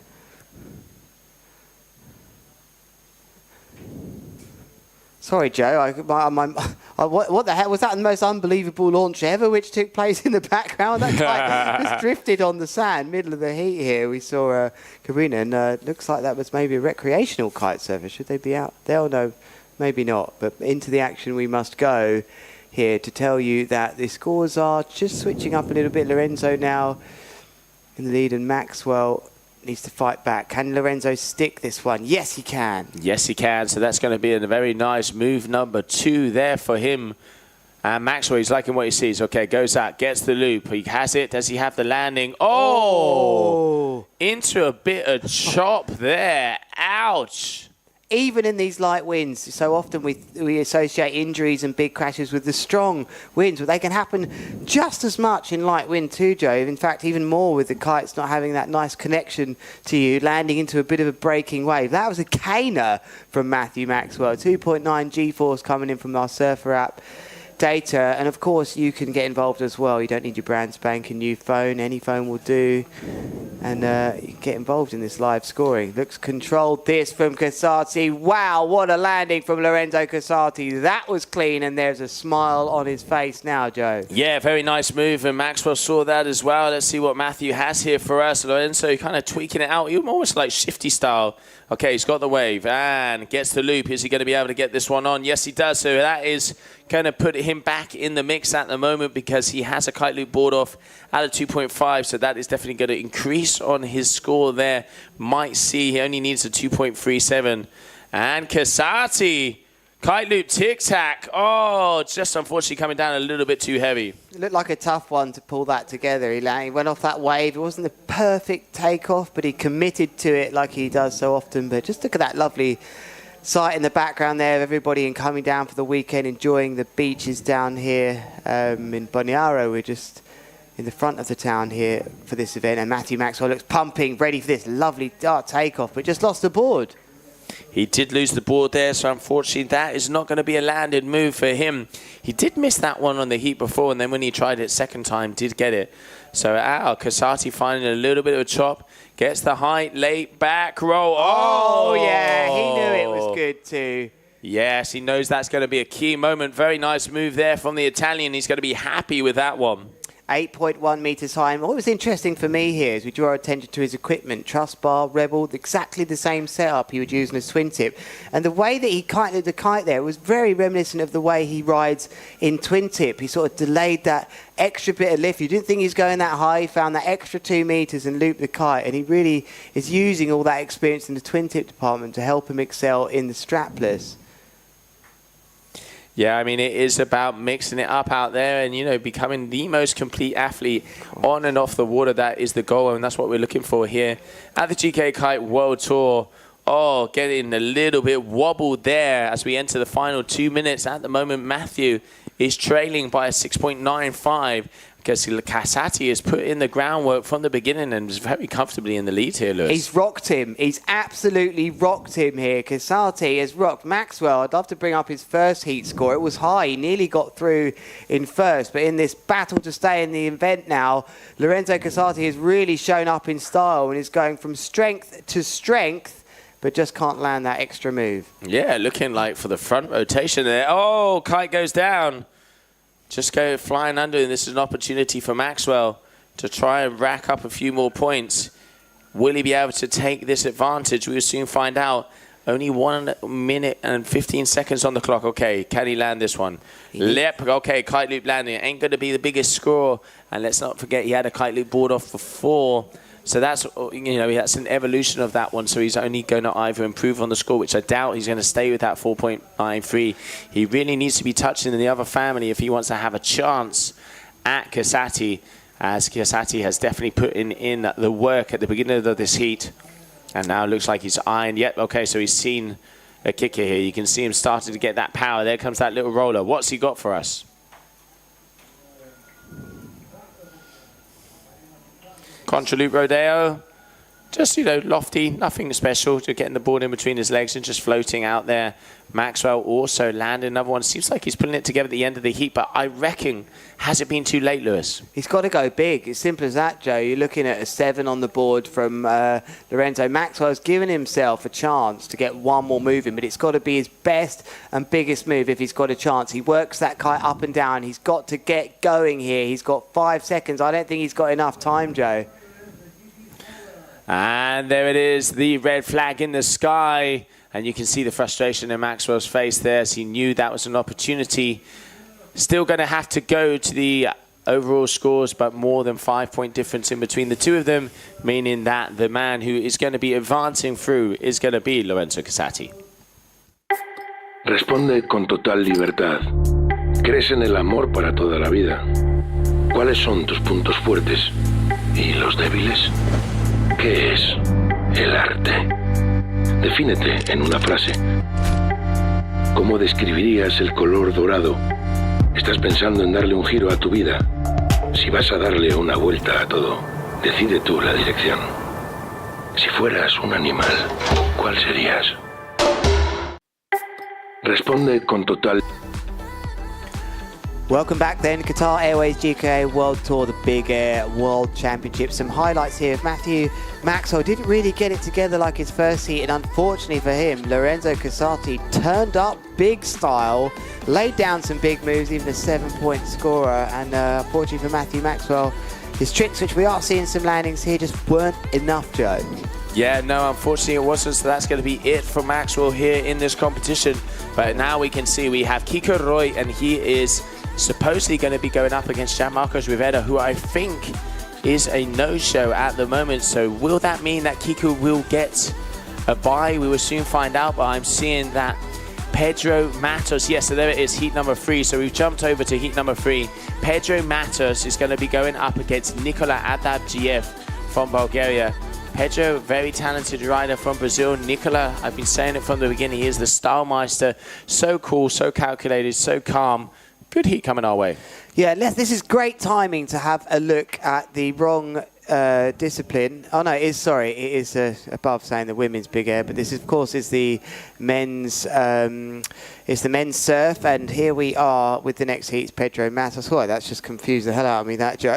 Yeah, well, I can tell you what we have on our screen over here. So Pedro Matos, Nikola Adagiev coming up next. This is heat number 3 of round number 2. So second to last heat of this elimination round, and then it's on to round number 3 to meet the winners of that round number 1.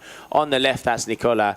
On the right, that is Pedro Matos. Yellow flag, and okay. AP flag in the sky. Looks like we are going to have to wait a second. And let's see what the reason is for that.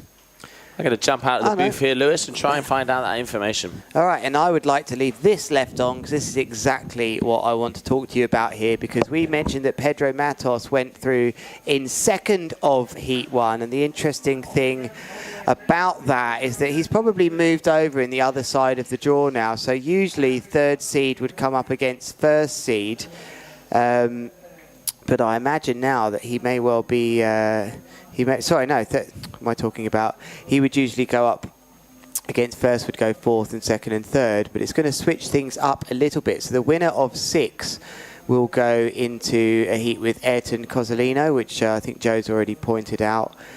Will not be anyone because Jan Marcos Rivieras isn't about. But we will get to the bottom of what's happening outside as I try and get my brain into gear for this heat ladder at this moment in time. But we can bring you the results just coming through then, that the last heat then was Casati taking the win. He will now go up against Keanu Merton.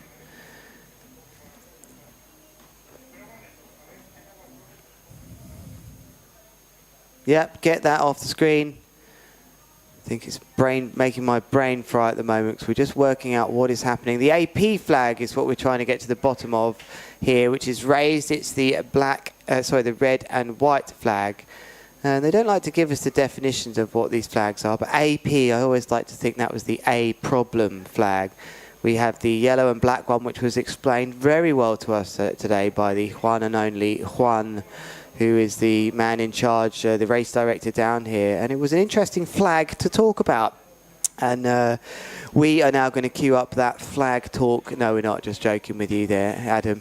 In there, I'm going to tell you the yellow and black one is an L flag. And the L flag is a logistical flag, which means they're changing something in the order.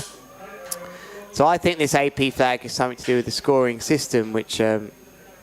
hasn't been ideal, perfect today, but it's been good enough to get us the results we've needed. And there is your scene right now at the Qatar Airways Big Air World Championships. I'm Lewis Crathern, and I am joined by Joe Stula, a local man here. Got a British passport, I'll have you know.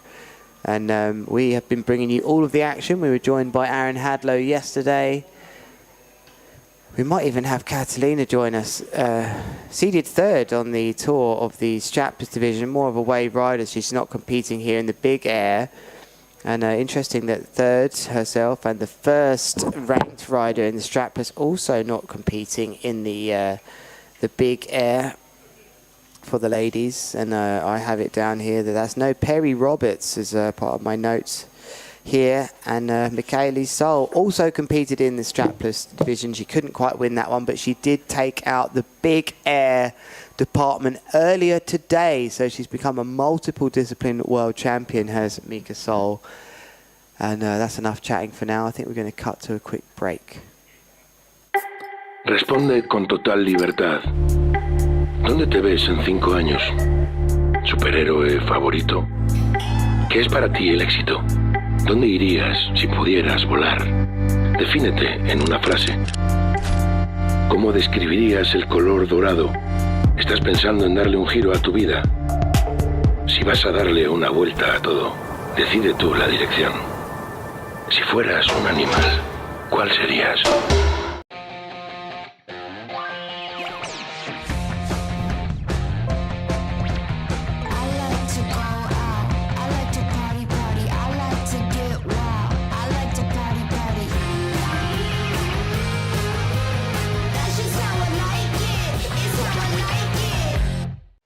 Hi Bixby, turn on the freestyle.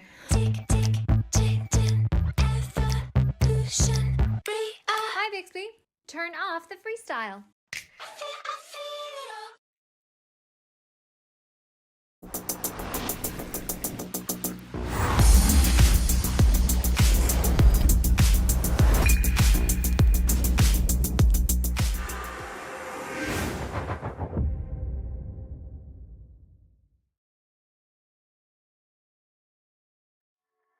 Welcome everybody to the Visit Qatar GKA Kite Expo, where you can see everybody is starting to get ready behind me as we're going to have tests. We have the best riders giving clinics, and then also we're going to be showcasing some of the new product launches from all of the brands.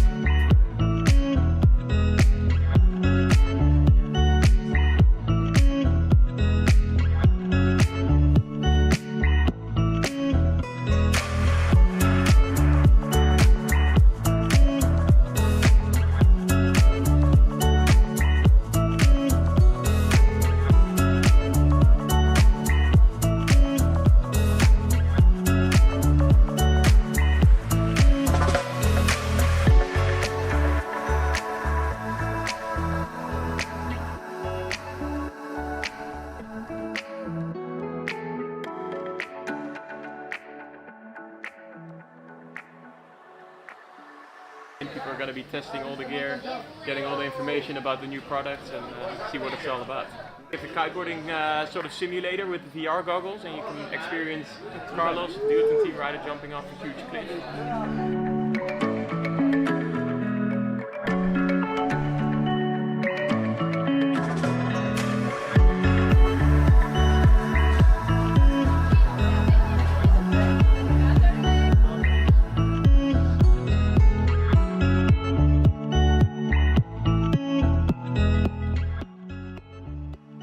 It is day one here at the moment of the Qatar Airways Big Air World Championship. The best of the best riders have made their way down here to Tarifa, getting registered, getting signed up for that contest. Gotta go to Qatar, man. Business class. Wine, you know, great food, coffee. Everybody get goggles? This year we got some Porsche goggles. Boom. Boom. Been training super hard for the last few weeks because this title is really important for me, so I'm feeling pretty prepared for this event, and I'm going to give it everything because we're at my home spot, so I have to put on a show. And I think it's going to be the biggest, craziest event in kiteboarding that we've ever seen. We've never had this level of riding with this amount of riders all in one place with conditions that are going to be out of this world. So I'm terrified, I'm excited, I'm stoked, I'm amped, I'm all of it. The level of Big Air is just going absolutely through the roof right now, and with the right winds and the right conditions during this holding period, I think it's going to be quite a show. We are waiting for that strong Levante to come in, but meanwhile we're going to enjoy the Kite Expo, get out the water and come down and join us.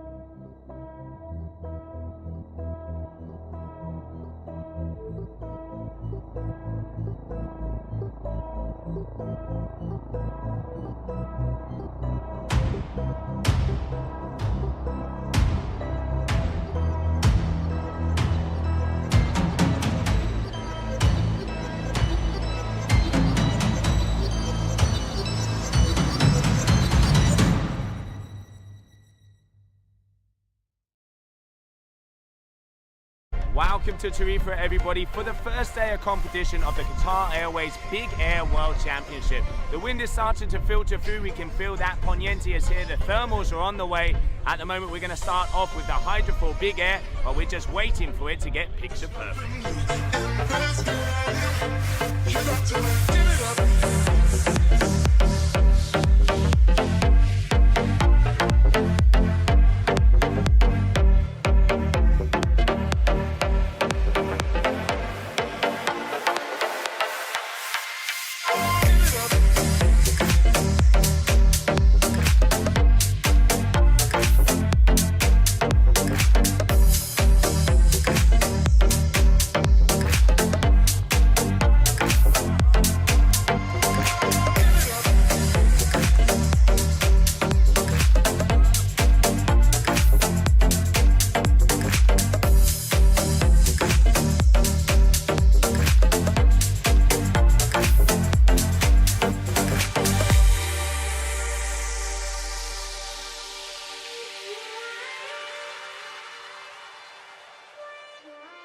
Wow, Lewis, what a first day of competition here at the Qatar Airways Big Air World Championship. We started off with a hydrofoil. That was absolutely amazing, Joe. It's the first time I've seen that live, and we had only 20 to 24 knots maybe, and what a spectacle it was. It really shows that this discipline can grab people's attention for big air. They were going massive. It was. I mean, it was impressive to see because the thermal winds came in from the west, the nice Poniente that we have down here on the south coast of Spain in Tarifa. It started to filter in, and the first guys out on the water were the hydrofoilers, and even when there was only about 15 knots, they were already going 10-meter plus jumps. Yeah, the early heats we had plenty of action really, but things really got going midway for me. It really got quite exciting as we went on because the wind picked up and the riders could start changing to smaller kites and tube kites and actually start looping them. That's where it really got special. Yeah, and then it got to about 1 o'clock in the afternoon and the green flag hit the sky and we started off with the heats. We had 7 riders out there, some of the best hydrofoil freestylers that we have, and let's not forget we had the current world champion Charles Baudel in the water. Yeah, and it wasn't the easiest route through for him today. He had to go up against the other rider that was seeded second, and that was hard for him. There was definitely an easier route maybe to go through, but riders like Alex Soto, ones we know from freestyle in the day, had a really good day and got all the way up to the semi-finals. Maxime Chablos was very good as well, showing just how good he can transfer his freestyle skills into that. Yeah, he had the only handle pass in the heats, and there was lots of exciting moments. Yeah, one thing I really liked was you could see also that you could see the board offs, you can see the extension, and kind of bringing the old school and the new school. But then as we kind of went through the competition, as soon as round 3 started and then the semi-finals, you could really see loops were coming into contention. They were. I mean, earlier on, Finn Flugel, the rookie of the year, he was a bit unlucky, but he showed just how much how capable he could be. But really, as we got into the semis and the finals, it was about 2 people today. It was Jamie Overbeat, who is one of the best big air riders, just showing what he could do. And of course, he had to go head to head in that epic final with Charles Baudel. Yeah, and I mean, talk about get the gloves off, and it was knuckles out there because they went off, both of the guys on the buzzer. Bang, we already saw. We've seen Jamie hitting about 18.5-meter jumps. Let's not forget only 22 to 23 knots out there. And then Charles Baudel, Mr. Smooth. Yeah, he really kept it together. He had a hard way through today, and I think he saved the best for last. It was a bit unfortunate for Jamie, but Jamie did get a 10. You know, remember that moment where he got a 10 for that late back roll where he was coming down and then got another uplift, and on our data there it was absolutely amazing. He had over sort of 11 seconds. It was pretty special, that jump, but he just couldn't find the rhythm in the final, so unfortunately had to settle for second. Yeah, but you know, taking the win, Charles Baudel, the champion here of the Qatar Airways Big Air World Championship of the hydrofoil discipline, taking the crown in Tarifa, and it's looking like on Tuesday there's going to be a bit of a wind. Hopefully that Levante, that cross offshore, is going to come in, blow in, and get everybody out on the water. Yeah, I think so, Joe. We look forward to seeing you then.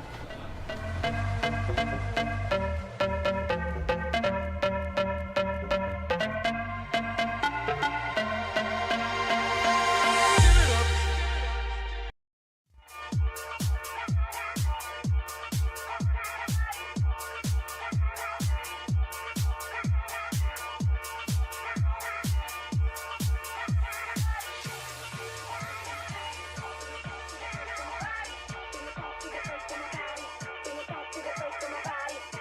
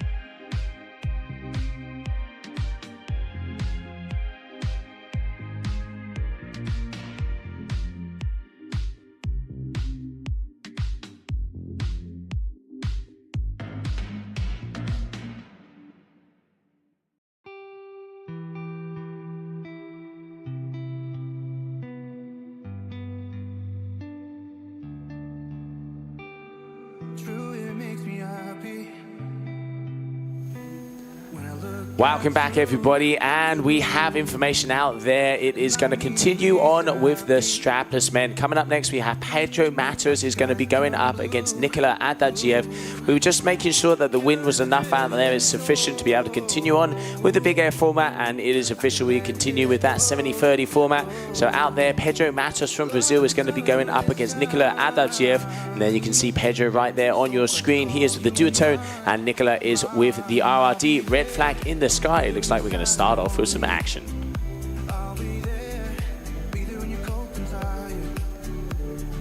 And Pedro just starting to chill on the right hand side here. You can see him getting ready.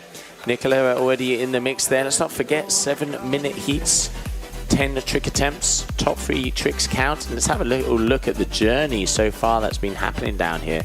So we have Pedro Matos is obviously in round, this is going to be heat number 3 of round number 2 in there. So it is going to be elimination round out there on the water with less than a minute to go. And here we can see both of these riders getting ready to throw down, because whoever gets eliminated here is going to be cut out of the competition.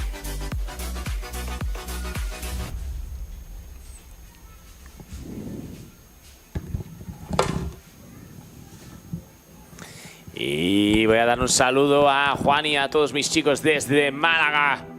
A ver cuando estamos aquí, veamos una sección juntos. Saludos aquí desde el booth de parte de Joe y de Luis. Espero que estéis disfrutando de esta competición de Big Air. Y ahí veo a mi chuso también en el agua, preparado para lanzarse ante cualquier movimiento que hagan nuestros riders.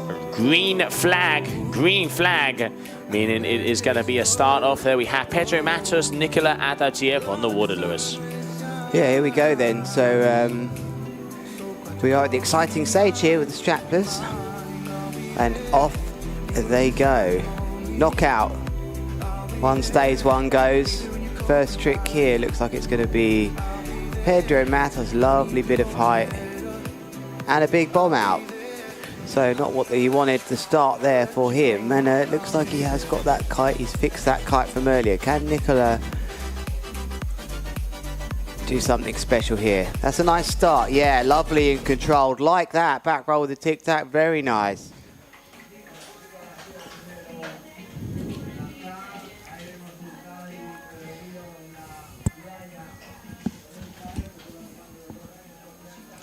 Turning around and going left foot forwards now is Pedro Matos. He's 3.53 to 0 down in this one. He needs, if I have calculated this correctly, he needs a 3.51 to go into the lead.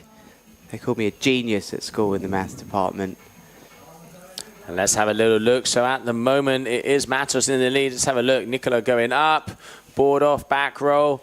Little wobbly, but managed to keep that one together there, Lewis. Yeah, that was a pretty cool landing. It didn't look like his feet were even there, but he managed to find the landing. So he's really putting it here early to Pedro Matos, who just has that sort of raised knee waiting. That's the way he likes to do it. They just use these boards so easy. Here he goes then.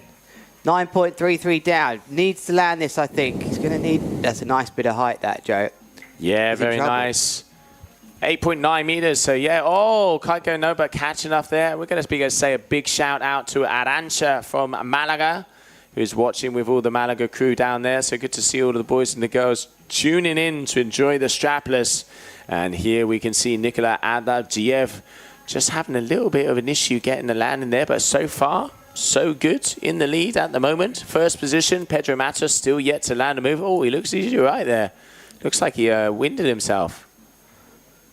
Yeah, his harness has spun round, so it's obviously twisted him out here. But 4 minutes, 30 seconds left. Pedro Matos did not want to be in this position today, Joe, already having to go through the second round. He could really do with landing this, Joe. And he was careful there with that landing, and he still has to rescue the kite. So Pedro Matos working his way back into this, and I can tell you, Joe, if he hadn't landed that, the alarm bells would have been ringing here because he would have been facing exit in 4 minutes. Absolutely, yeah, no, he needed that one, and nice and stylish, got the height, came around, and just waiting to see some of the numbers that are going to be coming up. And at the moment, let's have a look. Okay, 3.57 there for that. I think it was a back roll with a board off, if I'm not mistaken. Okay, Pedro knows. Okay, thinking against that one, he's seen another kicker. Is he going to be able to get the wind here? Yes, he is. Pumping away. Okay, Pedro. Nice take goes off. up. Back roll. Double back roll. Triple, unfortunately, over-rotated that one. And that's going to be a crash. Sticky situation in the first half of this heat.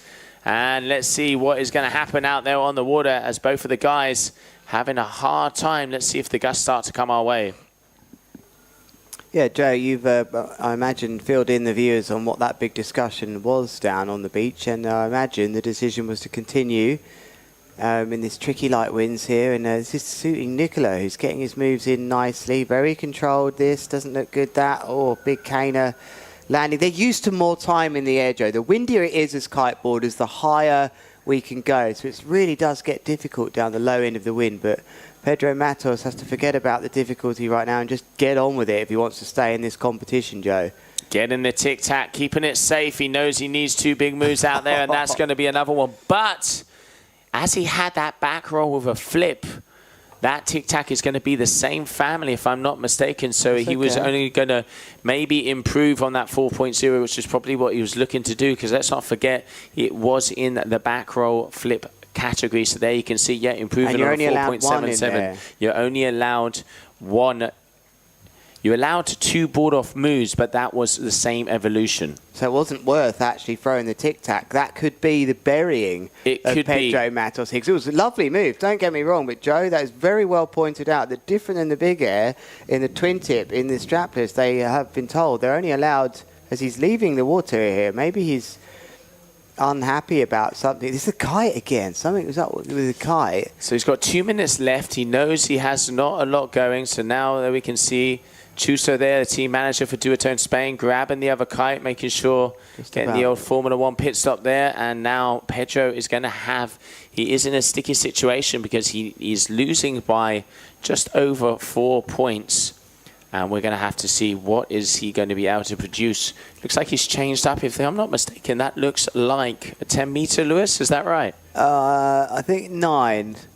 It's hard. I can't see 2 digits on it. I can just see 1 on the side. Why don't they just print them all big? Oh, nice kicker here for Nicola.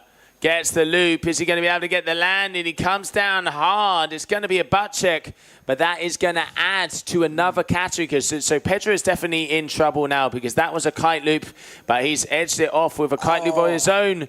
and goes down. So that's not going to be a good move there for Pedro. So final minute, he is going to have to start to get his stuff together if he wants to be able to get this landing, because we have a kite loop coming in here for Nicola Adadiev, just waiting for those scores to hit.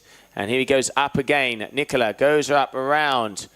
Down loops here, and Pedro there, move for both of these guys. Oh, he nearly fell over, punching He almost the sky. missed that. 30 seconds, athletes. 30 seconds left of this second round, elimination round up there on the water. And it looks like that is going to be a 5.67. So Pedro just edging into first position. Nicola, what he needs to be intelligent here, and he needs to go for that third family. He needs to go for that third move. He has a contra loop board off, and he has a back roll flip. So he needs to be going for that third family. Okay, so he's going for the loop. As he get it, almost, can he ride out of it? Okay, that's a bit of a butt check there, but I reckon maybe considering judges might be counting that one. Red flag in the sky. And is it gonna be enough? We are soon gonna find out. But before we do so, let's grab a short commercial break as we get that overall impression score.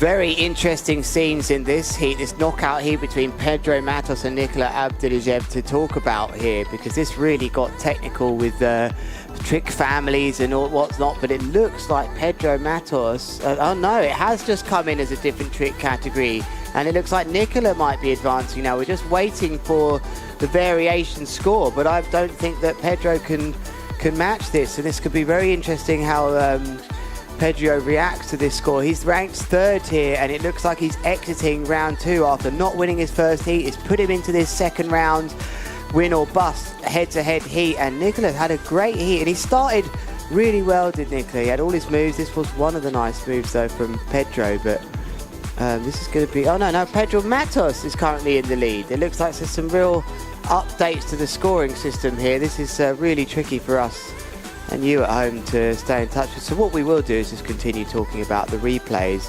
which are no-hander from Pedro Matos. So they get more points for that? I don't think so, but it is showing the complete control that he has when he comes down on those landings. But yeah, we are still waiting to see what is going to be happening out at the moment, as we are, looks like there's some things with the scores. They're looking and double checking on the old families there, as we're waiting to see who is going to be making it through, because let's not forget elimination round up there on the water. And next up, we were going to have the final heat of that round number 2, so heat number 4. So waiting, as we can see there in the water, that is looking light. Just waiting to get that info in. We do apologize, and let's have a look. So that is going to be, it is going to be Matos Gabriel Benetton. Oh, sorry, Jake. And he is going up against Tim Sermon. Tim Sermon. Thank you, Lewis. Yeah, that was the one cheated. there. I just looked to your computer. It just came up there. Here's me trying to go through the old photos. So get that finally. Thanks, boys, for changing the old screen. Appreciate that.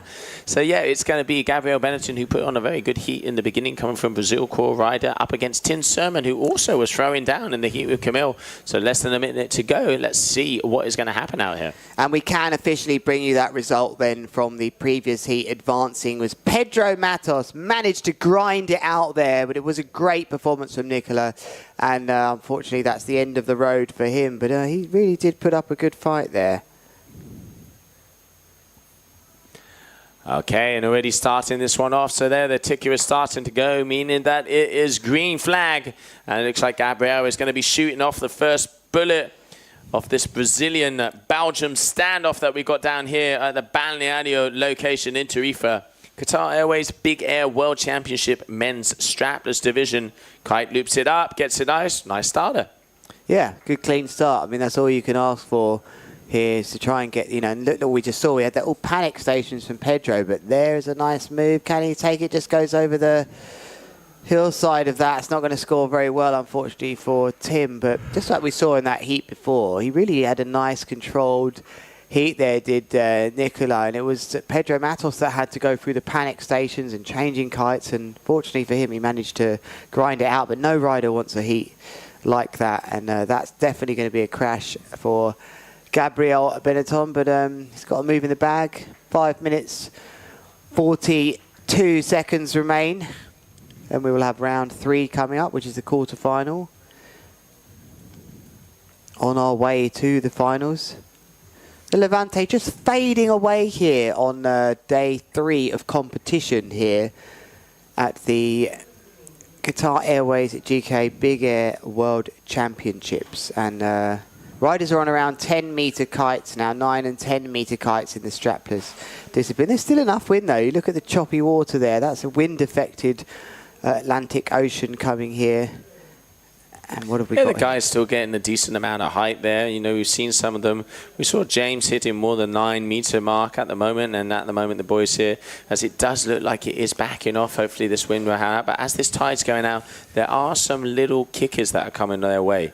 Front roll, board off. Yeah, very really nice powerful there from Tim Sermon. Yeah, really powerful that move. I like that. Carried a lot of speed and momentum, and Tim Sermon, if he can put it all together, he does have what it takes to get through a heat. He's had some tough draws so far, and here is his moment to stay in this competition. It's Core versus North here in this heat. Full power, he's on there on the bar. You can see, look, he's got that bar all the way powered up. And here he goes, Tim Sermon on your shot. Where's Tim from? He is from Belgium. Oh, nice. Not many Belgian guys on strapless surfboards. And in fact, with the surf division, it's quite interesting to look at compared to the big air department, where 86% of the fleet here were from Europe. Compare that to the strapless, Joe, and we don't have anyone inside the top 5 seeding that's actually a European, which tells me that they're really into the surfboard shape more so in those continents where they get bigger and better waves. Yes, of course.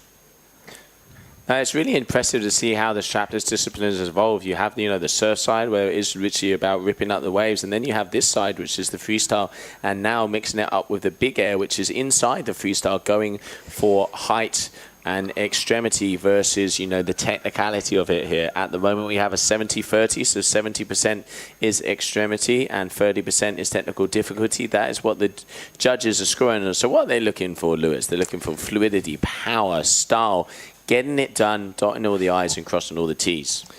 Yeah, and first and foremost, they will be looking at what type of trick is done first before they can give that score. A bit of a tough landing there for Tim, but depending on the difficulty rating, which is really down to sort of how many people can do the move, how easy it is, that's where they get their baseline score. Then they will look at all the individual elements of the move and decide, right, that was a pretty clean move, that was a really hard move, so we'll give it a high score. Maybe it was an easy move done really badly, here we go, rubbish score. So yeah, a lot of work to be a judge. I mean, I'd love to know how many tricks they've scored over the course of a Big Air World Championship. It must almost be in the tens of thousands nearly. It's almost about exactly the same amount of tricks we've called, mate. So yeah, it's definitely a fair shout, and the concentration of the judges there, making sure that they're on scale, everything's down. And I can see there's Gabriel and Pedro in the background, making sure that everything was looking like. Did he land that? He was trying to shove it. He did. At the moment, it is the Brazilian with a 12.16. And let's see. Okay, going for the front, nice and clean front shove it there from him. Yeah, I like what he's done there. He's just gone off on a little combo there, just showing the judges that, I'm comfortable in this. He's smiling. I think that was really smart riding there. If there's ever a variation battle to be had here, which could easily happen because the scores are low now. There's nothing major coming in. So he's going to max out that variation score. And we're seeing a real free ride bit of style here from Gabriel. I like this. This is smart riding. Toe side air there from him as well. Let's not forget what they are looking for. They're looking for the height. Goes for the loop. Gets it around. Can he get the landing? Yes, he does.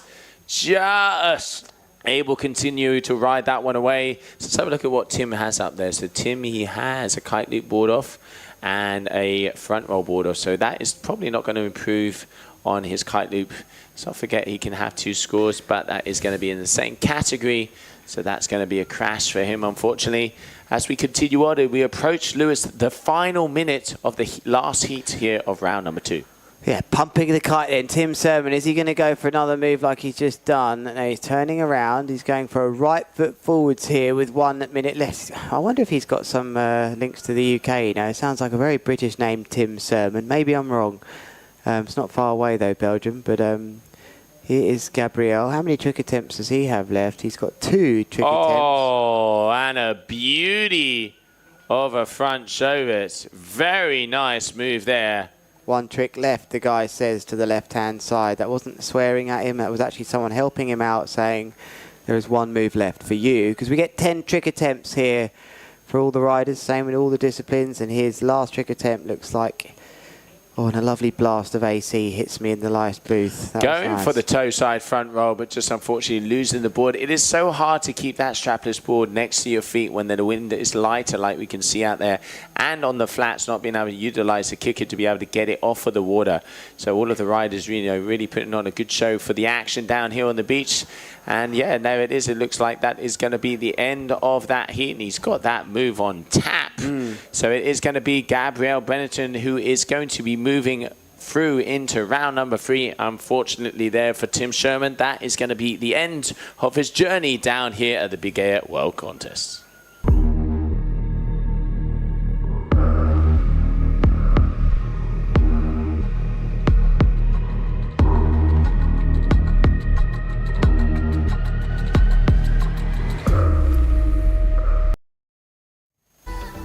Welcome back to the Qatar Airways Big Air World Championships, the GKA. We are looking at the highlights then of that last heat where one of the riders, Tim Sherman, unfortunately is the end. The Sermonator will have to go back to Belgium, but he's done himself well and shown that he has got the tricks to be quite rightly here and competing with the best. Moving on, we will go into the quarterfinals, which means there is not so many heats left until we get to the finals on our last day of action in a very tricky Levante. Wow, nearly ran into a Jesus walk during that move there. I thought that one was landed. That was incorrect of me to say that. But that move was on tap every time. The front roll shove it was something that, like Gabriel had that lovely clean land. He looks like a real surfer the way he rides. So yes, the results are in. Gabriel taking the win. And Sermon is out of here, but good effort. And yeah, information in. Gabriel making his way through to the next round, but he was already more than 5 points ahead. That's why we could call it when that heat was happening. So next up, big heat coming our way. Keanu Mertens, who is under the German flag but lives over in Estepona. So Spaniard, one of the youngest riders out there, and he's going up against Lorenzo Casati, who came 4th on the twin tip big air discipline yesterday. Gilbert, he didn't have the best first heat on the strapless, but then second he kind of got it together. Let's see how these boys do out there right now. For a place in the semi-finals then, Joe, let's have that ladder up if we haven't got enough time. I don't know if we have, but yes, here we are then. We are in heat number 9. Keanu Martin, Lorenzo Casati. So we've got 4 heats here until we get to crunch time. So in fact, there is 8 heats left of the strapless.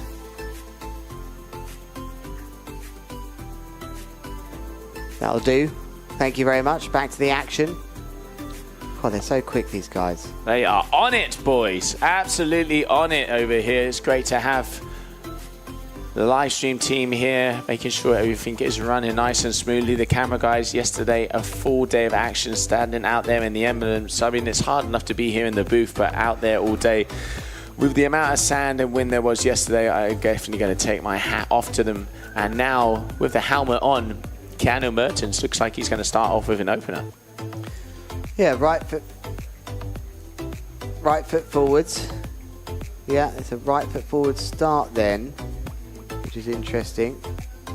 Oh, he's got the height. And he's got the landing. Watch out, he can talk the talk and walk the walk. This move out there, Keanu Merton. That was a decent amount of height in that, 6.1. Yeah, that a 3.9 G-force. Like we said, there's a harder impact with these surfboards coming in with our surfer app data, but yeah, that was really impressive. And now it's back to Lorenzo Casati. He's having to work hard to get through these heats to stay in this competition, but for a place in the top 4, this will be very impressive if he can do it. With that Rebel set up, here he goes. Oh, okay, kite loop board off there. And, oh, just missing, unfortunately. Looks like his kite was going to be going down as well. So Keanu at the moment in the lead with a 5.43. And looks like he's eyeing up another move. Back roll. Board off. Oh, coming down heavy, though. Head over heels. I think that was a contra loop. You had the left-hand side of the bar, the white side. You were right. Yep, you are right, hard Lewis. there. We couldn't see the kite, which was tough with that angle. Perhaps he's got quite a big bar. I think that might be the bigger click bar, which meant the kite had more leverage. It turned, so we didn't quite see that, but I just went off the basis that white was left. And, oh, what a move. Oh, you got to be happy with that one. Kasadi. Kite loop back roll, board off, and with speed, with flow, and with style. Very nice landing. There's going to be a big score coming his way. I'm seeing 7 high 7s across the board, 7.50.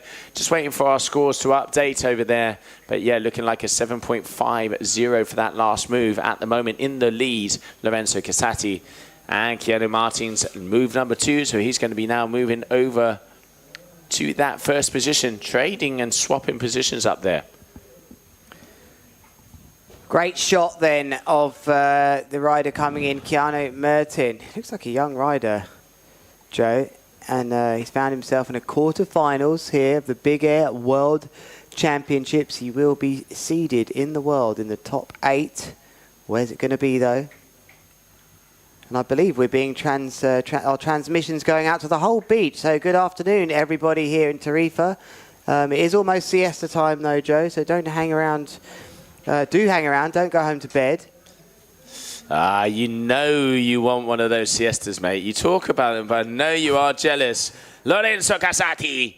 Guys, a little bit of a kicker. Shoves it off with the board, but unfortunately loses contact. So that's going to be a no-show for him. And we are just waiting for those scores to come up on the screen, but we can inform you that Lorenzo is in first position and Keanu is in second, needing a 7.31. Yeah, so apologies for those scores at the top, but there they go. Wiped out by the director. Best thing to do. If it's not working, just keep an eye on the action and look at the action. We've got a lovely tight shot here, good takeoff into a back roll. Here is this could be big, Joe. Oh, Rodeo tic-tac there. Very nice from Keanu. That is going to be a new category, so that full score is going to be going up on there, and it looks like he might be, you know, coming into contentions there as he is going to have another nice move. Double a double flip there. Wow, Was double it? flip. Yeah, Oh. we don't often see that. That was pretty impressive from Lorenzo. Quite good handling. That must be really hard with a surfboard. Is it going to be more than a 6.27? We will have to find out. Did he get a kite loop in that one? He has a kite loop back roll board off, and he has a kite loop tic-tac. It's just hard to see sometimes if they do loop it or not. At the moment, waiting for Keanu's score to come in. So Keanu in first position now, and going back into second after that. Back row tic-tac, so taking another category there, Lorenzo Casati. So yeah, very intelligent ride in there from him, but only 1.72 difference in between the two of them. There's Fabio Ingrosso showing him one of his top picks on Instagram yesterday. Yeah, he liked it. Only joking. He's obviously seriously showing him the scores. And the real smartest of riders come in and they can work out, just like a Formula One driver knows how much he's got to speed up, slow down to stay in the lead. They have a great understanding of what's going on, and that would have influenced this next trick, which was a contra loop, which he just can't stick. Oh, and the kite has gone out. Looks like he unfortunately kind of oversheeted and the kite went over his head. So I hope those lines are all right. It did look like it didn't, you know, do the old whipperoo. But all right, let's have a look. So Keanu Mertens, he needs a 1.42 to lead. Goes up. Boogie loop. Can he get the landing? Oh, just missing that. Coming down hard on the old feet as well. Yeah. But that was commitment in that move. I mean, he just took the gamble that he was going to ride that out. That looked like a 1 in 100, Joe. That was amazing that he went for that. But losing the board is Casati, but not losing too much time with that abort there. But back to that crash. He really just went for the gamble. You know, that could really hurt your ankles. There's not much cushioning on these boards, but showing how much commitment that these riders have. Both desperate to get into the semi-finals. This is vying for a place in the top 4 in the world. Okay, Casati goes up.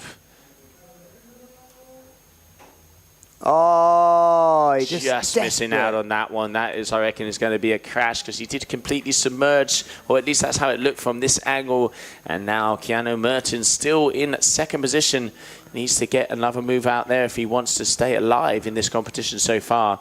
Just the final minute. It's the final countdown out there. Okay, Keanu, back roll, contra loop, making sure he landed that one. And now let's have a look what he's got there. So he's got a kite loop. He has a back roll and he has a contra loop back roll. Is that going to be enough? Is that going to be enough? I'm not sure it is going to be enough. He's going to want to try and probably make one more move. Yeah, I think this is going to be tight at the end. It's going to go down to variation, but Lorenzo's going to have at least 1.5 points on Keanu, I believe. Can he get this move in? He really wants this back roll maneuver. He's been working on it. No, it's a front roll maneuver this time. And, oh, what a landing that was, though, at the end. That was on, and the final 10 seconds, Keanu goes up. Just missing him there. Does he get the landing? Yes. He does get the landing. Looking like I think he was going in for that front roll with the board off. That is going to be close because two very big moves from both of these riders. Who is going to be making their way through as we have that red flag in? Let's stay with this just until we get that score, and then we can go to the overall. So at the moment, looking like, oh, big numbers out. 7.3 there for Lorenzo Casati. And yes, it was Kylie front and a 7.03. So 1.1 points difference in between the two of them before we go to that overall score. We'll have to find out right after the break who is going to be making their way through to round 3 of the competition.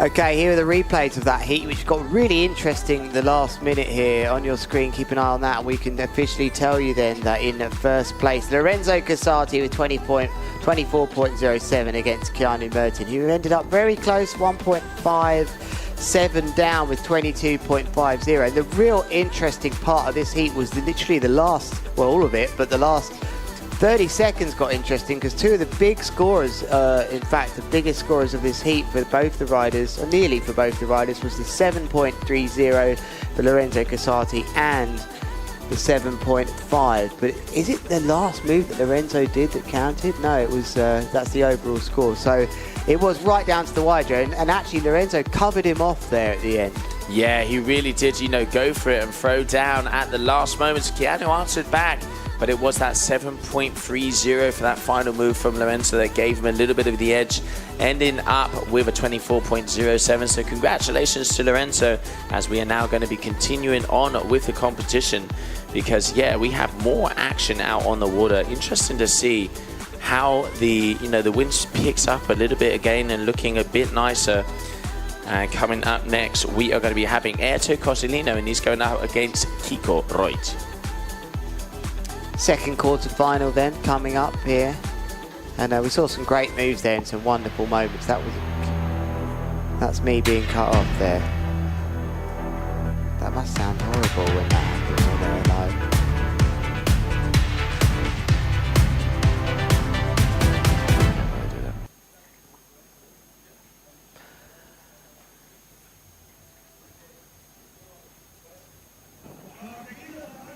Thanks again for joining us wherever you are in the world. It is the final day of competition here at the Qatar Airways Big Air World Championships in Tarifa. You are watching highlights of that last heat, the first semi-final where Lorenzo Casati advanced, and it was a very good close heat with Keanu doing his very best. But we are now in the second quarterfinal. It's Ayrton Cosilino, multiple world champion, from Cape Verde against Kiko Reut Torres, who has a new move, Joe.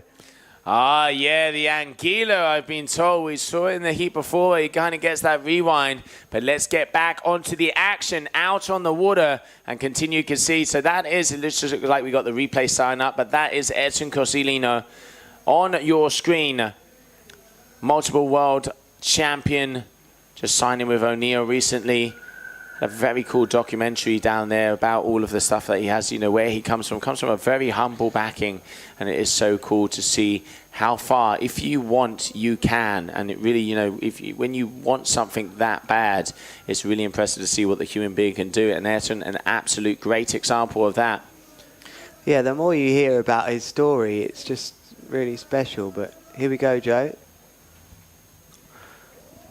Roig. What a start from him. He's going to be my dark horse, I think, here. Kiko Roig. A bit late in the event to do that, to have one. But Kiko, he's a fun guy, and he really puts on a good show. And yeah, you can see, so this is live right now. It isn't a replay out there. And Ayrton Cosolino stretching out that kite loop board off. What a good landing, but losing it at the end.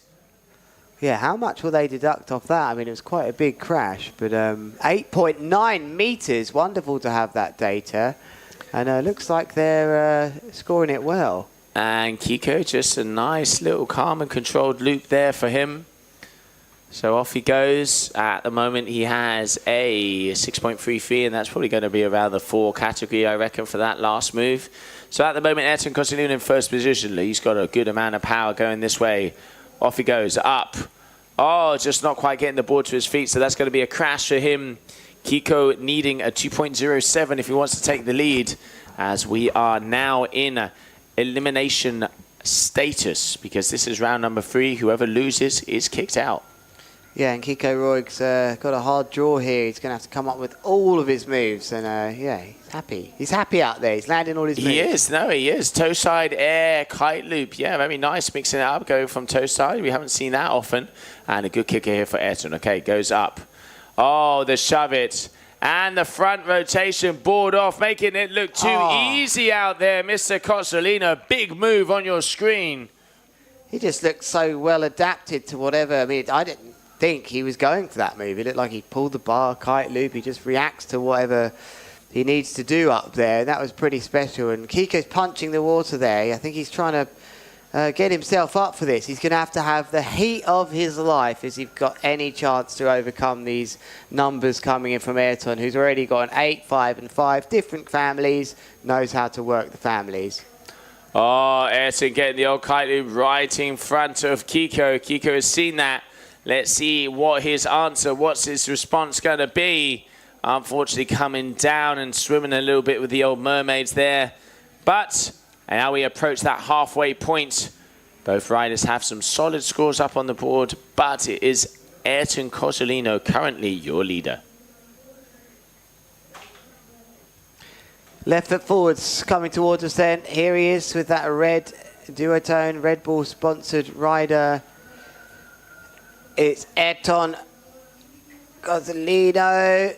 Oh, he's reversed it, Joe. He has got the old rewind, and look at the landings. That's what sets Ayrton across, and we can see contra loop board off there from Kiko Roig. And going down here, yeah, Ayrton, he's starting to link it up. He is starting to get that flow, and he's looking unstoppable out there at the moment, Lewis. Yeah, Kiko Roig, the Air Rush rider, I believe. Big shout out to all the brands supporting this event with that incredible expo at the start of this win window. We had them all here, and their riders have been doing them proud, not only on the water but off the water, which is a big part of being a professional kite surfer. But now they are doing what they were born to do, compete at the world's best stage. As Ayrton Cosolino just coming back to the beach, might be wanting to check the scores.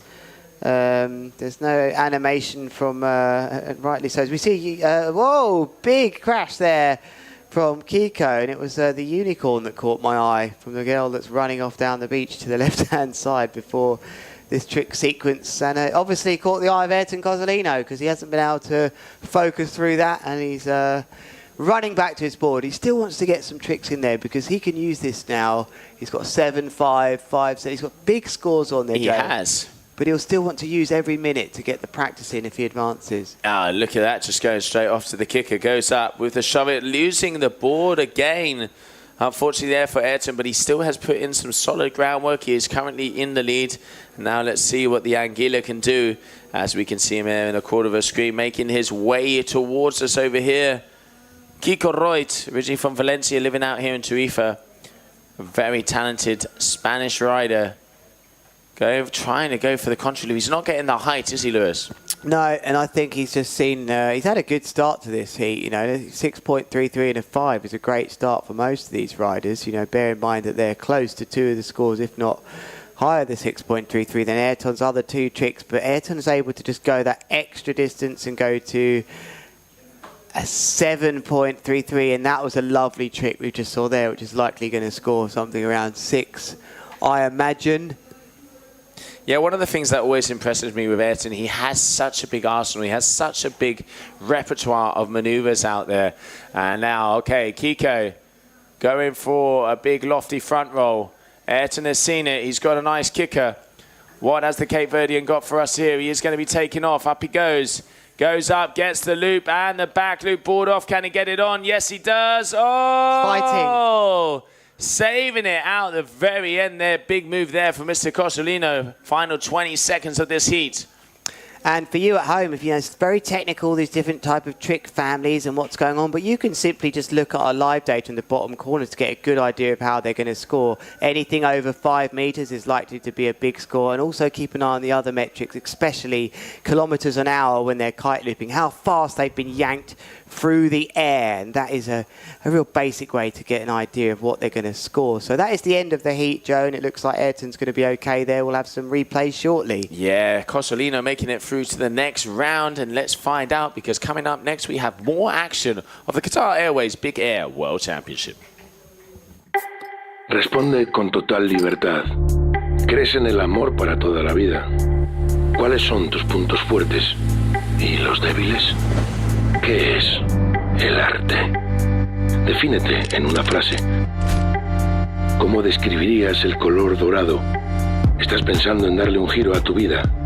Si vas a darle una vuelta a todo, decide tú la dirección. Si fueras un animal, ¿cuál serías? Good afternoon to you, it's Lewis Crathon here, just coming back to you with some replays of that last heat then. It's Ayrton Cosolino with a comfortable victory, but we did say Kiko Roig had an epic heat as well. Unfortunately, that's the end of the road for him, and he didn't get the his new move that he's coming up with, Joe, which was a bit of a rewind variation. And what was that? Was that it from Ayrton? That looks very rewind. Yeah, nice shove it, but then thrown into a front loop there. So mixing it up, getting the board one way, then spinning his body the other. And coming up next, we have a very big heat because elimination number 3, Camille Delanois, Pedro Matos.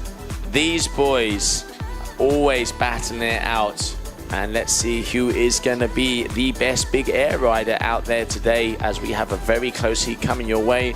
I can see red flag, so it means a little bit less than 2 minutes to go. And let's see what is going to happen. All right, there is the scene there. And here is the strapless men big air dingle elimination, which basically means everyone gets a second chance into round 2. As you can see, if you've come second or third in your first heats, you've got a way back in. And making their way back in there was Pedro Matos. He didn't expect to get second in his first heat, ranked third. And unfortunately for him, he just had to go that extra heat. And it was Kano Merton that actually done him over there. But he's found himself back where he should be, in what was a bit of a slight change to where he would usually go. He would have been up against Lorenzo Casati. But it was Keanu Merton who took that one in heat number 9, who took that slot. However, let's not confuse you anymore. That's enough of that. We are with Camille Delanois and Pedro Matos in the third quarterfinal. These riders are battling for a place in the top 4, a spot in the semi-final. One will not get that far, but they all will have a ranking inside the top 8 in the world, which is very impressive. Oh, Pedro going up. Watch out. Tic-tac flip landed. That is a way to start off the heat. And Camille Delanois with a kite loop tic-tac answering back. Bada boom. Both of these boys out there. Kite loop variation and a board off variation. Let's see who's going to get the higher score. I reckon that's going to be even playing field. Yeah, I mean, Camille's was really explosive and fast, but Pedro Matos just had a lot of control and style. Oh, how do you land that? Nice front shove it. talk about timing, getting the whip of the board around. So yeah, Camille, obviously, let's not forget it. Height does come into account, so he's going a bit higher than Pedro on that last one. We can see Pedro there with a front Chauvet with a 4.33. Very technical move. Camille Delanois, kite loop board off. So that is, let's not forget, you can have 3 kite loop maneuvers. And he is going to be scored on that one because 1 was with the tic-tac, 1 is with the board off. So intelligent moves out there on the water by Camille, knowing and understanding the scoring system. Yeah, and he looks like he's already starting to get scored much higher than Pedro. So either he's going higher or he's just getting a bit more extreme in his kite loops. And are we going to see another third move? It's a back roll, nicely grabbed and controlled. Yeah, this is smart, Joe. This is smart riding. Very much so. So he's got the flip, he's got the board off, and he's got the rotation kite loop. So those are 3 scores that can count. So we're already putting up 3 numbers on the board versus the 2 numbers there from Pedro. So good ride in there from Camille. Started off getting the groundwork in. Still got a lot of time to go. And now it's where the boys are going to start to push it and increase those numbers. Pedro Matos going up with the contra loop board off. Nice and easy landing. Good move there for him. He's stoked. I'm going to think this is a high G-force here. I'm really interested to see if that comes back. 2.7. That was a really hard landing to take from Pedro. And I think that is the first contra loop of the heat so far. I don't think Camille's done one just yet. And that was good timing from Pedro. He needs to try and keep in touch with Camille, who's just heading 7.23. Rewarded for that contra loop and that hard landing. So they're really scoring that move highly, Joan. Maybe that's because of the different way you're pulled out the trick. Might be harder to land on these surfboards. Okay, front row board off to splat there, unfortunately, from Camille. Not quite getting the high. Liked how he just jumped back on the board, though. That style. I can do that with my twin tip in straps, you know. But I got straps on. That shows just how difficult it is what these riders are doing. Wow, 0.16 separate these two then as the 3 moves each. Pretty good moves, but it's the big one of Pedro Matos. If he can get another 7 on there, I think that's what the riders are looking for now. They've got a lovely, this is the dream way to start their heats here. 3 tricks scoring nicely from the correct families, and now it's time to just upgrade one, to pick and choose which one you want to upgrade, which will be your lowest score. Nice little kicker working here for Camille. Gets the height, goes for the front roll. Board off. Can he get it? Yes, he can. And holds together the landing. Good move there for him. So front loop, kite loop with a board off. That's going to be a nice score. Trying to increase, I reckon, on that kite loop back roll. So yeah, let's see if that is going to be more. I reckon he's going to have another 6 coming up on the board and dropping out that 4.93. Yeah, smooth move, that one. And he puts a bit of pressure on to Pedro Matos with that. And here he is on your shot, the North rider, who's really exciting to watch. Every time you have a big air session down in Panera, what's amazing to me is, I mean, I don't often come here, Joe, but he's always on the water training, and it's very impressive. Yeah, and you can see 7.30, just waiting for that one to go up onto the scores. And here we have Camille Delanois. I can say currently on our screens, he is your current leader, just waiting for it to update there on the old scoring ticker. Kite loop tic-tac to a bit of a back slap there, but still getting some numbers. And here comes Pedro. Nice takeoff, Joe. This is impressive. Can he stick this move clean? Yes, he's so good. I love how he really shows the judges the landing and how much balance he's got. Yeah, he claims it. He is body language claiming that one. So at the moment, we don't have his highest score. Camille's on the reflecting on the scores as we'd like to show you. So just waiting to get those updated scores here on the screen. But at the moment, we do have Camille Delanois with an 18.73 in the lead, and Pedro Matos with a 16.30. Look at that, putting that backhand in so he didn't go over. Good move there from Camille Delanois in the lead. And let's see how we have just less than 2 minutes to go. Pedro once again in a sticky situation, but he did this before. He can pull the goods out on the final move. So it ain't over until the buzzer, ladies and gentlemen. I'm interested here. Has Camille done a contra loop? There's 1 point in it from what I can see, and maybe not even 1 point. It's 0.94.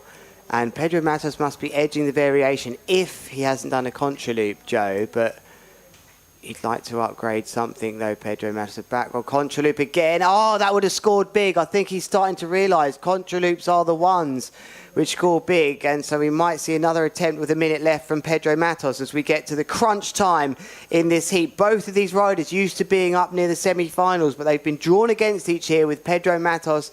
Interesting route through as he's had to go through round 2, and this really is the business end of this heat now as Camille Delanoy comes in. Can he stick one more big move right foot forwards, Joe? Goes up, front roll, board off, tic-tac. Yes, he can. Can he come away from it? Bit of a butt check there, but it looks like again. And Pedro also on the final one. Oh, goes down hard. Still 30 seconds left, though. I think they're going to try and get another go at it. Look how quick they recover himself. Not even enough time to pull the shorts down. Oh, there they come down now to reveal the true colours. But, well, that's my whole legs at home, so I wear a wetsuit to my ankle, Joe. But there's one more chance here. Will he go contra loop? There's 10 seconds left, Joe. Oh, and he misses the board. Pedro is not going to be happy with that because at the moment, it is definitely going to be giving Camille Delanoy a slight advantage. Is he going to get a move in before? Yes, he is. So he goes up. Kite loop, back roll, lands in a bit of a bundle. And that is going to be it. Red flag in the sky. And as it stands, it does look like Camille Delanoy has a slight advantage, but we will soon find out after the break. So Pedro.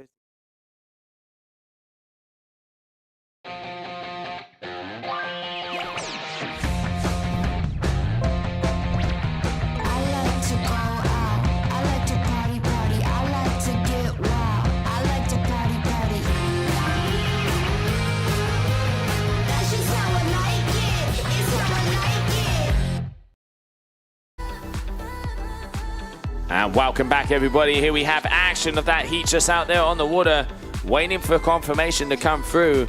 But it is looking like Camille Delanoy has done just enough to edge him out. We will see that overall impression score is about to be dropped.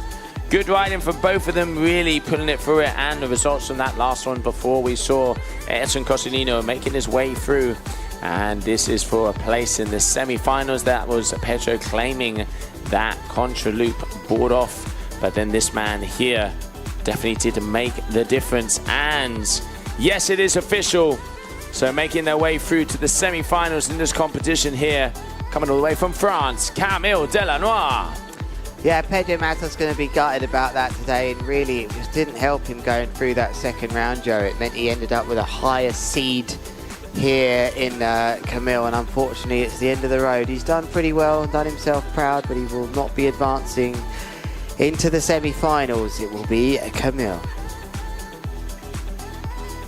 And the next semi-final, let's see who is going to be making it through there, as we now have James Carew and Gabriel Brennerton. So we have Ayrton Cosolino's in there, Camille's in there, and now is it going to be Carew or is it going to be Gabriel? Good heat coming our way because Gabriel put on a solid performance in that heat number 1, and now he's back in action. He's up against the current world champion. Yellow flag in the sky, less than a minute to start.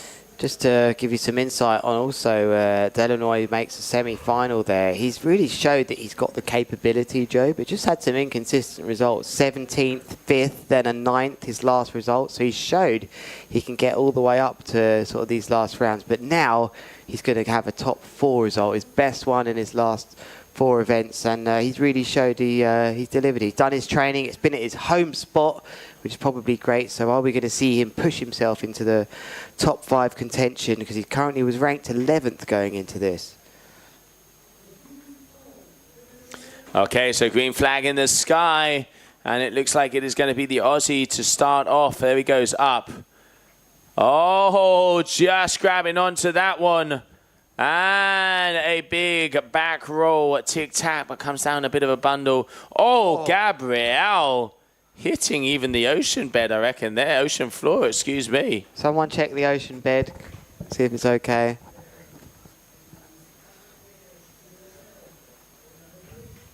So there you can see that previous heat Where Camille Delanois took the lead, and now James Carew, front and center, good amount of speed. You can just see Fabio there looking, what has the Aussie got for us? Goes up, okay, back roll, tic-tac, keeps the board a lot closer that time. That's what he was looking for, nice clean landing. Yeah, that's smooth, and that is the start of a world champion. 7.4 meters, that is really high, and we spoke earlier about using that as a reference point if you wanted a basic understanding of how these riders are being scored. Anything over 5 meters is pretty high stuff, you know, and they're likely going to get over 4.5s to 5s, depending on what type of trick they do. As the wind builds a little bit, Joe, it starts whistling as we see a nice controlled move there from Gabriel Benetton. It certainly is, yeah. And let's have a look at the old stats here. At the moment, it is looking like Gabriel has a slight lead. James going down hard there, missing out on that move. Interesting to see Gabriel not quite getting the height, but he has got some of the, kite loop board off there, 5.10. So leading and in the driving seat at the moment. There he goes. Okay. Oh, yeah. Front roll contra.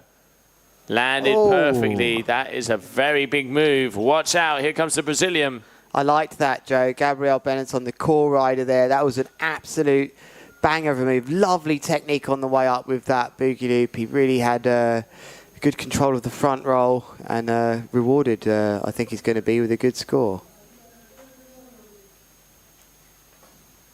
Clean. Clean as you like them from James. He's just not going crazy yet. He's just keeping it calm, getting his 3 moves on there, Joe.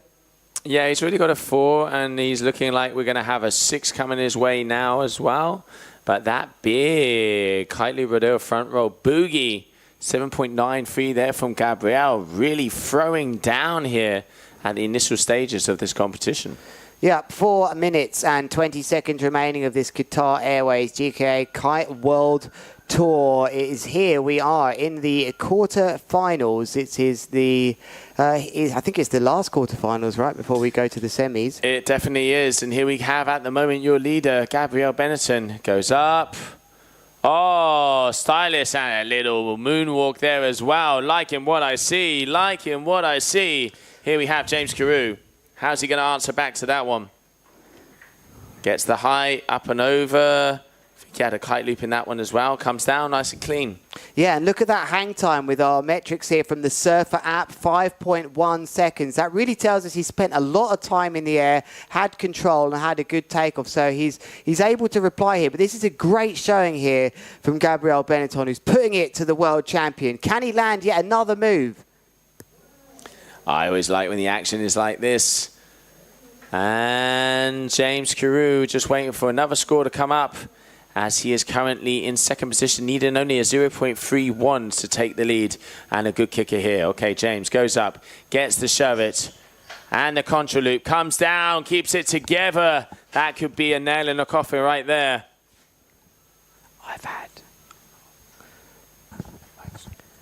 3 minutes remaining. 3 minutes remaining of this one. And it's Gabriel Benetton who's looking like he's doing okay. Still, we've got him still in the lead here, I think. Just Joe. Not on your screens. Unfortunately, it hasn't updated on yours, but on ours, it's very, very close. 0.19 and hand on the edge of the bar. Oh! Quality out there by Gabriel. Very nice kite loop with a flip. He thought about that, comes back, and there's the smile. So let's have a little look here. James is wanting to improve on a contra loop, and Gabriel is pretty much 7s across the board. So yeah, James now needs a 1.10 to lead. He's going to be wanting to improve on that contra loop if he wants to be getting in to the next round as we just approach those 2 minutes. James is a world champion, Joe. He knows very well the trick categories. He'll know exactly what he needs here. This has been an unbelievable heat of 7s nearly so far from Gabriel Benetton, but James Carew with 1 minute 45 seconds left remaining won't be too fussed about that as he just keeps on going, Gabriel. Yeah, he is not missing a heartbeat out there. Very good to see the young Brazilian. There are so many young talents coming through, and they are pushing the boys. And at the moment, let's see, is that, yeah, it looks like James landing another move out the back of the corner of our booth here. Let's see if that's going to be enough. It did look like a downwards. Is that going to be enough to make it through and improve on one of those scores? Needing a 1.1 to be able to take the lead. Okay, oh, double Rodeo. Can he make the landing? Yes, he does. That was a huge move out there. Very big move there from the youngster. As we come into the last minute and Gabriel throwing down. James has crashed as well. The current world champion has crashed here. This could be curtains for him. 45 seconds left, Joe. He's going to have to up it. Do you reckon we're going to be seeing a 3-1-3?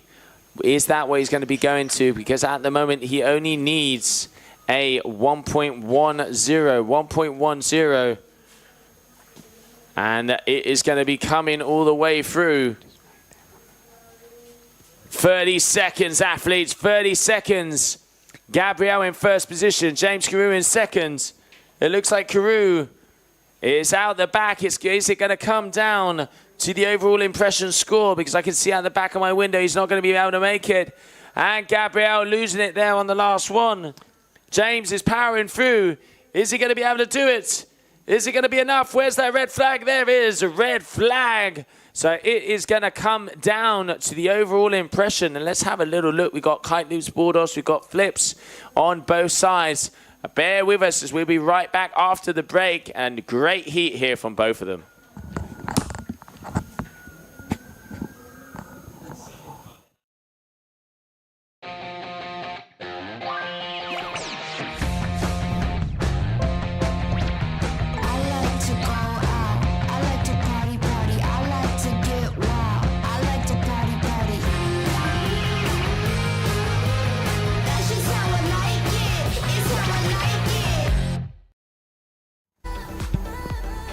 Wow, we could be in for a moment of drama here, Joe, as we await the results of that heat, where, as I see right now, until we have the variation score, we don't know, but there was 2.10, 2.10 in that heat with Gabriel Benetton heading it, Joe. So this would be quite something if James Carew can come back with a variation score. I think the big world champion in the strapless is in trouble here as we wait for the scores to come back. He'll be absolutely devastated if he doesn't get through. Gabriel Benetton has found a moment to just go absolutely ballistic. And Joe, I think I can see the scores. I'm going to wait for ultimate confirmation, which is what we need to do, but there could be an upset on the cards here as you're seeing the replays of some of these incredible moves we saw. James Carew really had to work hard to get back into that heat, but Gabriel Benetton had an answer for everything. And that move there, look at the elation as he points towards his fans on the beach. He knows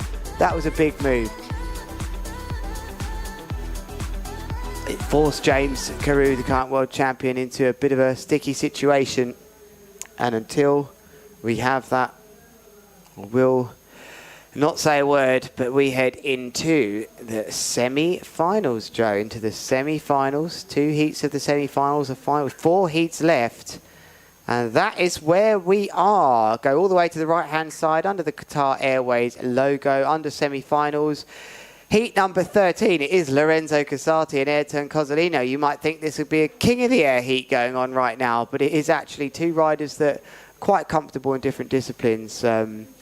And it is Lorenzo Casati versus Ayrton Cozzolino. And we still awaiting that result, even though it's been filled in there. It's Camille Delanoy in the other semi-final against Gabriel Benetton. That is what is provisional. Gemma is desperate for the results here. She's such a professional. And here they are, the results. And the big drama here so far today is that the current world champion is no longer going to be the world champion. James Carew, the Australian, is knocked out by Gabriel Benetton, who had the heat of his life. And he's taken it. So let's get rid of those scores, please, in the top-hand corner. And we will get straight into this one with Ayrton Cozzolino with a bit of a wobbly start, but nails it with a 7.1. Yes, Gabriel there making his way forward, and obviously has a possibility. James, the last year's GK Kite World Tour of the strapless discipline world champion, and now here in the big air discipline. Let's see who is going to end up world champion at the moment. Ayrton Cozzolino is probably going to have a sigh of relief not seeing James in there, but wow, Gabriel, well deserved, threw it at the world champ, and he came out on top. Yeah, and it was a big score, you know, he really deserved that. And here's Ayrton rotating at will here, just going around his tricks, and this is going to be tough for Lorenzo Casati to advance. Both riders with links to Italy, as well as other countries too. All right, so Ayrton already getting himself busy, a 5.23 and a 4.57 up there on the scorecards. We're going to get those scores to you very soon. And now it is Casati here. Ayrton 6.4 meters, 55 kilometers per hour as we enter the first semi-final of the day. So Ayrton in the lead. There we have Casati. Back roll, board off. Oh, right in front of Ayrton. He's seen that. Let's see what the answer is. This is a crucial moment. Goes up. Oh, above the horizon. Watch out. Wonderful. So, yeah, take that back at you, Lorenzo. Upping it by 4.5 meters in height. We've got that lovely data from the surfer app in the bottom left-hand corner. All those metrics, 41 kilometers an hour he accelerated through the air. He traveled 40 meters across the zone, was in the air for 4.8 seconds and 3.1 on the G-force, which is quite a hard landing, but we expect that with this strapless division. And Lorenzo, multiple moves out there. This boy's not going to go out without a fight. He has the highest score in tricks so far, 7.73. Ayrton eyeing up a nice bit of a kicker here. Goes off. Oh, hits the sweet spot. Up and over. Beauty of a move. Back roll out, and he's going, bye. Liking what I see. 8.3 meters. Really had the timing off of that kicker. Vamos is the term. Is this the term? Vamos is the term. Okay, front roll, board off. So much control. Much control. Yeah, he's really riding well here. Yes, Vamos is the term we see mouthed on the TV when Barcelona score against Real Madrid. Love seeing that on TV. And we will see if we can get some of those scores up on the screen for you, but we're just informed that at the moment, Ayrton Cozzolino in first position, and in second position, Lorenzo Casati. Oh, back-breaking landing, but he's rode through it, Joe. Often we see that sometimes, and it's not going to score hugely, that one, but it was pretty impressive. Ayrton looks in the mood. Ayrton is definitely ready. Oh, goes up, almost getting missed, and that was a front hand. That looked like a contra loop back roll board off from the Cape Verdean. And at the moment, okay, second, we got a second 7 up there for Lorenzo as well with that front roll. Throwing down Ayrton at the moment in second position. It is so impressive to see how these youngsters are just transferring from one discipline to the other. This guy was 4th yesterday on the twin tip big air, and now he is currently giving it to one of the highest ranked strapless riders as well. Double flip, and just coming down a little bit of a hard landing. Let's see, Ayrton looked like he was flying past us there. This is insane, Joe. You know, I'm just having to have a moment to recap here what we're seeing. This isn't just someone making up the numbers as Ayrton Cozzolino goes for yet another move, rewinding that. Oh, did it? What a landing that was! Oh, he's still fighting. Can he put it together? Yes, he does. Cat-like out there. So let's have a look. At the moment, it is 20.84 versus a 20.90. Very close in between these two riders. And Ayrton with the rewind. Okay, looks like he was going to do something there. Unfortunately, we just missed that one. So hoping to see if our camera can go back to that angle. But now, 21 equal across the playing field. Oh! Getting the lull there with the flip. And Ayrton at the moment waiting. It is 21-21. Very unusual. You will see both sides. And here we have them coming at us. Ah, hitting the old leg going, come on, boy. Give me the landing. Here he goes. Bada boom. Up he goes. Oh, the shove it, the back roll. Liking the inversion. Perfect landing. Mr. Cozzolino. This is absolutely insane. We're seeing Lorenzo Casati in his first ever strapless big air, absolutely pushing one of the best in the game, Ayrton Cozzolino, huge scores. Lorenzo Casati, 7.73, 7.57. These are massive scores. Ayrton now coming in with 1:20 for a bit of an update. He wants info from most likely Fabio down there or anyone with a smartphone. They can be telling him. So this is too tight to call. Have you ever seen this, Joe? 21. Of course, there'll be a variation score out of 5 added to the end of this, but I would hate to be dishing that score out as well. Just imagine if that score was equal. I think it would fall back to the highest scoring trick, perhaps, Joe. I mean, the highest score in Ayrton has a 7.9. Whoa! Oh! Can he get it? That was huge! Could be 10 metres, 8.5 metres. What a banger of a boogie loop. That is a biggie, Joe. That's got to be up there in the high 8s. How about the rotation? How fluid was that? And Lorenzo starting to mix it up out there as well. But that last move, maybe we can get that up on screen one more time. That was a big one there. The boogie loop from Ayrton Cozzolino in the final 20 seconds left. Lorenzo Casati, 8.77 for that one there from Ayrton. Leaving the best until last. He is going to be happy with that, as he has just edged out the Italian. But let's not forget, overall impression scores still to come. As the final 5 seconds of this heat, there's the flag in the air. And put your hands together to that man.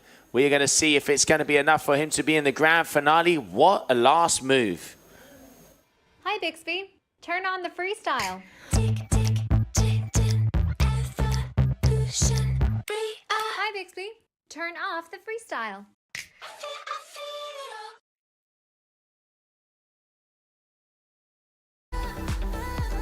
And here we have some of the moves of that heat that we just had out there. Semi-final number 1. Who is going to be the man to make it through to the grand finale here at the Qatar Airways Big Air World Championship? Ayrton Cozzolino flying through the sky, and Lorenzo Casati.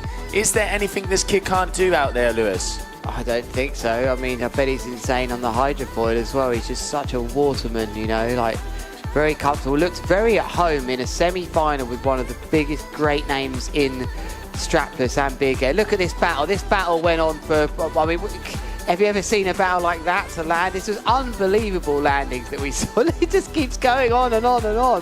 That is a replay for the history books, that one, Joe. And here we can see him going up. I really like the vertical axis on that one. And looking forward to see that last move from him. Look at that. Head over heels, full, snapping that neck back. And this was the boogie loop. Look at that. Just love the way you get these lovely tight. Oh, hands. Just look at that. Look at the inversion, fluidity, power, style.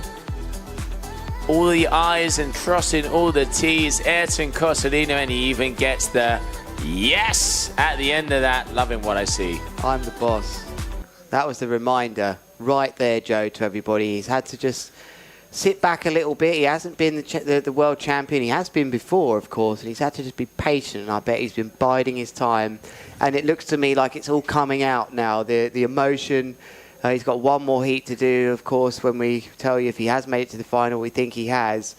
And it looks to me like that's just all coming out now in his riding and just reminding everybody why he's the man associated also with strapless big air that's put this discipline on the map as well. But we have the small business of another semi-final here, Joe, and 2 riders that you might not have expected to have made it today have very much deserved to be there. Camille Delanoy and Gabriel Benetton. And if we look at actually what their rankings were, or their seedings were at the start, 7th and 4th here, they've made it all the way through to the last 4.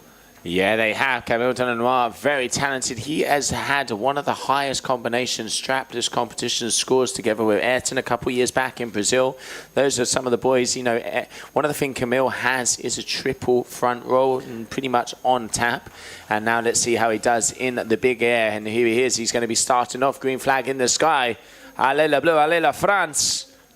What's he going to have for us? Goes out. Kite loop, tic-tac. First move, first landing. Let's see what Gabriel has to answer back, because he really impressed me in that last heat. Okay, Benetton. Up he goes. Boogie loop in between the legs. Oh, nice power landing there as well.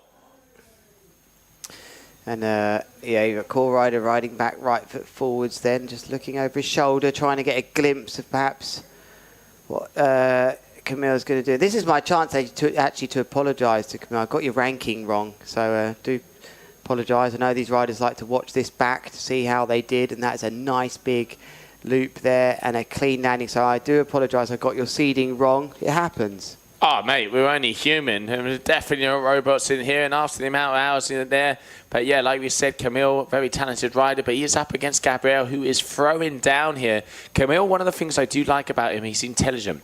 He's done the kite loop with a tic-tac. He's now done the kite loop with a rotation, and he's probably going to go for the kite loop with a board off. So that way he hits all three categories and already has a solid score up there. Shows his competition experience out there on the water. Yeah, French rider is on the North team here, and he spends time in Brazil, I believe, or a little bit as well. And he's found himself in a semi here. He's got a chance to get up to the final. How clean was that? That looked like a lovely soft landing from Gabriel Benetton. He's got an 8.0 already on the board, so that's a huge scorer already from Gabriel. Can he continue this momentum? Oh, he certainly is putting on a shocker out there, and there you have. So kite loop back roll. So now that is going to be his third kite loop maneuver. So he is now going to be solidly in the lead, improving on that second score. But Gabriel, look at that 8.0 to start off with, and a 5.43 just under 5 minutes ago. This is going to be yet another heat down to the wire out there, Lewis. Yeah, I think so. 4 minutes and 30 seconds left. It's been a wonderful ending to the action here. We're not finished just yet, but on our last day of action, we're seeing this strapless division. Oh, that was a nasty crash straight into the board. Pile driver. Literally. But yeah, it's been a lovely end to you know, it's been tricky here. It's been a long wind window, and there wasn't wind at the start, and then near the middle, towards the end, this Levante came, and it really delivered yesterday, Joe, and we've managed to see all the respective divisions, and here we are with the last one remaining in the last 2 or 3 heats of the day. Got the final. Yeah, we literally have 2.5 heats left, I think, Joe. Yeah, getting to the end of this competition, and what a couple of weeks it has been. We had that Kite Expo, the Visit Qatar GKA Kite Expo, where all of the brands, everybody was down there. Really cool to see everyone together. And now we're here at the Qatar Airways Big Air World Championship. Camille's sister, Capucine Delanoy, won the women's strapless. Is he going to be able to pull it off as well with the guys strapless out there? But, oh, man, this young Brazilian, he has improved so much since the last time I saw him ride, and I heard things about him. But throwing down and in the crucial moments, Camille knows he's got to go big here, and you can see the body language. He is pumping, and he is power driving to the shore. Here it goes. Delanoy. Contra loop, front loop, board off, landed perfectly. Nice move out there for him as well. So he is going to be trying to improve on one of those 3 scores. At the moment, it looks like Camille once again is in first position. He's going to increase his lead there with one more trick, because Gabriel is still yet to score another trick family, but still 3 minutes, anything can happen. That's true, Joe. Got to stay calm. Still plenty of time. Well over a third left of the heat, but this man is looking like he's up for it. Although if we look at our overall scores here, Joe, you know, it's Gabriel hasn't done as many moves, but the ones he's done have been of incredible quality. And there's another kite loop. That's a caner. That's a caner of a crash, Joe. Came right down on the wave there, didn't he? Okay, so Gabriel edging forwards with a 20.10 versus a 19.34. So close in between these two. Camille's lowest score of 5.87, and that is for the kite loop. So maybe he's going to try and increase on that one. It would be the easier one to get. Goes up, front roll, board off, trying to get the tic-tac. He's starting to complicate it out there as we come into the last 2 minutes. And wow, what a kite control. Recouping. That is very good recoup. That was so good to be aware that he was going to get tension on that and to save it. That was really special. But Benetton sticks another move just right in front of him. So Benetton's been going about his business quite nicely here, Joe. Will that improve his 5.43? He's got a kite loop board off. Has he got a back roll one in there? Yes, it's a 6.67, but it looks like that has improved his score, perhaps. So he's going to, yeah, he killed out that 5.43, so already getting a nice lead. So Camille now, he's going to want to improve on that 5. So this is what he's going for. There it is, getting the tic-tac. He got the contra loop. Does he come down just edging up on the chop there? I reckon it's going to be third time lucky. He's going to need to see, because that is a good move, because he knows that is going to be in the high 7s, which is kind of where he wants to be able to get past. Because Gabriel has that 8.0. This youngster absolutely throwing down here. Last minute out on the water, so it's going to be one trick for each. Needs his biggest move, Joe. He needs an 8, I think, here. At least an 8.1 or something if he's going to equal him, Camille. And he'll just be preparing himself here. As meanwhile, Gabriel Benetton going for what's likely to be his last move of the heat. And it's just a kite loop with a flip. Lands it very nicely. And now he's going to have to get out of the way and leave room as Camille Delanois closing seconds. He's going to want to turn around. He only has 20 seconds left. So we're going to see he's going to need to get a move on if he wants to have a possibility here. 15 seconds. He'll know exactly how long it takes him to get in the optimum place here to do his move. He rides here every day as he powers in towards the beach. Joe, you're worried about time. I think he's just going to... He's got to take off now. On the buzzer then. Can he stick this? Doesn't get the takeoff that he wanted. He just didn't have the takeoff he wanted. And I think that might just hand this over to Gabriel Benetton. We will wait for that variation score, Joe, and we'll be back very shortly.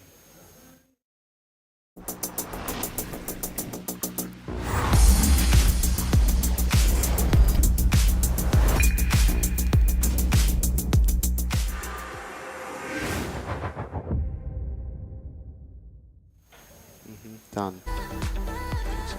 Okay, these are the highlights then of that. We do not have anything official yet to bring you, but we think it's gone one way, but we never like to say until it's over. But it was another great heat for both these riders. Camille getting all his moves in, and Benetton didn't have all the most moves at the start, but the ones he did have, an 8.0, was really a great start for him that he could work on and build his score. One of these riders then going in to the final. Oh, who's it going to be? Not a bad finish though for the other riders. And Joe, I'm going to let you break this one. And making his way into the final, just getting past. And what a performance from this young man. Give your hands and put your hands together for Gabriel Benetton from Brazil. Is going to be going up against Ayrton Cosolino, and it's with moves like that, moving his way into the grand finale, which, if I'm not mistaken, just waiting for the info. It looks like we are going to be starting off with the winners final first. AP flag in the air, obviously, to give them a break. And it looks like we're going to be going to an 8-minute heat, Lewis. Let's jump out the booth, hit some highlights and find out, as we are going to be back very shortly.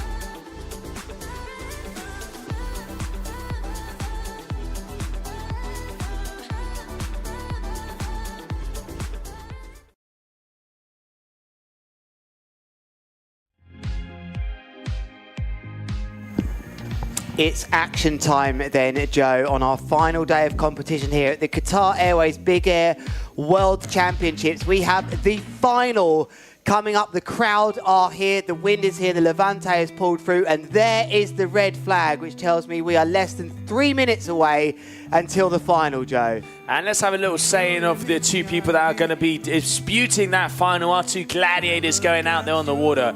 Gabriel Benetton, he is the name of the competition so far. He's had a hard draw, made his way all the way through. I was hearing good things about this youngster coming from Brazil, and now I understand why, because wow, he has taken out James Carew, he's taken out a few riders, and no wonder. Let's have a little look of what he had to do there. He came in second position, had to go through, he went against Tim Sermon, then he went against James Carew, took him out, and then also he took out Camille Delanois, so pretty much taking out probably two of the biggest riders out there, and now he is going to have to go up against none less than none least Ayrton Cosolino. Tell me a little bit about him. Well, where do you start with Ayrton? I mean, this guy is one of the forefathers of what we're seeing in Strapless, you know, along with Me Too and people like that, and he just keeps on delivering in a competitive environment. He's been competing at King of the Air, which has been a great showcase for this discipline of the Strapless surfboard. He's just so in touch, so naturally gifted on a surfboard. I think it's going to be really hard to take him down here, but hey, he's got nothing to lose as Gabriel Benetton. Winner takes all here, will become crowned the Big Air World Champion of the Strapless discipline as Ayrton Cosolino makes his way into the heat there over that seaweed, which has been an incredible feature of the event so far here in Bonaire. But Joe, are you ready for this? Are you strapped in? Oh, I am strapless, mate. I'm not strapped in. I am strapless over here because it is on the grand finale. And I'm going to say one thing. We're going to turn up the volume, get the AC/DC, get the music pumping down the speakers. Tarifa, I want to see you to your feet. Yellow flag, 1 minute. What must be going through the riders' minds now, knowing there's this chance to be the world champion? There's Ayrton. He looks in the mood. The onlookers look on, can you believe? And let's not forget, Ayrton has been in this situation. He knows what it is to win a world championship, but he also has seen, as much as a competitor that he is, he's seen Gabriel and he's gone, okay, this kid means business. So a very big opportunity for both of these riders out there. Ayrton Cosolino on the duotone Red Bull rider, and we have Gabriel Benetton on the core coming from Brazil, newcomer. We could almost call this guy a rookie. Yeah, he's going to be up for a new contract after this final appearance, especially if he wins it, Joe. I mean, this is unbelievable. I haven't really seen him so much before on the tour in the Strapless, so no, he just goes over just to get ready. Looks like he's very much happy to go in second here, as the seconds will tick down as Ayrton Cosolino makes his way left forward. The green flag is up, Joe. We are on. Here we go. Let's go, let's go, let's go. Everybody get to the edge of your seats. Grand final coming your way. Qatar Airways Big Air World Championship, Strapless discipline. And taking off Ayrton Cosolino. Playing it cool. Kite loop, nice and easy. Intelligent moves here from Ayrton. Just look at the face of concentration. Let's have a look. Gabriel. Move number 2, doesn't quite get the height. Going up for the boogie loop to start off. And goes out, misses it. That is a big decision there. You can see Ayrton's just applied the pressure. And Gabriel wanted to go off a little bit too strong and didn't quite get the height there. So 1-0 at the moment. And now let's have a look as those scores are from the previous seat in between Camille Delanois and Gabriel Benetton. Ayrton getting the height. Nice flip. Bada boom. Yep, that is a big one. Ayrton having the classic start, and unfortunately for Gabriel Benetton, maybe the pressure and the intensity of this situation just getting to him at the start there, Joe. He's had a crash, and he's really motivating himself here, Ayrton. Look at that, like any good competitor does, talking to himself, getting the belief, the self-belief that he has, and he's on his way here. Can he continue it? And he gives a telltale there from Ayrton. When he starts to bang his leg, big things come. So now we know that is going to happen. Okay. Going up, going for the boogie loop. Looks like a little bit more control. Once again, he's not getting the height that we saw before.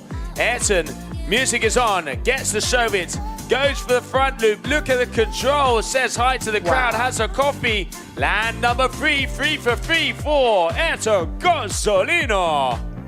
He's visually animated for this, and I like that approach. 8.7 meters, that boost there. 54 meters across the box from our Surfer app data. Very impressive, 5.9 seconds in the air. Ayrton Cozzolino is absolutely up for this. One more big move, and you'd like to think maybe he's almost walked away with it, Joe. It's still early days, but he looks so controlled. Was that a contra loop as well? I think it was. It did look like a contra loop, and we can even see Macho Lopez there getting nice and frisky down on the beach. Mr. Tropical himself making sure to give the old vibes up for his fellow countryman and teammate, Ayrton Cozzolino. Gabriel, okay, this is looking better. Okay, he's played it safe on that one, so he's now starting to get some scores on the board. But at the moment, Ayrton 17.91 in the lead. And here he comes one more time. Like a bat out of hell, like a freight train with your name on it. Here we go.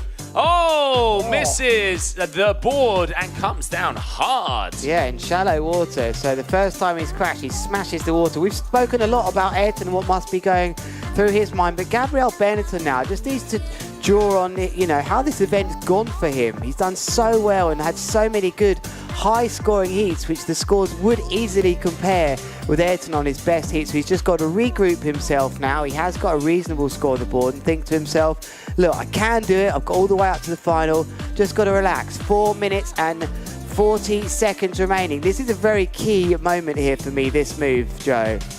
Oh, absolutely. And now we can see Gabriel starting to get a little bit more loose, and he's starting to get their flow in there. Ayrton at the moment, yeah, just missed that last move, and Gabriel's going to be sticking up another score.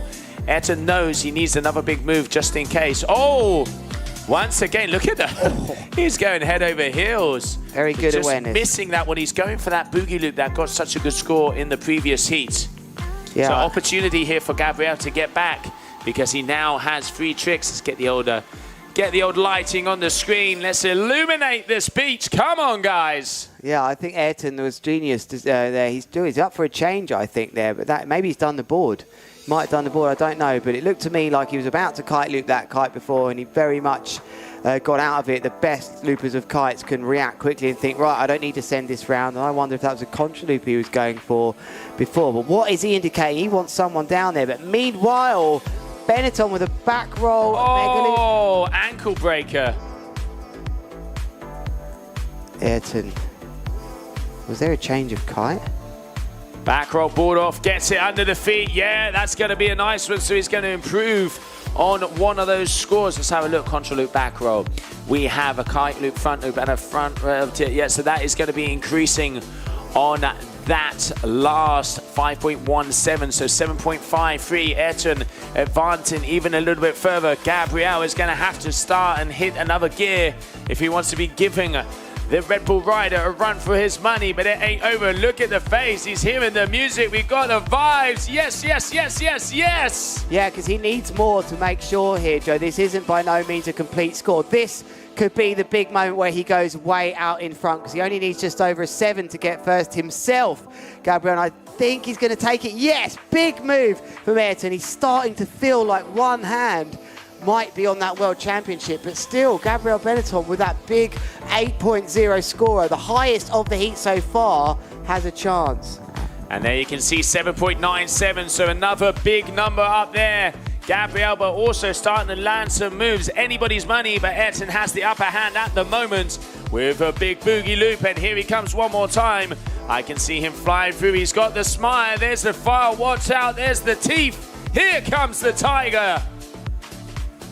He knows he's close. 2 minutes away. He's really vibing off the music. This wonderful shots we're seeing with this nice tight shot of Ayrton Cozzolino pumping the water now as the beach goers look on now, heading left foot forwards out on this incredible Levante with it, keeps on delivering, and boom, what is he going to land it? Back roll mega loop, kite loop board off, and he just puts his hands into the sky in relief. What a landing, Joe. I know Francesco Capuso here, he would only say one thing. Yes, Ayrton. making it through. And he is definitely proving a point why he's one of the best big air riders out there. But Gabriel still has a nice opportunity. Oh, this is looking good. Good style. Can he land it? Oh, it ain't over yet. We got to fight. We got to fight. Very controlled landing and very much needed that third trick score for him. But Ayrton just looks like he's going 2 meters high. Look at that live data. 4.3 meters still on the screen from Gabriel from before. And what is Ayrton going to get here? I mean, look at the height. Reverse. Unfortunately, can't land that one, but 7.7 meters. I mean, we're talking 2 or 3 meters extra in height, Joe, which is reflecting in his top scores. And let's not forget, it is 70% extremity, 30% technical difficulty, and height is a very big aspect when it comes to big air. Gabriel asking for some info in there. He is going to need, what's he going to need? He's going to need a 9 point if he wants to be able to take the lead. Ayrton looking comfortable out there. Look at the grin, the smile. Oh, the boy is happy. He's done. He is done. Is he coming out of the water before it even ends? Epic. That is what I call an exit. Gabriel making a landing there, but that is not going to be enough to make his way through. So it looks like we have the final seconds, and Ayrton walking off with the water before the end of the heat. It's the stuff you dream of as a competitive rider, is to get out. I mean, the real dream is to get out, have a shower, and get changed for the podium. Only possible in the events where one trick counts, but this is insane. Ayrton Cozzolino already out of the water. Are you kidding me, Joe? Oh, that's how confident he is. There it is, the red flag. So that is going to be the end of that grand finale, and it does look like Ayrton Cozzolino has the upper hand in that, but we will be right back after the short commercial break because there's still that overall score, but I reckon the Cape Verdean has this one in the bag.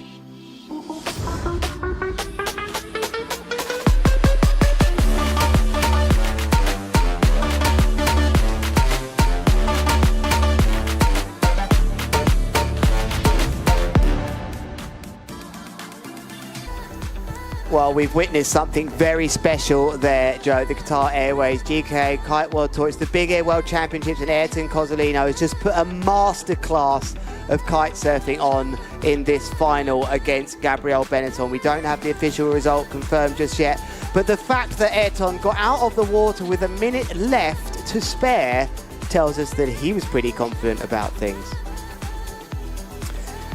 So it's going to be myself in here now as Joe just sneaking off, getting ready for this prize game. We have another heat to go just yet, which is going to be the result for third and fourth place decided. And that will be Lorenzo Casati versus Camille Delanoy. And then we will hand you over for our last prize giving. But wow, here are the highlights of that replay. And personally, I think that has to be one of every competitor's dreams, is to get out before you finished, in no disrespect to the other rider, but my dream was always to have a shower, be clothed and ready for the podium, and only possible really as we see that massive cane over crash, the abort of the kite loop from Ayrton. Only possible really with the events where there is one trick counting. You want to bang that first trick in straight away, and then the last 10 minutes is your time for showering.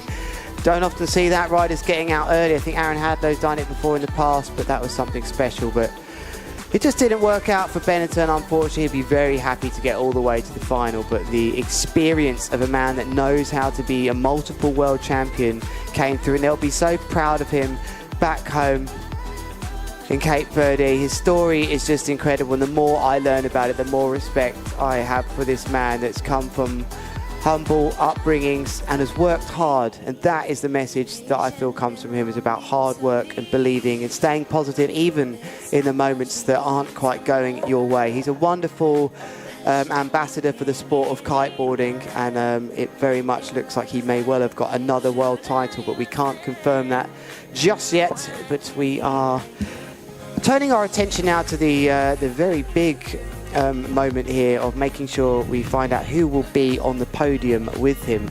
Joe, you've made your way back in here. Yeah, hi Lewis. So yeah, we are going to be having interviews with the top 4 contenders coming out there just after this heat mini final on the water, and we're just waiting for the triple confirmations. But I am going to say it, results are in. The new world champion of the Qatar Airways Big Air World Championship coming from Cape Verde, Ayrton Cosolino has got it. Wow. Wow, that is a very big moment. Camille Delanoir out there, so mini-final, 3rd and 4th position up for grabs. Who is going to be out there on the podium? Casati was putting in a solid heat before. He was really impressed me, such a complete rider. And now Camille also trying to get some moves. So here we have Casati, gets the board off. Kite loop, nice and cool, calm and collected. He is very talented, and his younger brother also, Luca Casati, is a very talented strapless rider. So they are Waterman final, Waterman family, and you can see there Camille just looking back, just making sure he has this under control and see what is going to be going down, because at the moment Lorenzo in the lead.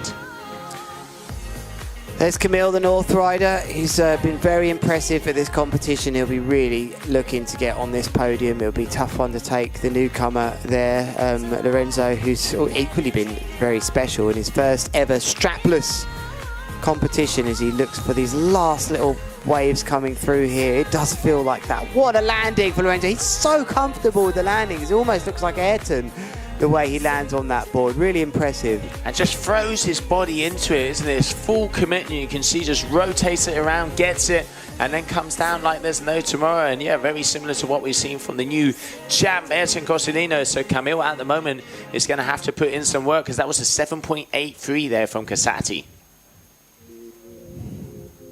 Back roll, kite loop, keeps the board close to him, Camille. He's getting some good scores on the ball, because he needs to here, because Lorenzo's hit a really good rhythm at the start of this mini-final. Just working the kite up and down, which we need to do as kiteboarders to create more energy, positioning his feet somewhere. I think he's just looking for the wave here, maybe, just looking for something to take off. There's the swirl to the right-hand side moving. You just see it making its way, and he's really learning to take off these waves as best as possible for that extra tension is Lorenzo. And there's the kite loop. Oh, good one out there. Very nice, Lorenzo, really in sync at the moment. That's going to be another good move, so 3 moves for him. Already a total of 18.73. 2 moves for Camille. Camille has the highest average score, but Lorenzo is throwing down. And it looks like he's preferring this right hand forward. Going for, looks like the front roll contra loop with the board off, but just unfortunately losing the board. So that is going to be a crash for him as we just approach that 5-minute mark. Last heat of this competition, and what a week it has been, Lewis. Yeah, it has been an absolutely epic week. We've had the Expo, we've had the GKA Awards, then we've had this to top it off the last couple of days. We've also had the hydrofoil, and if you have just joined us, you've got 4.5 minutes left of action as we see a lovely boogie loop there. Oh, he just couldn't stick it in the end, Lorenzo. That was a shame. He had everything done, got all the hard part, but just landed a little bit too front heavy. I know there's going to be a sigh of relief here for this man. So can he equal it out? Opportunity here for Mr. Delanoir. Goes up. Okay, gets the front roll, grabs it, gets the contra, and makes the landing. So he's going to be looking for that 3rd score. Needs a 6.10 if he wants to be taking the lead. Going to be close, that one. And he hasn't snaked him there, actually, if you're just thinking, wow, he just turned at the exact same time Lorenzo did. Because he's very dominant right foot forward, he was actually getting out the way nicely for Lorenzo. He's given him all the space of the box now.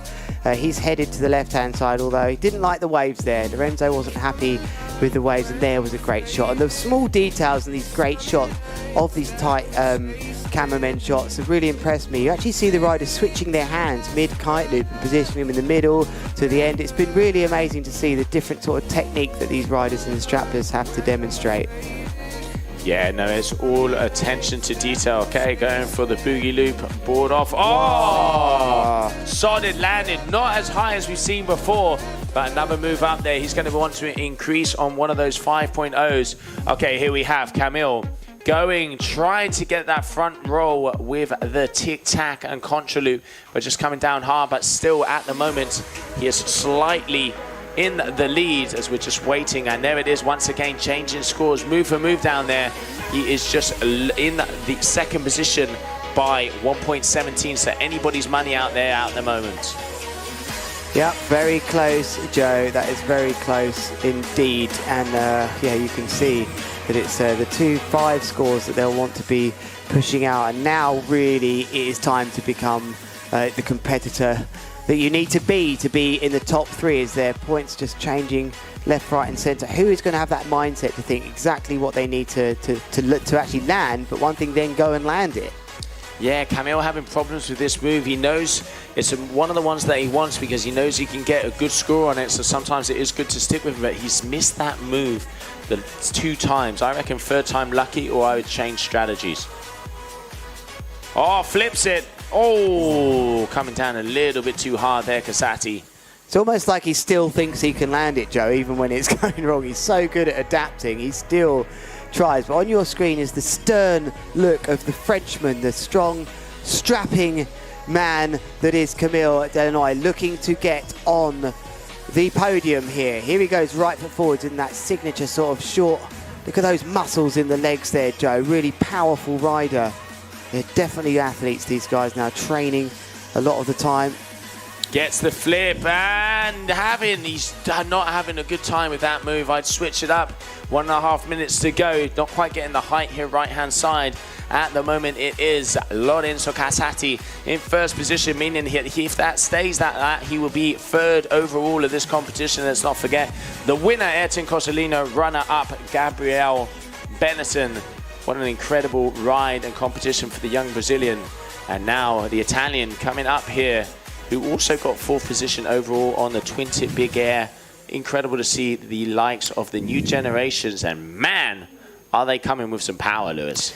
And there'd be something nice if that was the case, that he could make the podium here after getting so close in the big air department and watching some of his teammates get to stand there. He had to settle for 4th, which is always a difficult position to stand in. I've stood here myself in 4th, standing down below, nowhere near the podium. It's a weird place to be, so this would be quite special if he could just make it work. Can he land this? This would help, and he has landed it. Yeah, he's playing it safe out there, Lorenzo, but yeah, nice to see. What was he looking for there? He's looking to improve on that 5.43 and keeping himself busy out there one more time.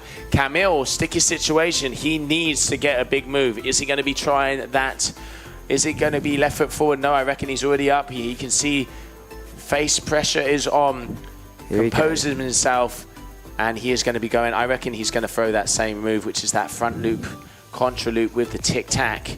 Looking at the watch, knows it's closed, goes up, there's the front roll, gets the board off, and goes down. He doesn't get the move that he was looking for. So at the end of this mini final, as we can see it there, we are going to have to see on the overall impression scores if there is going to be a change up. And while we do that, let's have a little bit of a look at the highlights of the action we had there today, and we will be right back.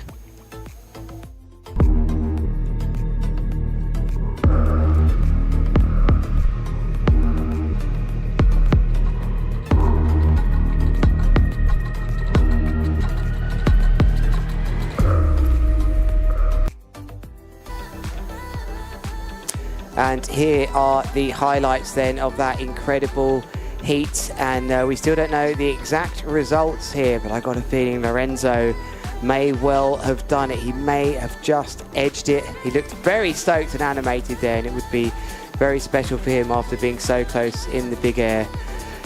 Discipline in 4th place, standing near the podium. I'm Lewis Crathen, and I've been bringing you all of the action here at the Qatar Airways Big Air World Championships. Joe Sciastula has just popped out to get ready for his podium here, and it's just me left on my own devices at the moment, as someone rudely holding the talk button on my earpiece. It's almost like the phone going, but these are the last moments that we're bringing you here of action before we show you live the prize giving. There is Camille Delanoy, who's done so well here, and there are the scenes there, as it very much looks to me, and perhaps I can confirm that now. Yes, I can. It will be on 3rd place. Lorenzo Casati will be taking 3rd place, and Camille Delanoy will settle for 4th, as there is a big gathering down there. They are just about to do that prize giving, and it's just me and you now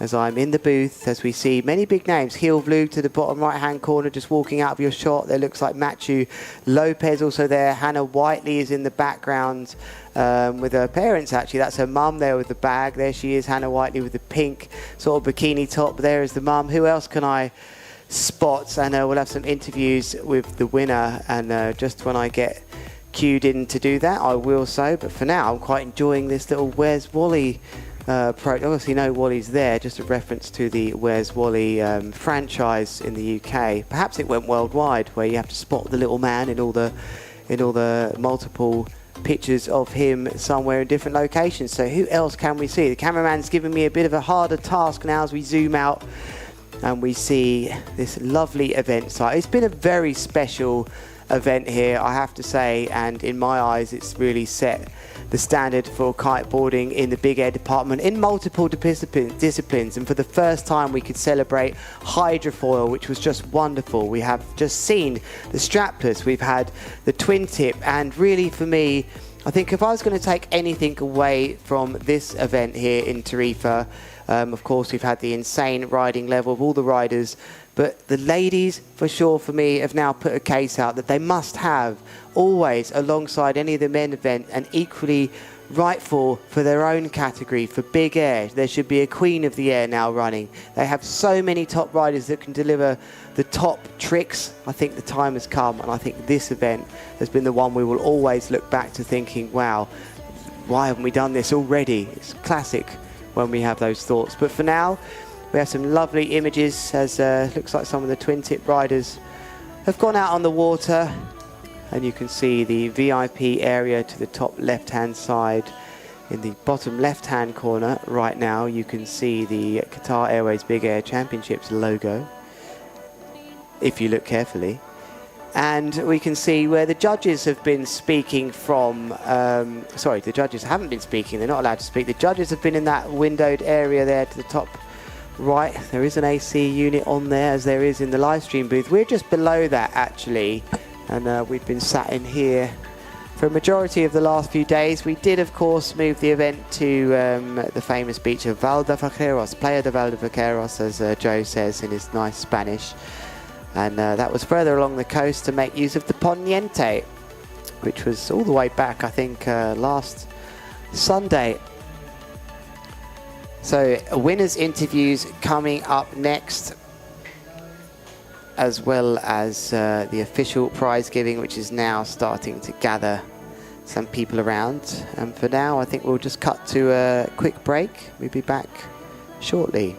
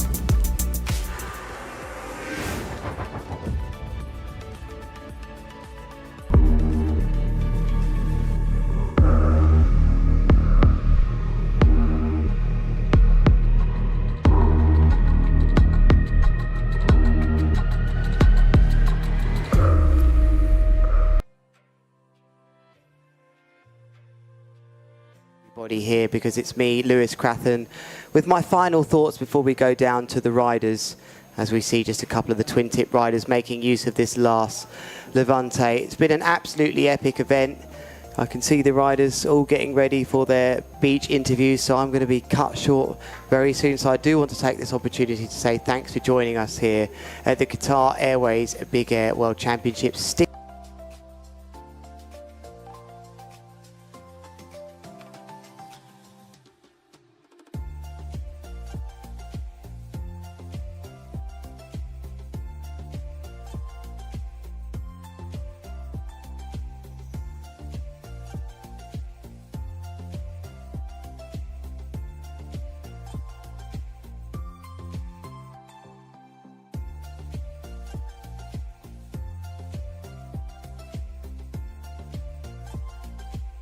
thoughts on how that went today?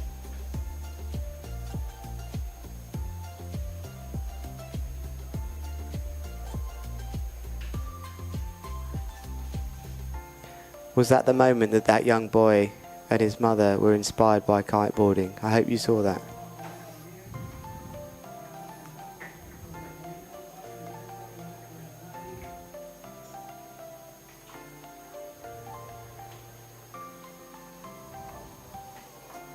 That's okay, I'm quite happy here just watching this lovely moment of people seeing the twin tip riders out there, and they're ready. And from me, Lewis Crathon, it's been an absolute pleasure here speaking with you at this event. I look forward to speaking to you again in the near future.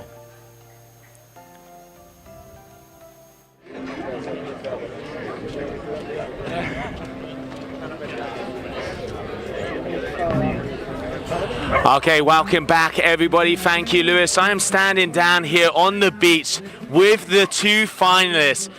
Ayrton, firstly, congratulations. Amazing riding out there and claiming the win here at the Qatar Airways Big Air World Championships.